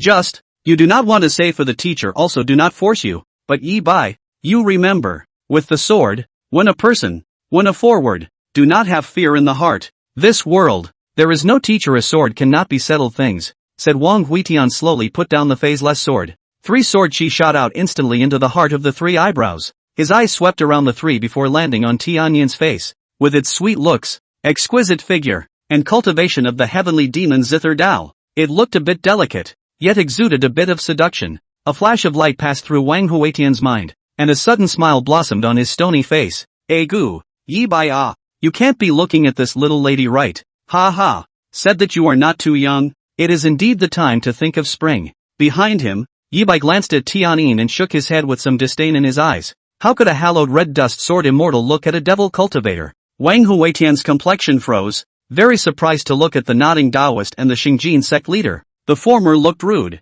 cultivating the Tao of causality, dressed in rags and full of scruff. The latter looked ugly. The Tao was disorganized, and the hooked waist and hunchback were still bald. Hiss! He sucked in a breath of cold air. Yi Bai, you're not so bad. Yi Bai shakily changed his face. Where did the master think of? He was about to open his mouth to explain, when a chubby figure in the distance flew this way in a hurry. Gu, your majesty, something terrible has happened. Word has come from Great Qin that the everlasting forest wants to help the Fourth Highness ascend to the throne, and the edict has been sent down to all the counties to seize your power. Wang Huitian frowned and raised his head toward the copper coin boat. Where's Wang Shao? Ran away, and with him, his battleship exited the battlefield. Chang Shenglin, this move can be described as insidious to the extreme. Wang Shao guards Star Moon Pass for many years, quite trusted by the army, can be used to collect the hearts and minds of the army, can also split the relationship between Wang Huitian and Wang Xiao. And Wang Xiao was born anti-bone. Do not have to be too tempted. Only a holy order will go back to inherit the throne. The everlasting forest, when it comes down to it, really plays a good game of chess. But unfortunately, they are just chess pieces, not chess players. There's no need to panic. Continue to clean up the demonic cultivators. Big deal. We'll fight back then. Saying this, Wang Huitian turned his head towards the direction of the holy temple. Although Tianwolf Mountain had been captured, but the four saints, the high priestess, extinguishing love, past life, and flower language had escaped, and Li Changsheng was nowhere to be seen. So the matter here wasn't over yet. It doesn't matter if these three saints are left to Yi Bai. After all, Yi Bai's strength is still low, and he can't yet stand on his own like Wei Zhuang, so he does need some help. When the three saw Wang Huitian leave, cold sweat dripped from their foreheads, and they all breathed a sigh of relief in their hearts that they had finally saved their little lives. Yi Bai glanced at the three faintly and suddenly thought of something and hurriedly chased after Wang Huitian. Ouch! Master, it's not what you think. Let me explain. Hear no more. Hear no more. Puppies read the scriptures. Chapter 129, Nuclear Blasts. Equality of all beings. The endless plains. Tens of thousands of flying boats were rushing towards Star Moon Pass. Wang Xiao was standing at the bow. He was holding a cigar in one hand and a Big Brother phone in the other, looking quite spirited. What is he going to do now? It's to inherit the throne. It's his turn at last. This big family. Hey, Peachy, your young master has made a fortune. What? Dreaming? I'm telling you, I'm on my way home to inherit the throne. In the future, you'll have to be named a royal maid or something. Don't? Hi, little girl family. Do not understand anything? You are the young master's close friend. The 3 palaces and 6 houses and so on, will have to be lower than you. What? What? You just want long hair? What do you think you're going to do? Hanging up the phone, Wang Xiao took off his black suit, and behind him, Lu Bu hurriedly carried a dragon robe and walked up to drape it over him. Wearing a shirt and wrapped in a dragon robe looks as weird as it gets. He looked down on the miles and miles of mountains with a big smile on his face. Wake up with the power of the world and lie down with a beautiful woman. Ha ha ha. Cool. Lu Bu, you will be the god commander of the Xinguo from now on. Hua Tian, you will be the grand master of the palm. Zhuge will be the master of the state. And Li Bai will be the prime minister. And this emperor will lead you all to a great world. Wang Xiao was dreaming when the battleship in front of him suddenly stopped. The twin life bells on Lu Bu's waist jingled as he lifted the square sky painting halberd in his hand. A hint of murderous intent climbed up on his face. Your Majesty, someone is blocking the road ahead. Wang Xiao had a nightmare of a smile on his face. Lu Bu's sentence Your Majesty really called to his heart. It's still got to be something he'll come to. Ha ha. Xinguo Divine Marshal Lu Bu, go and see who is so bold as to dare to stop my holy driver. I am in command. Lu Bu smiled broadly and shouldered the square sky painting halberd stride. The great Qin Jingguo Shui can lead 1,000,000 troops. The former Meng de Xuan stream. But there are only a few hundreds of thousands of soldiers and horses. Ha ha. Nothing. If you can lure Zhuge over to be your military advisor. Ouch. It's just beautiful. Thus toward him came the great army before him and raised his eyes, only to see 3 saints wearing streamlined fluorescent battle robes were standing in the air. The 2 on their left and right were holding the god-striking whip, and the one in the center was holding a pagoda, with a solemn expression. It did not look like the Northern Plains saints. Most of the Northern Plains saints, after all, wore black robes. Who is blocking the way? Could it be that you don't recognize the war halberd in my marshal's hand?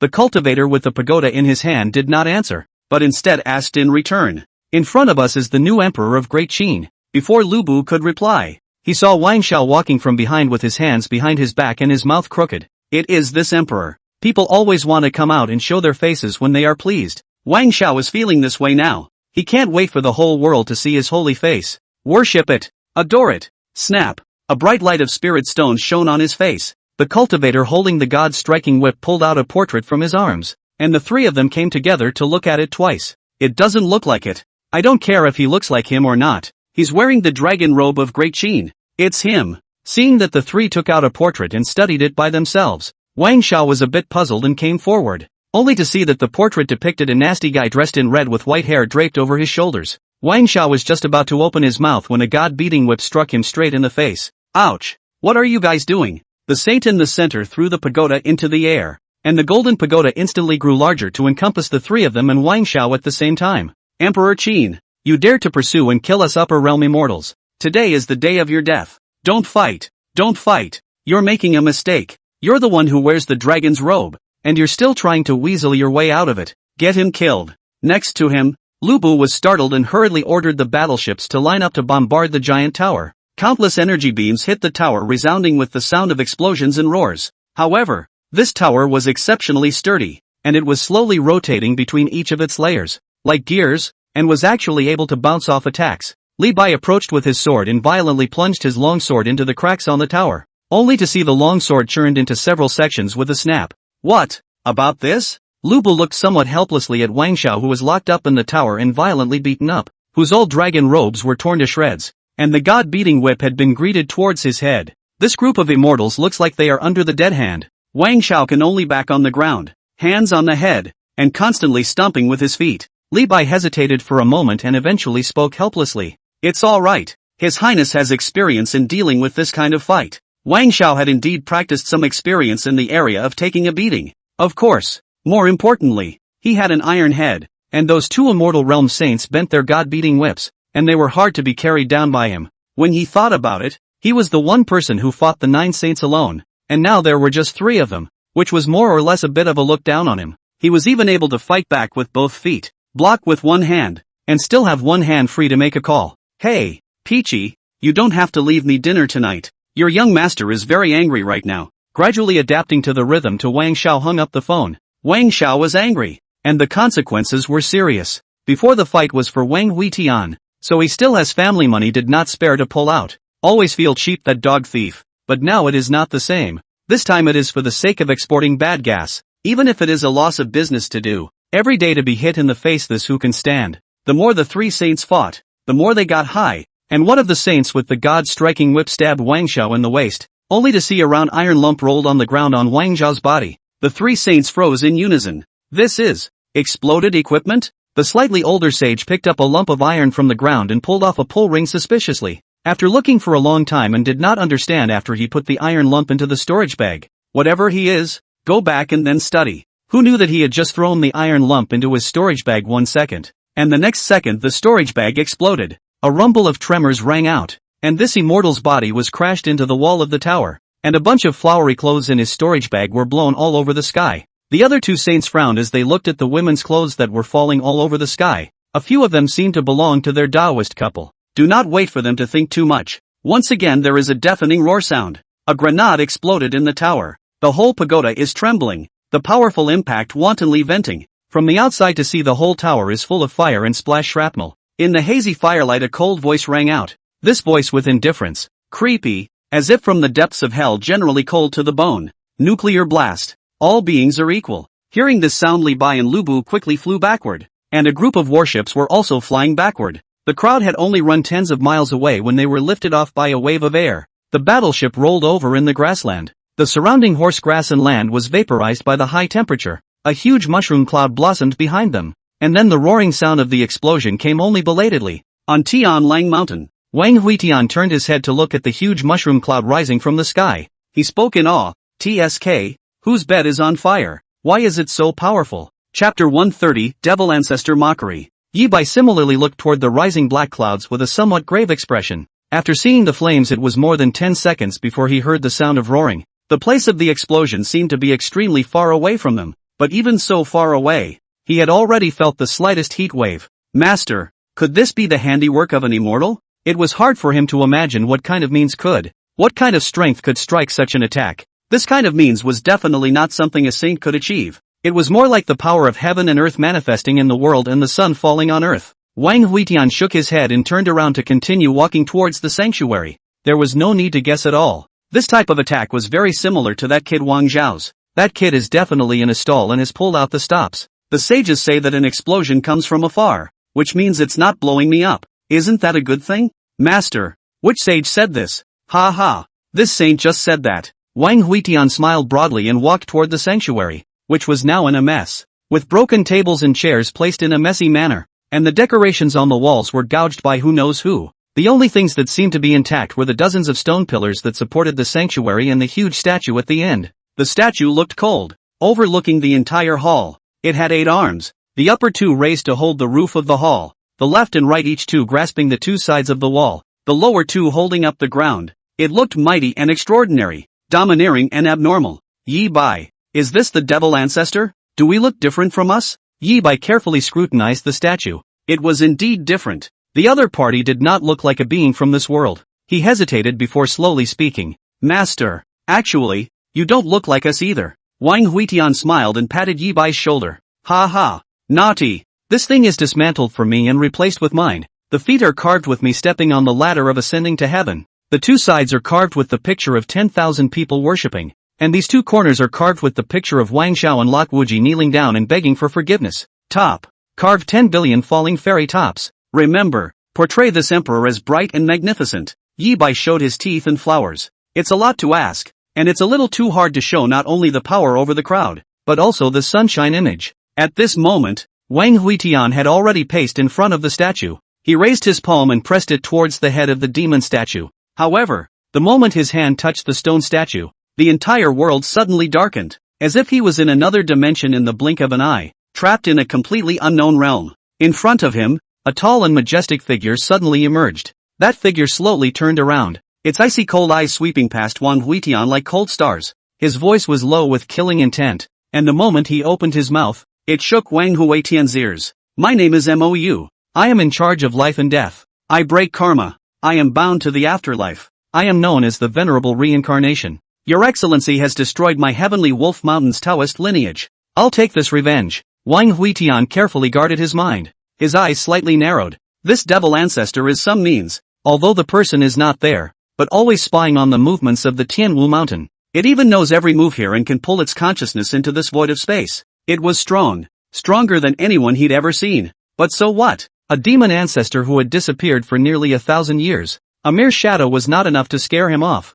You sign up for a number. I'll sign up for a number. This Emperor Huitian, after holding back for a long time, he finally did not think of anything he could blow. People are also in charge of life and death, and also to break the cause and effect. How can he pick up the story? Amount. No. Payback Emperor. The demon ancestor's shadow fell silent, and the atmosphere of the scene was a bit awkward for a while. When your opponent has no push, you feel like your standards are being brought down along with him. After half a day of holding back, the silhouette finally spoke slowly. Your Excellency, quit the North Plains. I can save your whole body. You should know what you're fighting against. It's the sky of the shattered star continent. The Qi is in the north. This is heaven's decision. Even if you kill all of my Tianwu Mountain, you won't be able to change it. You'll never be able to make the North Plains extinct. Wang Huitian looked at the demon ancestor. This guy knew quite a lot, and he could not be kept. With a flash of murderous intent in his eyes, he raised his hand and violently pressed it towards his opponent. The shadow took a step back, and a faint mocking voice came out. Oh, payback. Great Emperor. No aura. Cultivate ghost. Refining demons. Jin Dan stage. HM. The silhouette snorted coldly as the layers of pitch-black space shattered, and Wang Huitian was still standing in front of the statue, his hand pressing smoothly on it. However, compared to the complacency of a moment ago, but now the expression was a bit ugly. That last sentence of the void shadow somehow turned out to be like a sword that deeply pierced his fragile heart. Lifting the last piece of his shibboleth, he twisted his head to look at Yi Bai with his eyes a little scarlet, his voice a little hoarse. Did you see that? He looked down on me. He looked down on me. This dog thief. The old nest has been ended by me. What does he have to drag? Even dare to look down on me? Ouch. Pissed me off. Yi Bai mouth slightly open, but half a long time cannot say a word. He did not know how to answer. He is nothing to see. After hesitating for a moment, Yi Bai pulled out 2 pills from his pocket. Master, you may be sick. Take 2 calming pills first. Asterisk asterisk asterisk asterisk off. You're the one who's sick. Your whole family's sick. Go get that snake for me. Wang Huitian glared viciously at Yi Bai, and the palm that was pressed on the stone statue clenched violently, and the huge stone statue suddenly crumbled. A golden scroll tumbled out of the stone statue, and he lifted his hand and grabbed it into his hand. The volume as a whole was condensed with flowing clouds, while the words on it were written in golden divine light, looking illusory and ethereal. Wang Huitian frowned at what appeared to be a decree. By the grace of heaven, grant the name of Ink Feather Reincarnation Venerable, take charge of the shattered star continent, and execute all beings in response to the calamity. The content at the back looked blurry, as if those with insufficient cultivation were unable to glimpse the whole picture. Mou, right? This emperor remembers you. Wang Huitian raised his palm and wiped it across. The golden writing on the decree was erased. After thinking for a moment, he modified the content with red in Qi. Pay back the order of the great emperor. The beings of the shattered star continent should not be robbed or suffer. Whoever likes to do so should do so. Or, this emperor is your robberies. After changing the decree he slowly loosened his hand, and the streaming clouds dispersed, seemingly merging into this heaven and earth. Humph, damn reincarnation venerable one, don't let me know that you're hiding there, or else I'll definitely send you into enter reincarnation myself. With a cold snort, Wang Huitian walked towards the outside of the sanctuary with an ugly face. Now, it's time to meet the sons of the air. I hope he runs far enough to fly out of this world. Or maybe it was hidden well enough, so well that no trace of it showed. At this time a piece of ice and snow. Li Changsheng reached out and let out a hot breath. It was too cold. Wolf Mountain to the north of the vitality extinction. This is a land of ice and snow. Into the eyes is not see the end of the white. Damn it, those idiots from Wolf Mountain. He cursed as he flew towards the endless ice field, not daring to stop for a moment. Chapter 131, Wai Tin. Don't look back. Li Changsheng is now exceptionally angry. The entire Tianwu Mountain has 15 saints alone, and the number of star pickers who have entered the Tao is even more numerous, but it is surprising that he would lose so miserably. Luckily, I anticipated the enemy first. Into the far north of the land, the vast snowy mountains. Even if you are more magical, want to find me is a fool's errand. Even if the great Qin army formation was strong, so what? If everyone rushed up together, how could they tear the formation apart? But this group of guys, people have not yet hit by Wang Huitian's sword scared out of their wits, actually are all scattered and fled. Ugh, a bunch of people who are greedy and afraid of death. Thinking of that sword, Li Changqing couldn't help but speed up his flight a bit, and even draped a robe over his body, which made him feel warmer. There was some faint light shining in front of him, and the snow under his feet turned into solid ice, so his face couldn't help but be happy. It was about to fly out of the northern plains territory. Right at this moment, the storage bag hanging on Li Changqing's waist suddenly trembled, and he hurriedly used his divine sense to check the storage space, only to see that the 8 huge stone pillars contained in the storage bag were trembling, and there was a blazing light that lit up from them. The moment he saw these 8 stone pillars his face changed drastically in an instant. This was taken out from Wang Huitian's clay pot when he was chasing after him, and it was the gate to the secret realm of saints in Sangzhou. Without even thinking about it he knew it was bad. Which is the gate of some bull saint's secret realm. This is 8 sword Qi. Wang Huitian has always known his position like the back of his hand. Ah, what a sinister dog thief. Rumble. Only just after cursing, his storage bag exploded, and Li Changqing's figure was swept up by the explosion and fell straight down from the sky. 8 sword Qi flew out of the air to form a huge circle, and a huge doorway slowly solidified out. Damn it, that Sanzhou Sage secret realm was a trap laid out for me from the start. Wang Huitian wasn't sure if he could make it through that ordeal at the time. This was a backhanded move. He prepared to kill me. Li Changsheng was horrified in his heart. Wang Huitian would simply do anything to kill him. This feeling of being watched by thieves all year round simply made him collapse. Climbing up the imperial sword then wanted to escape, but he saw the gate explode and a huge dog bear with scarlet eyes rushed out from it. Its shape is like a madman. He just rushed out of the sky. 8 sword Qi will drill from the giant bear 7 orifices. A red-colored lightning bolt ignited in the center of this giant bear's brow, and then it lunged towards Li Changsheng. The glacier was blown apart layer by layer. Li Changsheng panicked and raised his sword to block. This bear is extremely vicious, and I don't know what exactly he has experienced in this secret realm over the years. His aura is extremely horrifying, and at this moment in the distant sky, a red coat was swooping towards here in a hurry. He was fast to the limit, and the red tail flame seemed to cut the whole black night into 2 halves. At the same time, starting from the location of the star and moon pass, the black canopy gradually had cracks being torn open, and beams of sunlight once again poured into the grasslands. The hot light shone on a withered weed and a pool of blood. In just less than half a month, in a period of 10 days, this land has little vitality and is in shambles. The sunlight cut across the massive monolith and shone through a huge sinkhole, at the bottom of which a charred figure rolled over. Wang Xiao inhaled his nose. His body was pitch black at this time. The sunlight shone on it and did not reflect the light. There was not a piece of intact skin on his body. Mother *********. It stopped raining. It's light out, and I feel like I can do it again. He braced himself and stood up, staggering a little in his stride. Lu Bu, Li Bai, where did they die? Come and help the young master. Let's inherit the throne. The black curtain of the sky continued to tear open, shining through the sinkhole and then cutting across a grassy field where countless battleships were stuck crookedly in the ground, and many more tipped over. Li Bai looked up at the white blue sky. Although only a dozen days had passed, he had a feeling that it was like a lifetime ago. He was prying the flying boat with his square halberd as the sunlight swept over a few mounds. At a glance, there are densely dried bloodstains here. and countless monks wearing robes and bald heads have fallen into pools of blood. The sword marks on their bodies were fine and precise. All of them had been killed by a single blow. At the end of this pool of blood, there is a straight long sword inserted, and on the hilt of the sword are two bloodstained regular words, Yi Bai, rumble. The blue sky lit up with countless bolts of lightning, and the cracks continue to spread deeper into the northern plains. Finally shining on top of the one-horse Tianwu mountain, Yi Bai, who was standing in front of the sanctuary, looked up at the scorching light. He slightly raised one hand to cover his eyebrows, only to feel that the sunlight was extraordinarily harsh. Behind him, Tianyin and Nati, who were once again bathed in sunlight, actually collapsed on the ground at this point and sobbed in low voices. The endless battleship docked in the sky gave a slight lurch, and Yi Bai's voice rang in their ears. No need to pay attention. Continue to check for leaks. Dig 3 feet into the ground and swing 10 miles into the sky to conduct a search. A group of warships led the order to continue to begin to check up. Next to the cold less shivered. This guy's sword did not learn how much Wang Huitian. This way of doing things is really learning to leave no room for awe.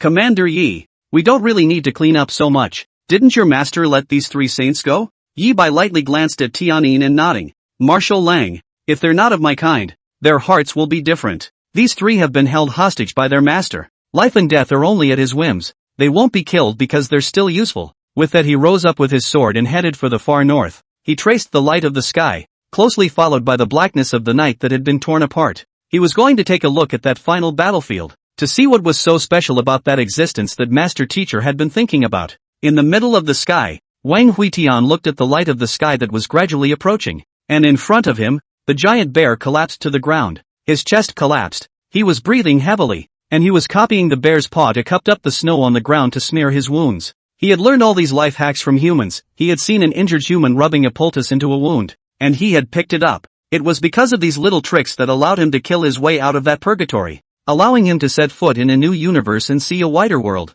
Not far away from him, Li Changsheng was holding his broken sword in his pestle, and was stumbling hard in the direction of the ice field, crossing the snow and stepping on the solid ice, which was the chance of life. Where the sun shines, he can be extinct. Wang Huitian crashed on the snow. He crossed the dog bear and chased after Li Changsheng with his sword. In front of him was a deep and shallow footprint. That figure was already off his feet. Every step was hard. Wang Huitian, I don't cultivate the devil's way. Can you let me live? I promise. I swear to God. I don't want to be the son of luck either, but it chose me. It chose me. You weren't born in the northern plains. You don't know well. If you don't eat, you'll be reduced to the nourishment for other people's cultivation to ascend to immortality. I can't do anything about it. Wang Huitian approached step by step. Swear to God. What was the use of swearing to it when he didn't even believe him that day? Wang Huitian was about to raise his long sword when his figure lurched and a low murmur seemed to ring in his ears. Huitian, don't turn around. Heaven's way is going to kill you.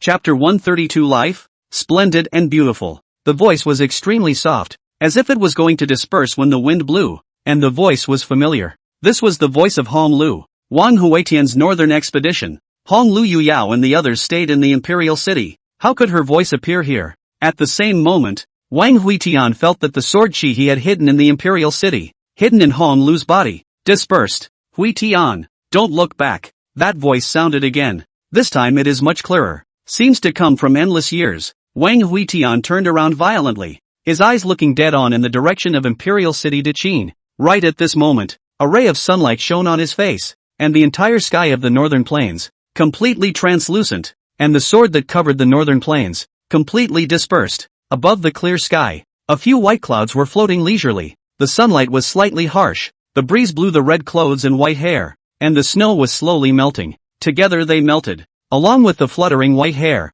the spreading red coat. Madaka! The phaseless sword penetrated through the snow layer and plunged into the solid ice. Wang Huitian looked towards the sky with an indifferent expression, allowing his figure to slowly dissolve. Mother will marry, God will kill. Who can stop it? Meanwhile, the great Qin imperial city. A palace collapsed. The palace had been razed to the ground at this point, and between the rubble and debris, a flash of red dress stood in the middle of it holding a luscious fine sword. Compared to 10 years ago dressed in sultry, charming outside the red willow, this time she was dressed in an extremely dignified, every move with some noble temperament. Even if the saints have arrived in front of the eyes still do not show panic. I can see that. She was ready to mother the world, but unfortunately the man's mind was never on her. As well, that man will not be bound by anyone or anything. He is the wind, free, soft and tyrannical. Two great Qin forefathers wearing imperial robes approached slowly. Their holy might filled their bodies, their killing machines were outwardly visible, and their eyes were even cold and chilling. Little girl, we're doing God's will to set things right. The man you waited for will not return. Not from the moment he set foot in the northern plains. Red Willow ignored them and instead raised her eyes to the outside of the imperial city, where there were saints in a great battle. The sky full of blade chi blossomed in the sky. The surging holy power blew up a mountain range, and the ear-piercing sound of weapons clashing was unceasing. There was some guilt in Red Willow's eyes, and her voice trailed off a bit. Grandpa, I got you into trouble. Red Willow vaguely remember. When she was a child, grandfather taught her. This man our big pig hooves. Cultivation world is the most taboo child love. She had also always remembered her grandfather's teachings. But, when one reaches puberty, it is true that one cannot help but be in love. She had actually taken a fancy to a stubborn donkey. Since when? Since he had plucked out his own strand of hair and named Sword 9 as Red Willow? Or that night he hissed in despair and stepped into chi refining, showing her the stubbornness of life? Oh, can be so inexplicable. Do you believe in love at first sight?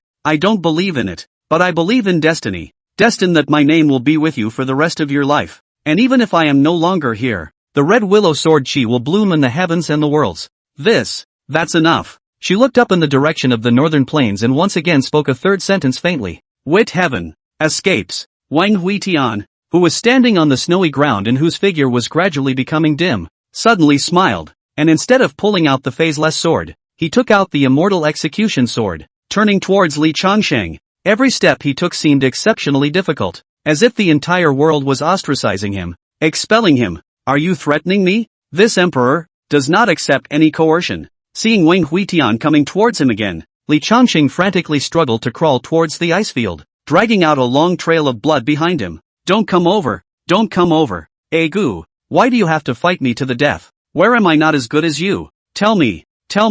I'll change. Killing opportunities blossomed in Wang Huitian's eyes as he lifted his sword and fiercely chopped towards Li Changsheng. You're not as alive as I'd like you to be. You change it. Ah. Ding. Right at this moment, a lightning bolt struck down from the dome of the sky, striking off the peak of Wang Huitian's sword by a few inches. His figure was skewed, and his long sword chopped down on the ice. The deep ice layer was chopped down by the sword and collapsed. Wang Huitian's voice of laughter lurched, and he lifted his eyes to look at the dome of the sky. His pupils suddenly shrunk. The person who came was a middle-aged man wearing the great Qin Emperor's robes. His face was stalwart. He was holding a long sword condensed by thunder, and an arc of electricity flashed and bloomed on his body when he raised his hand. The great Qin Emperor? The emperor-robed man's lips hooked up slightly, a teasing look on his face. Yes, the second emperor of Great Qin, Wang Fengshan, known as the Fire Phoenix Emperor, the Peak of Saints. Wang Huitian's face was rippling with veins, and his body's killing intent was somewhat difficult to suppress as it was vented out. The everlasting forest sage had made a move on Red Willow in the imperial city, and even dared to appear in front of him openly and honestly, when he really had eaten a bear's heart and eaten a leopard's gall. Wang Fengshan did not care about the killing intent on Wang Huitian's body. It's normal for young people to have a temper. He raised his finger to point at the paralyzed Li Changsheng and spoke faintly. Kid, give him to me and I'll give you a beauty. How about that? A man for a beautiful woman. It's a good deal. Wang Huitian stood in place with his sword. His figure was still fading. The heavenly Tao was still obliterating him, and his hand holding the sword was somewhat transparent, so transparent that he could see the snowy ground behind it through the red mist. I'm sorry. To do business, you should go to Wangshao. Wang Huitian burst out in a flash. He lifted his foot and kicked at the phaseless sword that was stuck in the snow, and the long sword spun and flew towards Wang Fengshan. Taking advantage of this opportunity, his figure flashed to Li Changsheng, and the immortal execution sword chopped down. Sword 6. Strip. The long sword swept past Li Changsheng's brow, and the sword brought out a gorgeous deep cloud from his body. The chi was not visible, but everything was invisible under the stripping sword chi. The entire snow mountain and glacier collapsed layer by layer. The earth instantly shattered, and Li Changsheng's eyes rolled over as he fell towards the endless shattered darkness. Wang Huitian didn't bother about Li Changsheng. Instead, he held the light mass and pressed it violently on the earth. The sky full of wind and snow instantly melted, and the endless grassland actually began to expand towards the extreme northern ice sheet. This perennially frozen earth surprisingly began to revive, and a green grass drilled out of the ice. There is luck in heaven and earth that can give birth to life. If the luck is stripped away, the vitality is extinct. The son of Qi, the one who took away the Qi of heaven and earth, and with the return of the Qi, this land is also recovering. In the sky, Wang Fengshan avoided the flying phaseless sword as he stormed towards Wang Huitian. How dare you! You bastard! Wang Huitian suddenly turned around and lifted his sword towards his opponent. Dang! I've been putting up with you for a long time.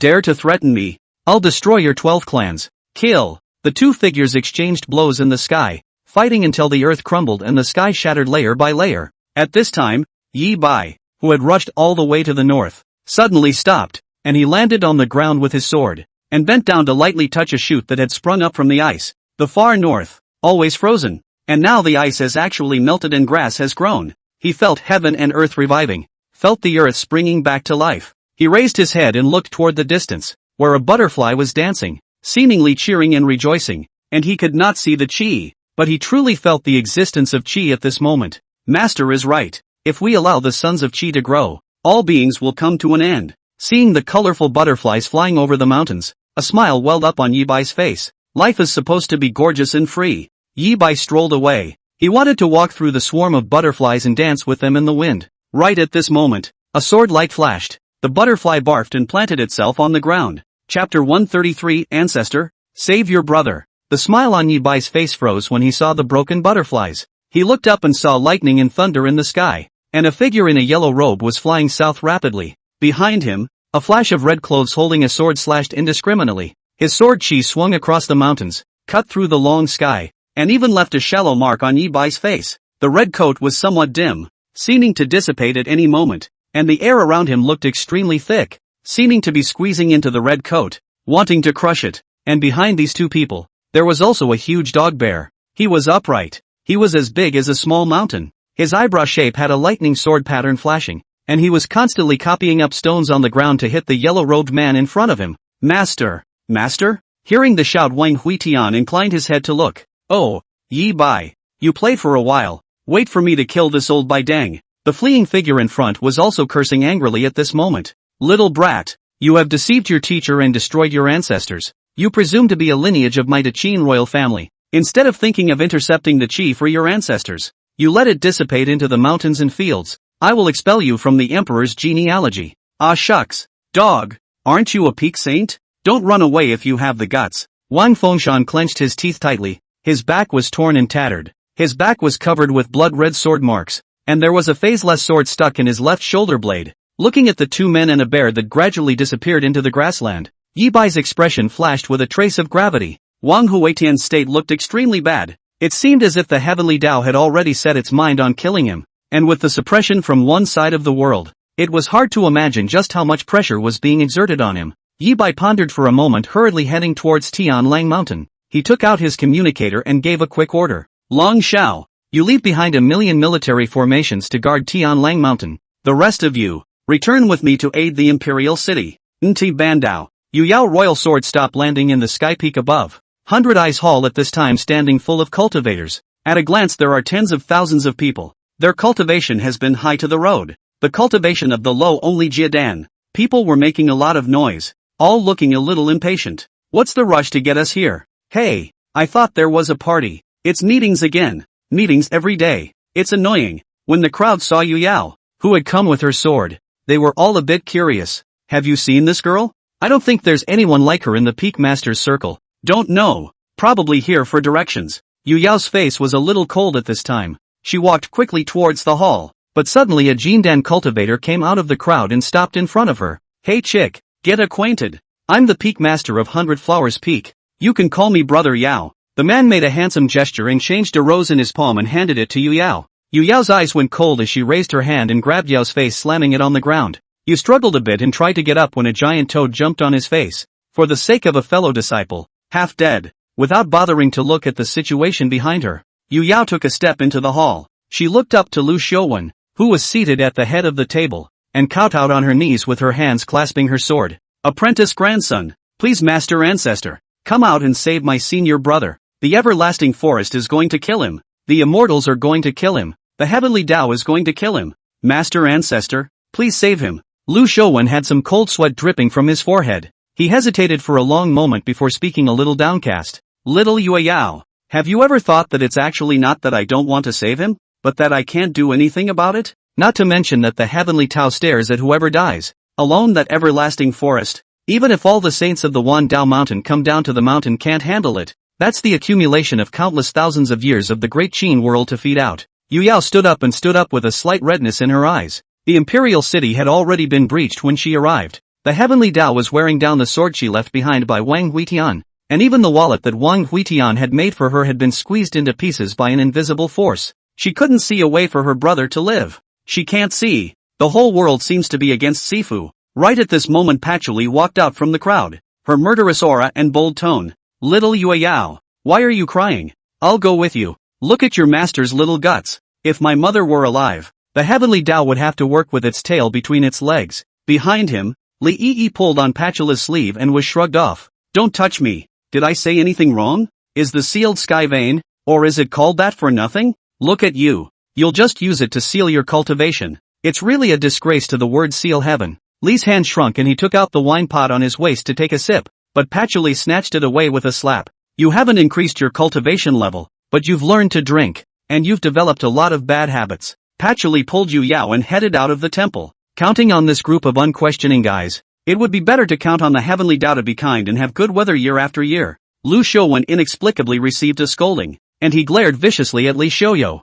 The latter once again took out a wine pot from his storage ring and took a sip, looking up at the sky and pretending not to see his senior uncle's blank stare. Clearing his throat, Lu Shouwen only spoke faintly. Gentlemen, Ching Shan and Ching Shi have not returned, and now that the situation is in turmoil, the old man I can only temporarily go out to preside over the situation. Due to the Emperor Qin's northern expedition to seal the heavens this time, the heavenly Dao was enraged and sent down heavenly punishment in the land of Great Qin as a punishment. That thunder ouch, a glance to see the end. If our heavenly thunder body Li Ji thrown in a minute we'll be able to promote saints. TSK, old man I live so long is the first time to see. Lu Shouwen was going to continue to say it, but next to him, Li Ichio coughed slightly. That's a serious deviation from the topic. Oh, down to business. Down to business. The everlasting forest saints have come out of the mountains. They shouldn't have had the heart to pay attention to the mundane world. There must be a demon when things go wrong. I suspect that an honorific has descended.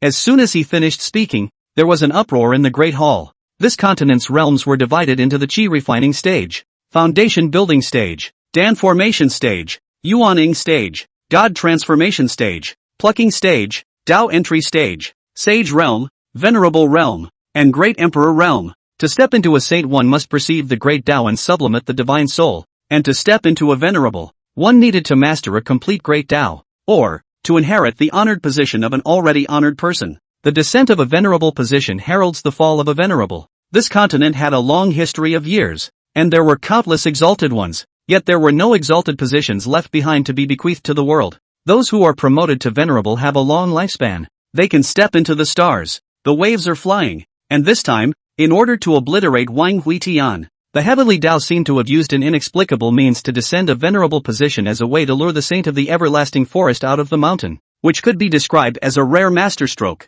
Master ancestor, do you know which avenue is descending this time? Lu Shouwen gazed at his brows in thought and spoke rather hesitantly. I think it's Kendo. Ha ha ha. I suddenly had a feeling last night and dreamed that I had risen to the throne in one day. It must be the way of the sword. The cultivator on the stage who asked the question shook his head. Master ancestor, why do I feel that it's the Dan Dao? I started the fire to refine the pills today and I just feel that it's much smoother than usual. No, it's gun do, because I practice with guns. Alas, you are all guessing. Last night the heavenly way dreamed a dream and told me it was the wind. Just as the crowd was arguing, inside the great hall, a breeze suddenly blew up. The mountains resounded with the sound of clattering bamboo leaves fluttering. Chapter 134, The Chase and the Fall. The people inside the hall looked out, only to see bamboo leaves floating everywhere in the sky outside, which looked extremely badly rotted and seemed to have been buried in the soil for several years. But the strange thing is that even though they are leafy and worn, they remain unusually straight.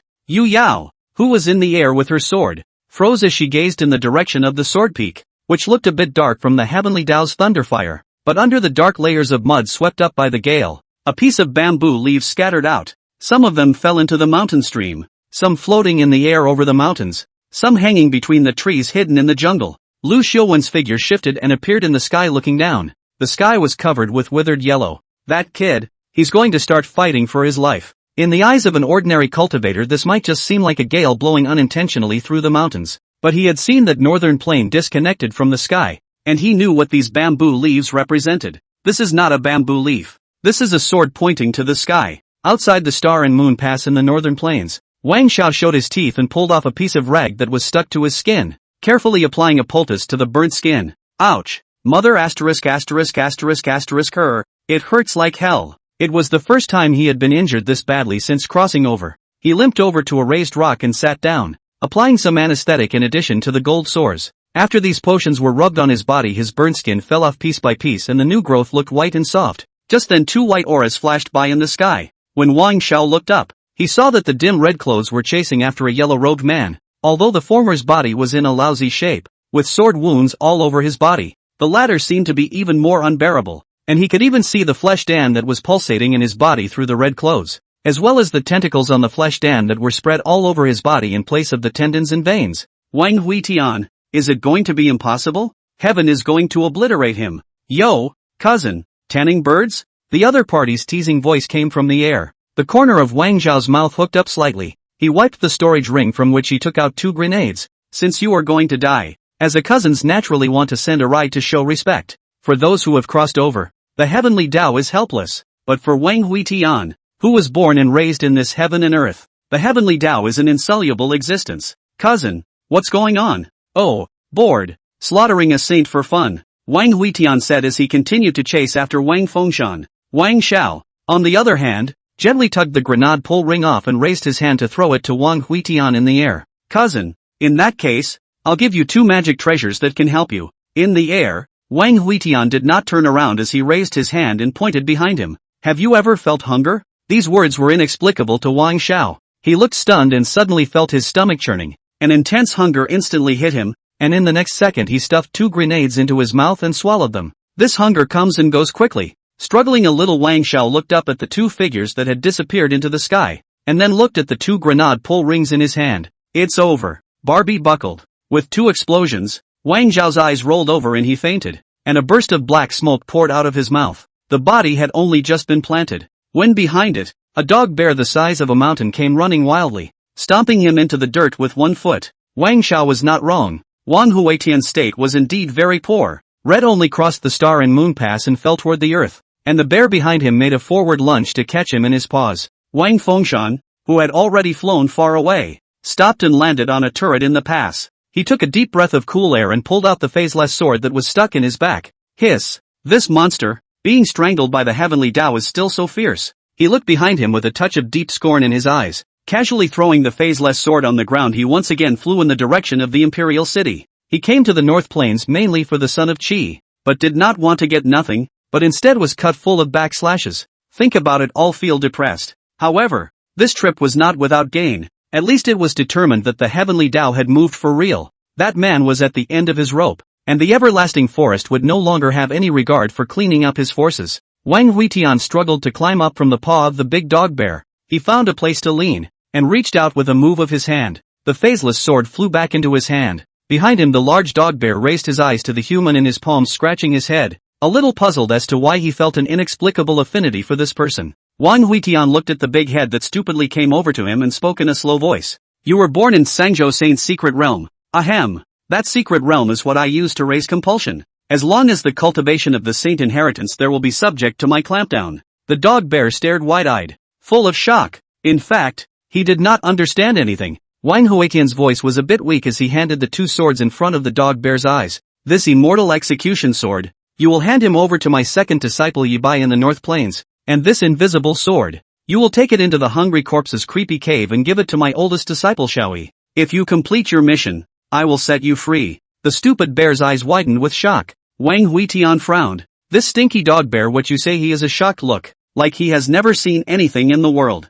He raised his hand and slapped the bear across the face. I said, are you listening or not? So many heavenly pride sent in. How could they raise such a douchebag like you? The dog bear shrunk its neck, and after placing Wang Huitian on the ground, it took the 2 swords and walked in the direction of the northern plains. It took 1 step and turned back 3 times. Its face was very hesitant. He didn't get it. Who did this human tell him to kill with 2 swords? Wang Huitian reached out and stood up, holding onto the nearby mountain stone, his gaze looking straight at the sky dome, a hint of disdain flashing across his face. For a heavenly Tao to kill an individual and still have to personally go down. It was simply a disgrace to the heavenly Tao circle. Come out. I know you're staring at this place. As Wang Huitian's words fell, countless clouds in the dome of the sky coalesced into an illusory figure. He couldn't see his appearance or race. His figure was illusory and ethereal. It lifted its footsteps lightly, and in the blink of an eye it arrived in front of Wang Huitian, and the piercing sunlight slowly coalesced into a number of words in front of him.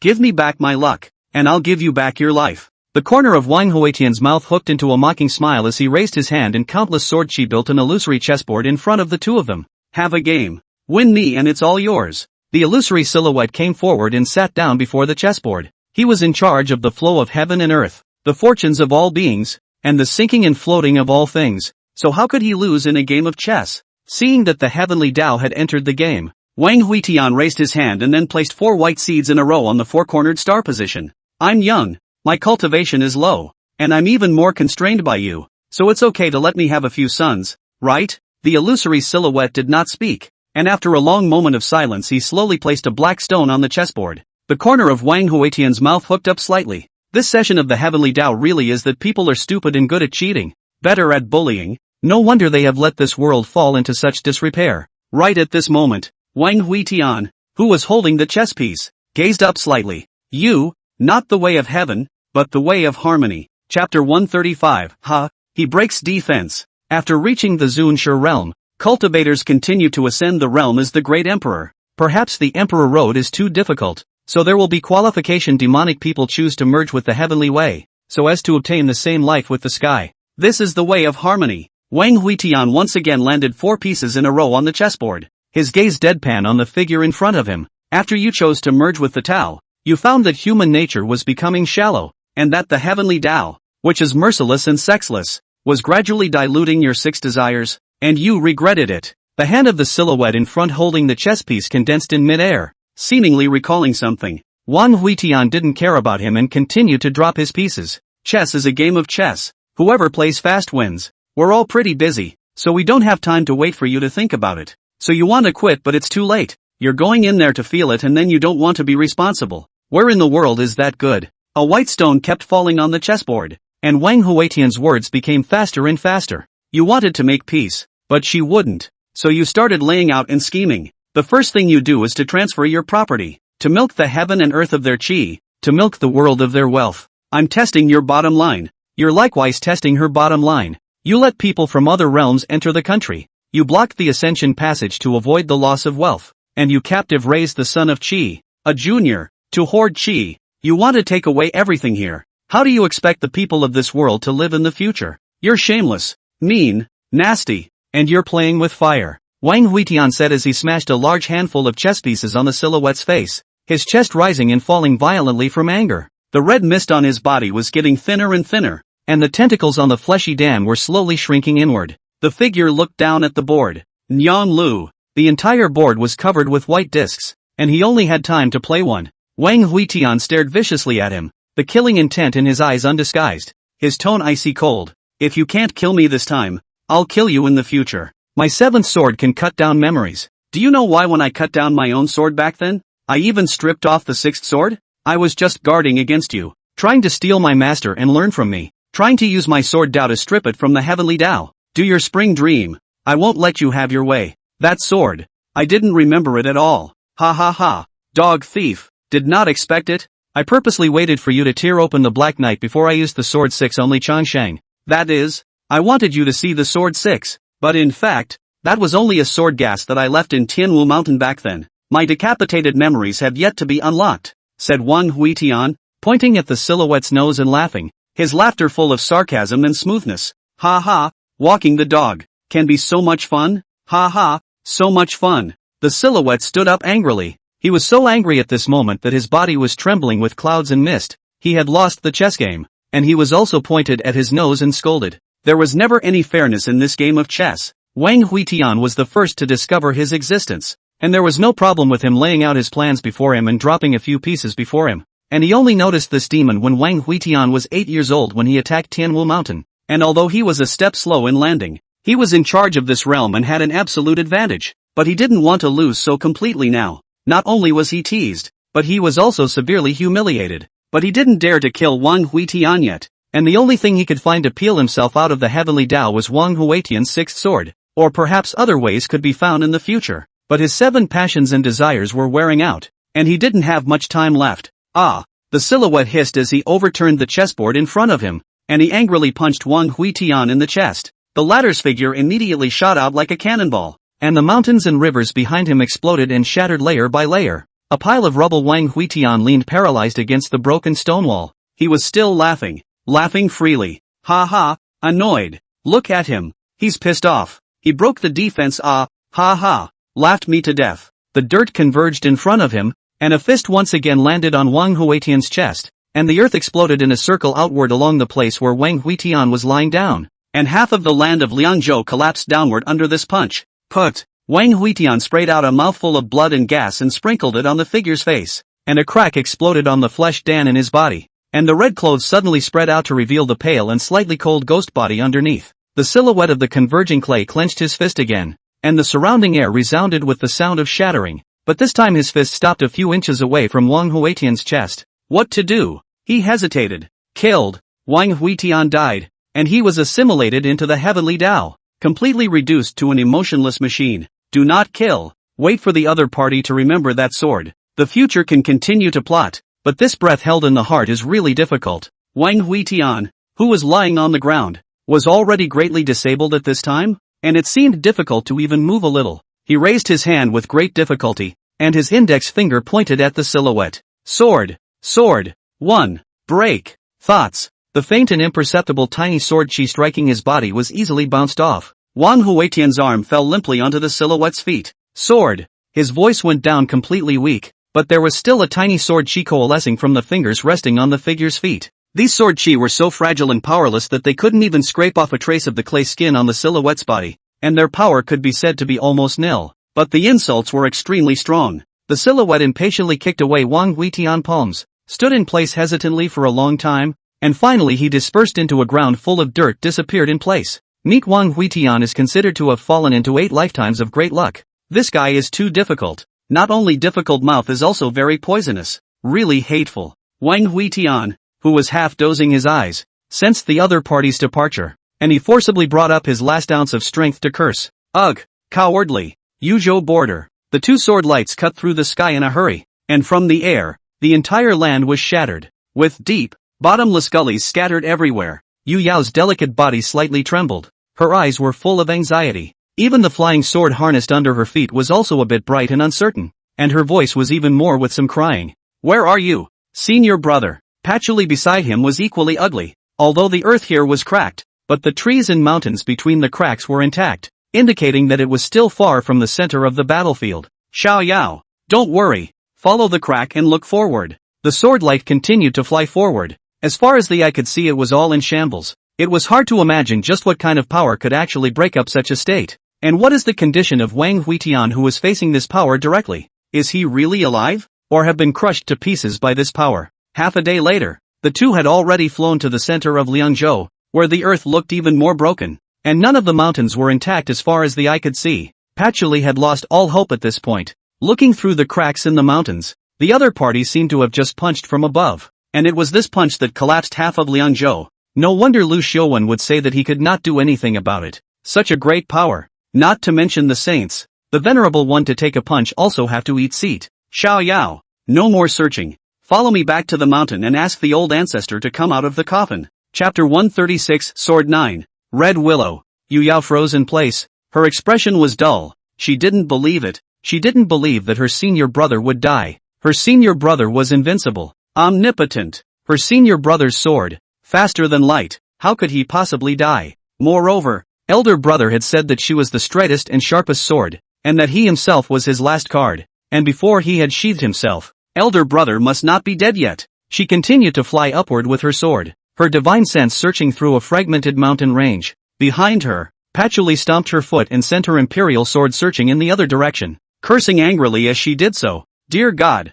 I'm not done with you, you dog thief, striking out at a doll not yet 100 years old. Shame on you. Seeing the 1,000 pieces of broken earth under his feet, Patchouli didn't bother to look for it, and continued to break into a fit of rage as his imperial sword flew through the air. You stinking pothead, retarded thing, you haven't gotten much better. but you've got a temper. You come out. One-on-one ah. Come out one-on-one ah. As she cursed, the sky suddenly rumbled with a loud bang and a bolt from the sky struck towards her head. This heavenly road has just been Wang Huitian set away, is angry, and now being pointed at the nose scolding, cannot tolerate, he also has a temper. Right. He is also very aggrieved right now. Right. Ouch. Patchouli let out a cry of surprise as lightning struck her, electrifying her body and sending her plummeting backwards straight to the ground. After climbing up from the ground, Patchouli grit her teeth and glared at the sky dome. The imperial sword turned around and headed for the Green Mountains. She wanted to go and ask the old ancestor of the Fengtian vein to come out of the gate, not to report this revenge. This breath cannot be swallowed.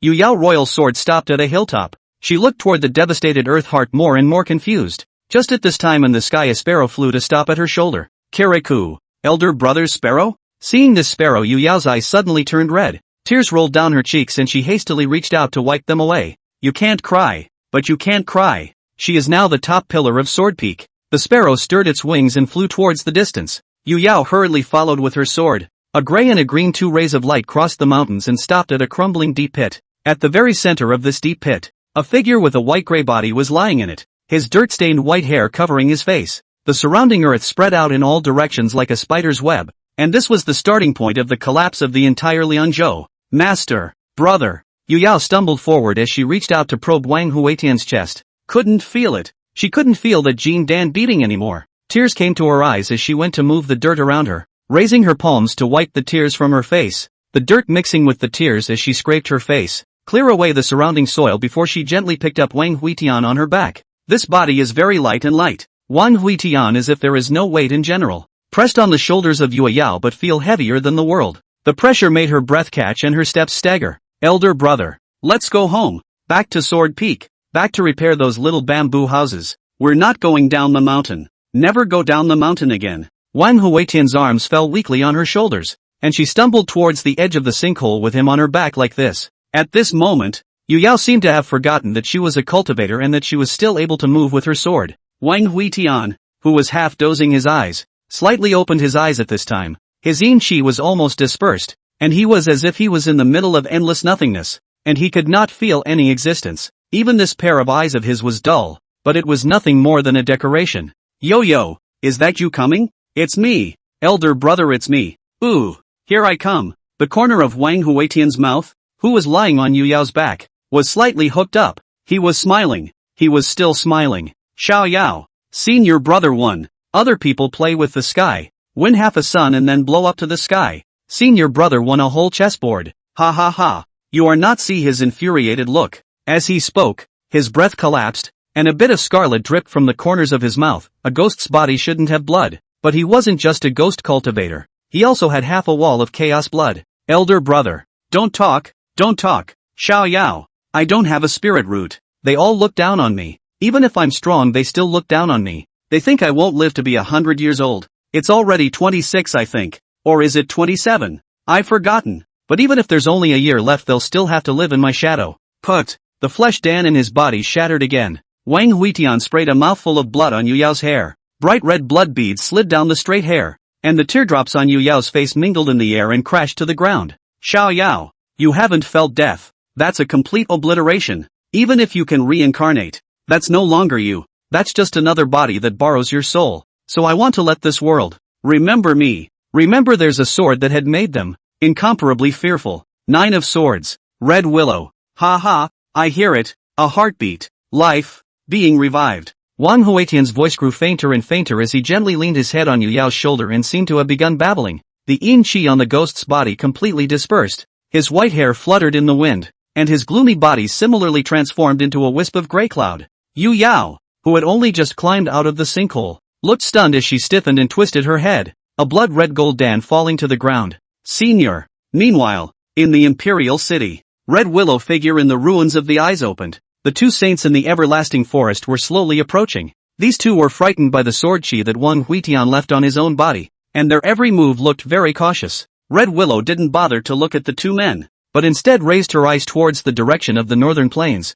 a hint of softness flashing across her face. Huitian, use your sword. I will wait for your return in the silence and nothingness. I, for one, have always believed in you. Her voice fell without response, but she knew that the man heard her. He must have heard her. He comprehended the sword intent in his destiny. People would wonder why he could be that powerful. They didn't understand. They were confused. But Red Willow knew. That man's power comes from inferiority and resentment, from fear and uncertainty, and because of that fear, he is strong. So what's he afraid of? She's probably afraid I'm going to die, too. If he's afraid, then he'll hear himself calling. Just then a voice so weak that it was imperceptible rang from her ears. 9 of Swords, Red Willow. As this low chant rang out, the 2 saints who were walking towards Red Willow retreated sharply and violently, and in front of them, countless red veils danced in the air with the wind. And at the very center of these red veils, a willow tree rose from the ground. Its growth speed is extremely fast to only half a moment has been through the sky. From a distance the red willow tree is hundreds of meters tall. Its trunk is strong. The roots are crisscrossed, constantly spreading outward. Dense silver-white willows drooped down, and tens of thousands of meters of earth were covered to look obscure and gloomy. How is that possible? My cultivation has disappeared. Chapter 137. Willow leaves whispering in the wind. The willow tree stopped growing, but the branches didn't stop. It swung in the wind, and a blood-red willow leaf sprouted on the branch. Red willow sword chi is not like other sword chi is sharp. Also not like other sword chi is forward. It is soft as a line, tough as silk. When the wind is not like a beautiful painting, it carries a thrilling voluptuousness, like a carefully sculpted work of art.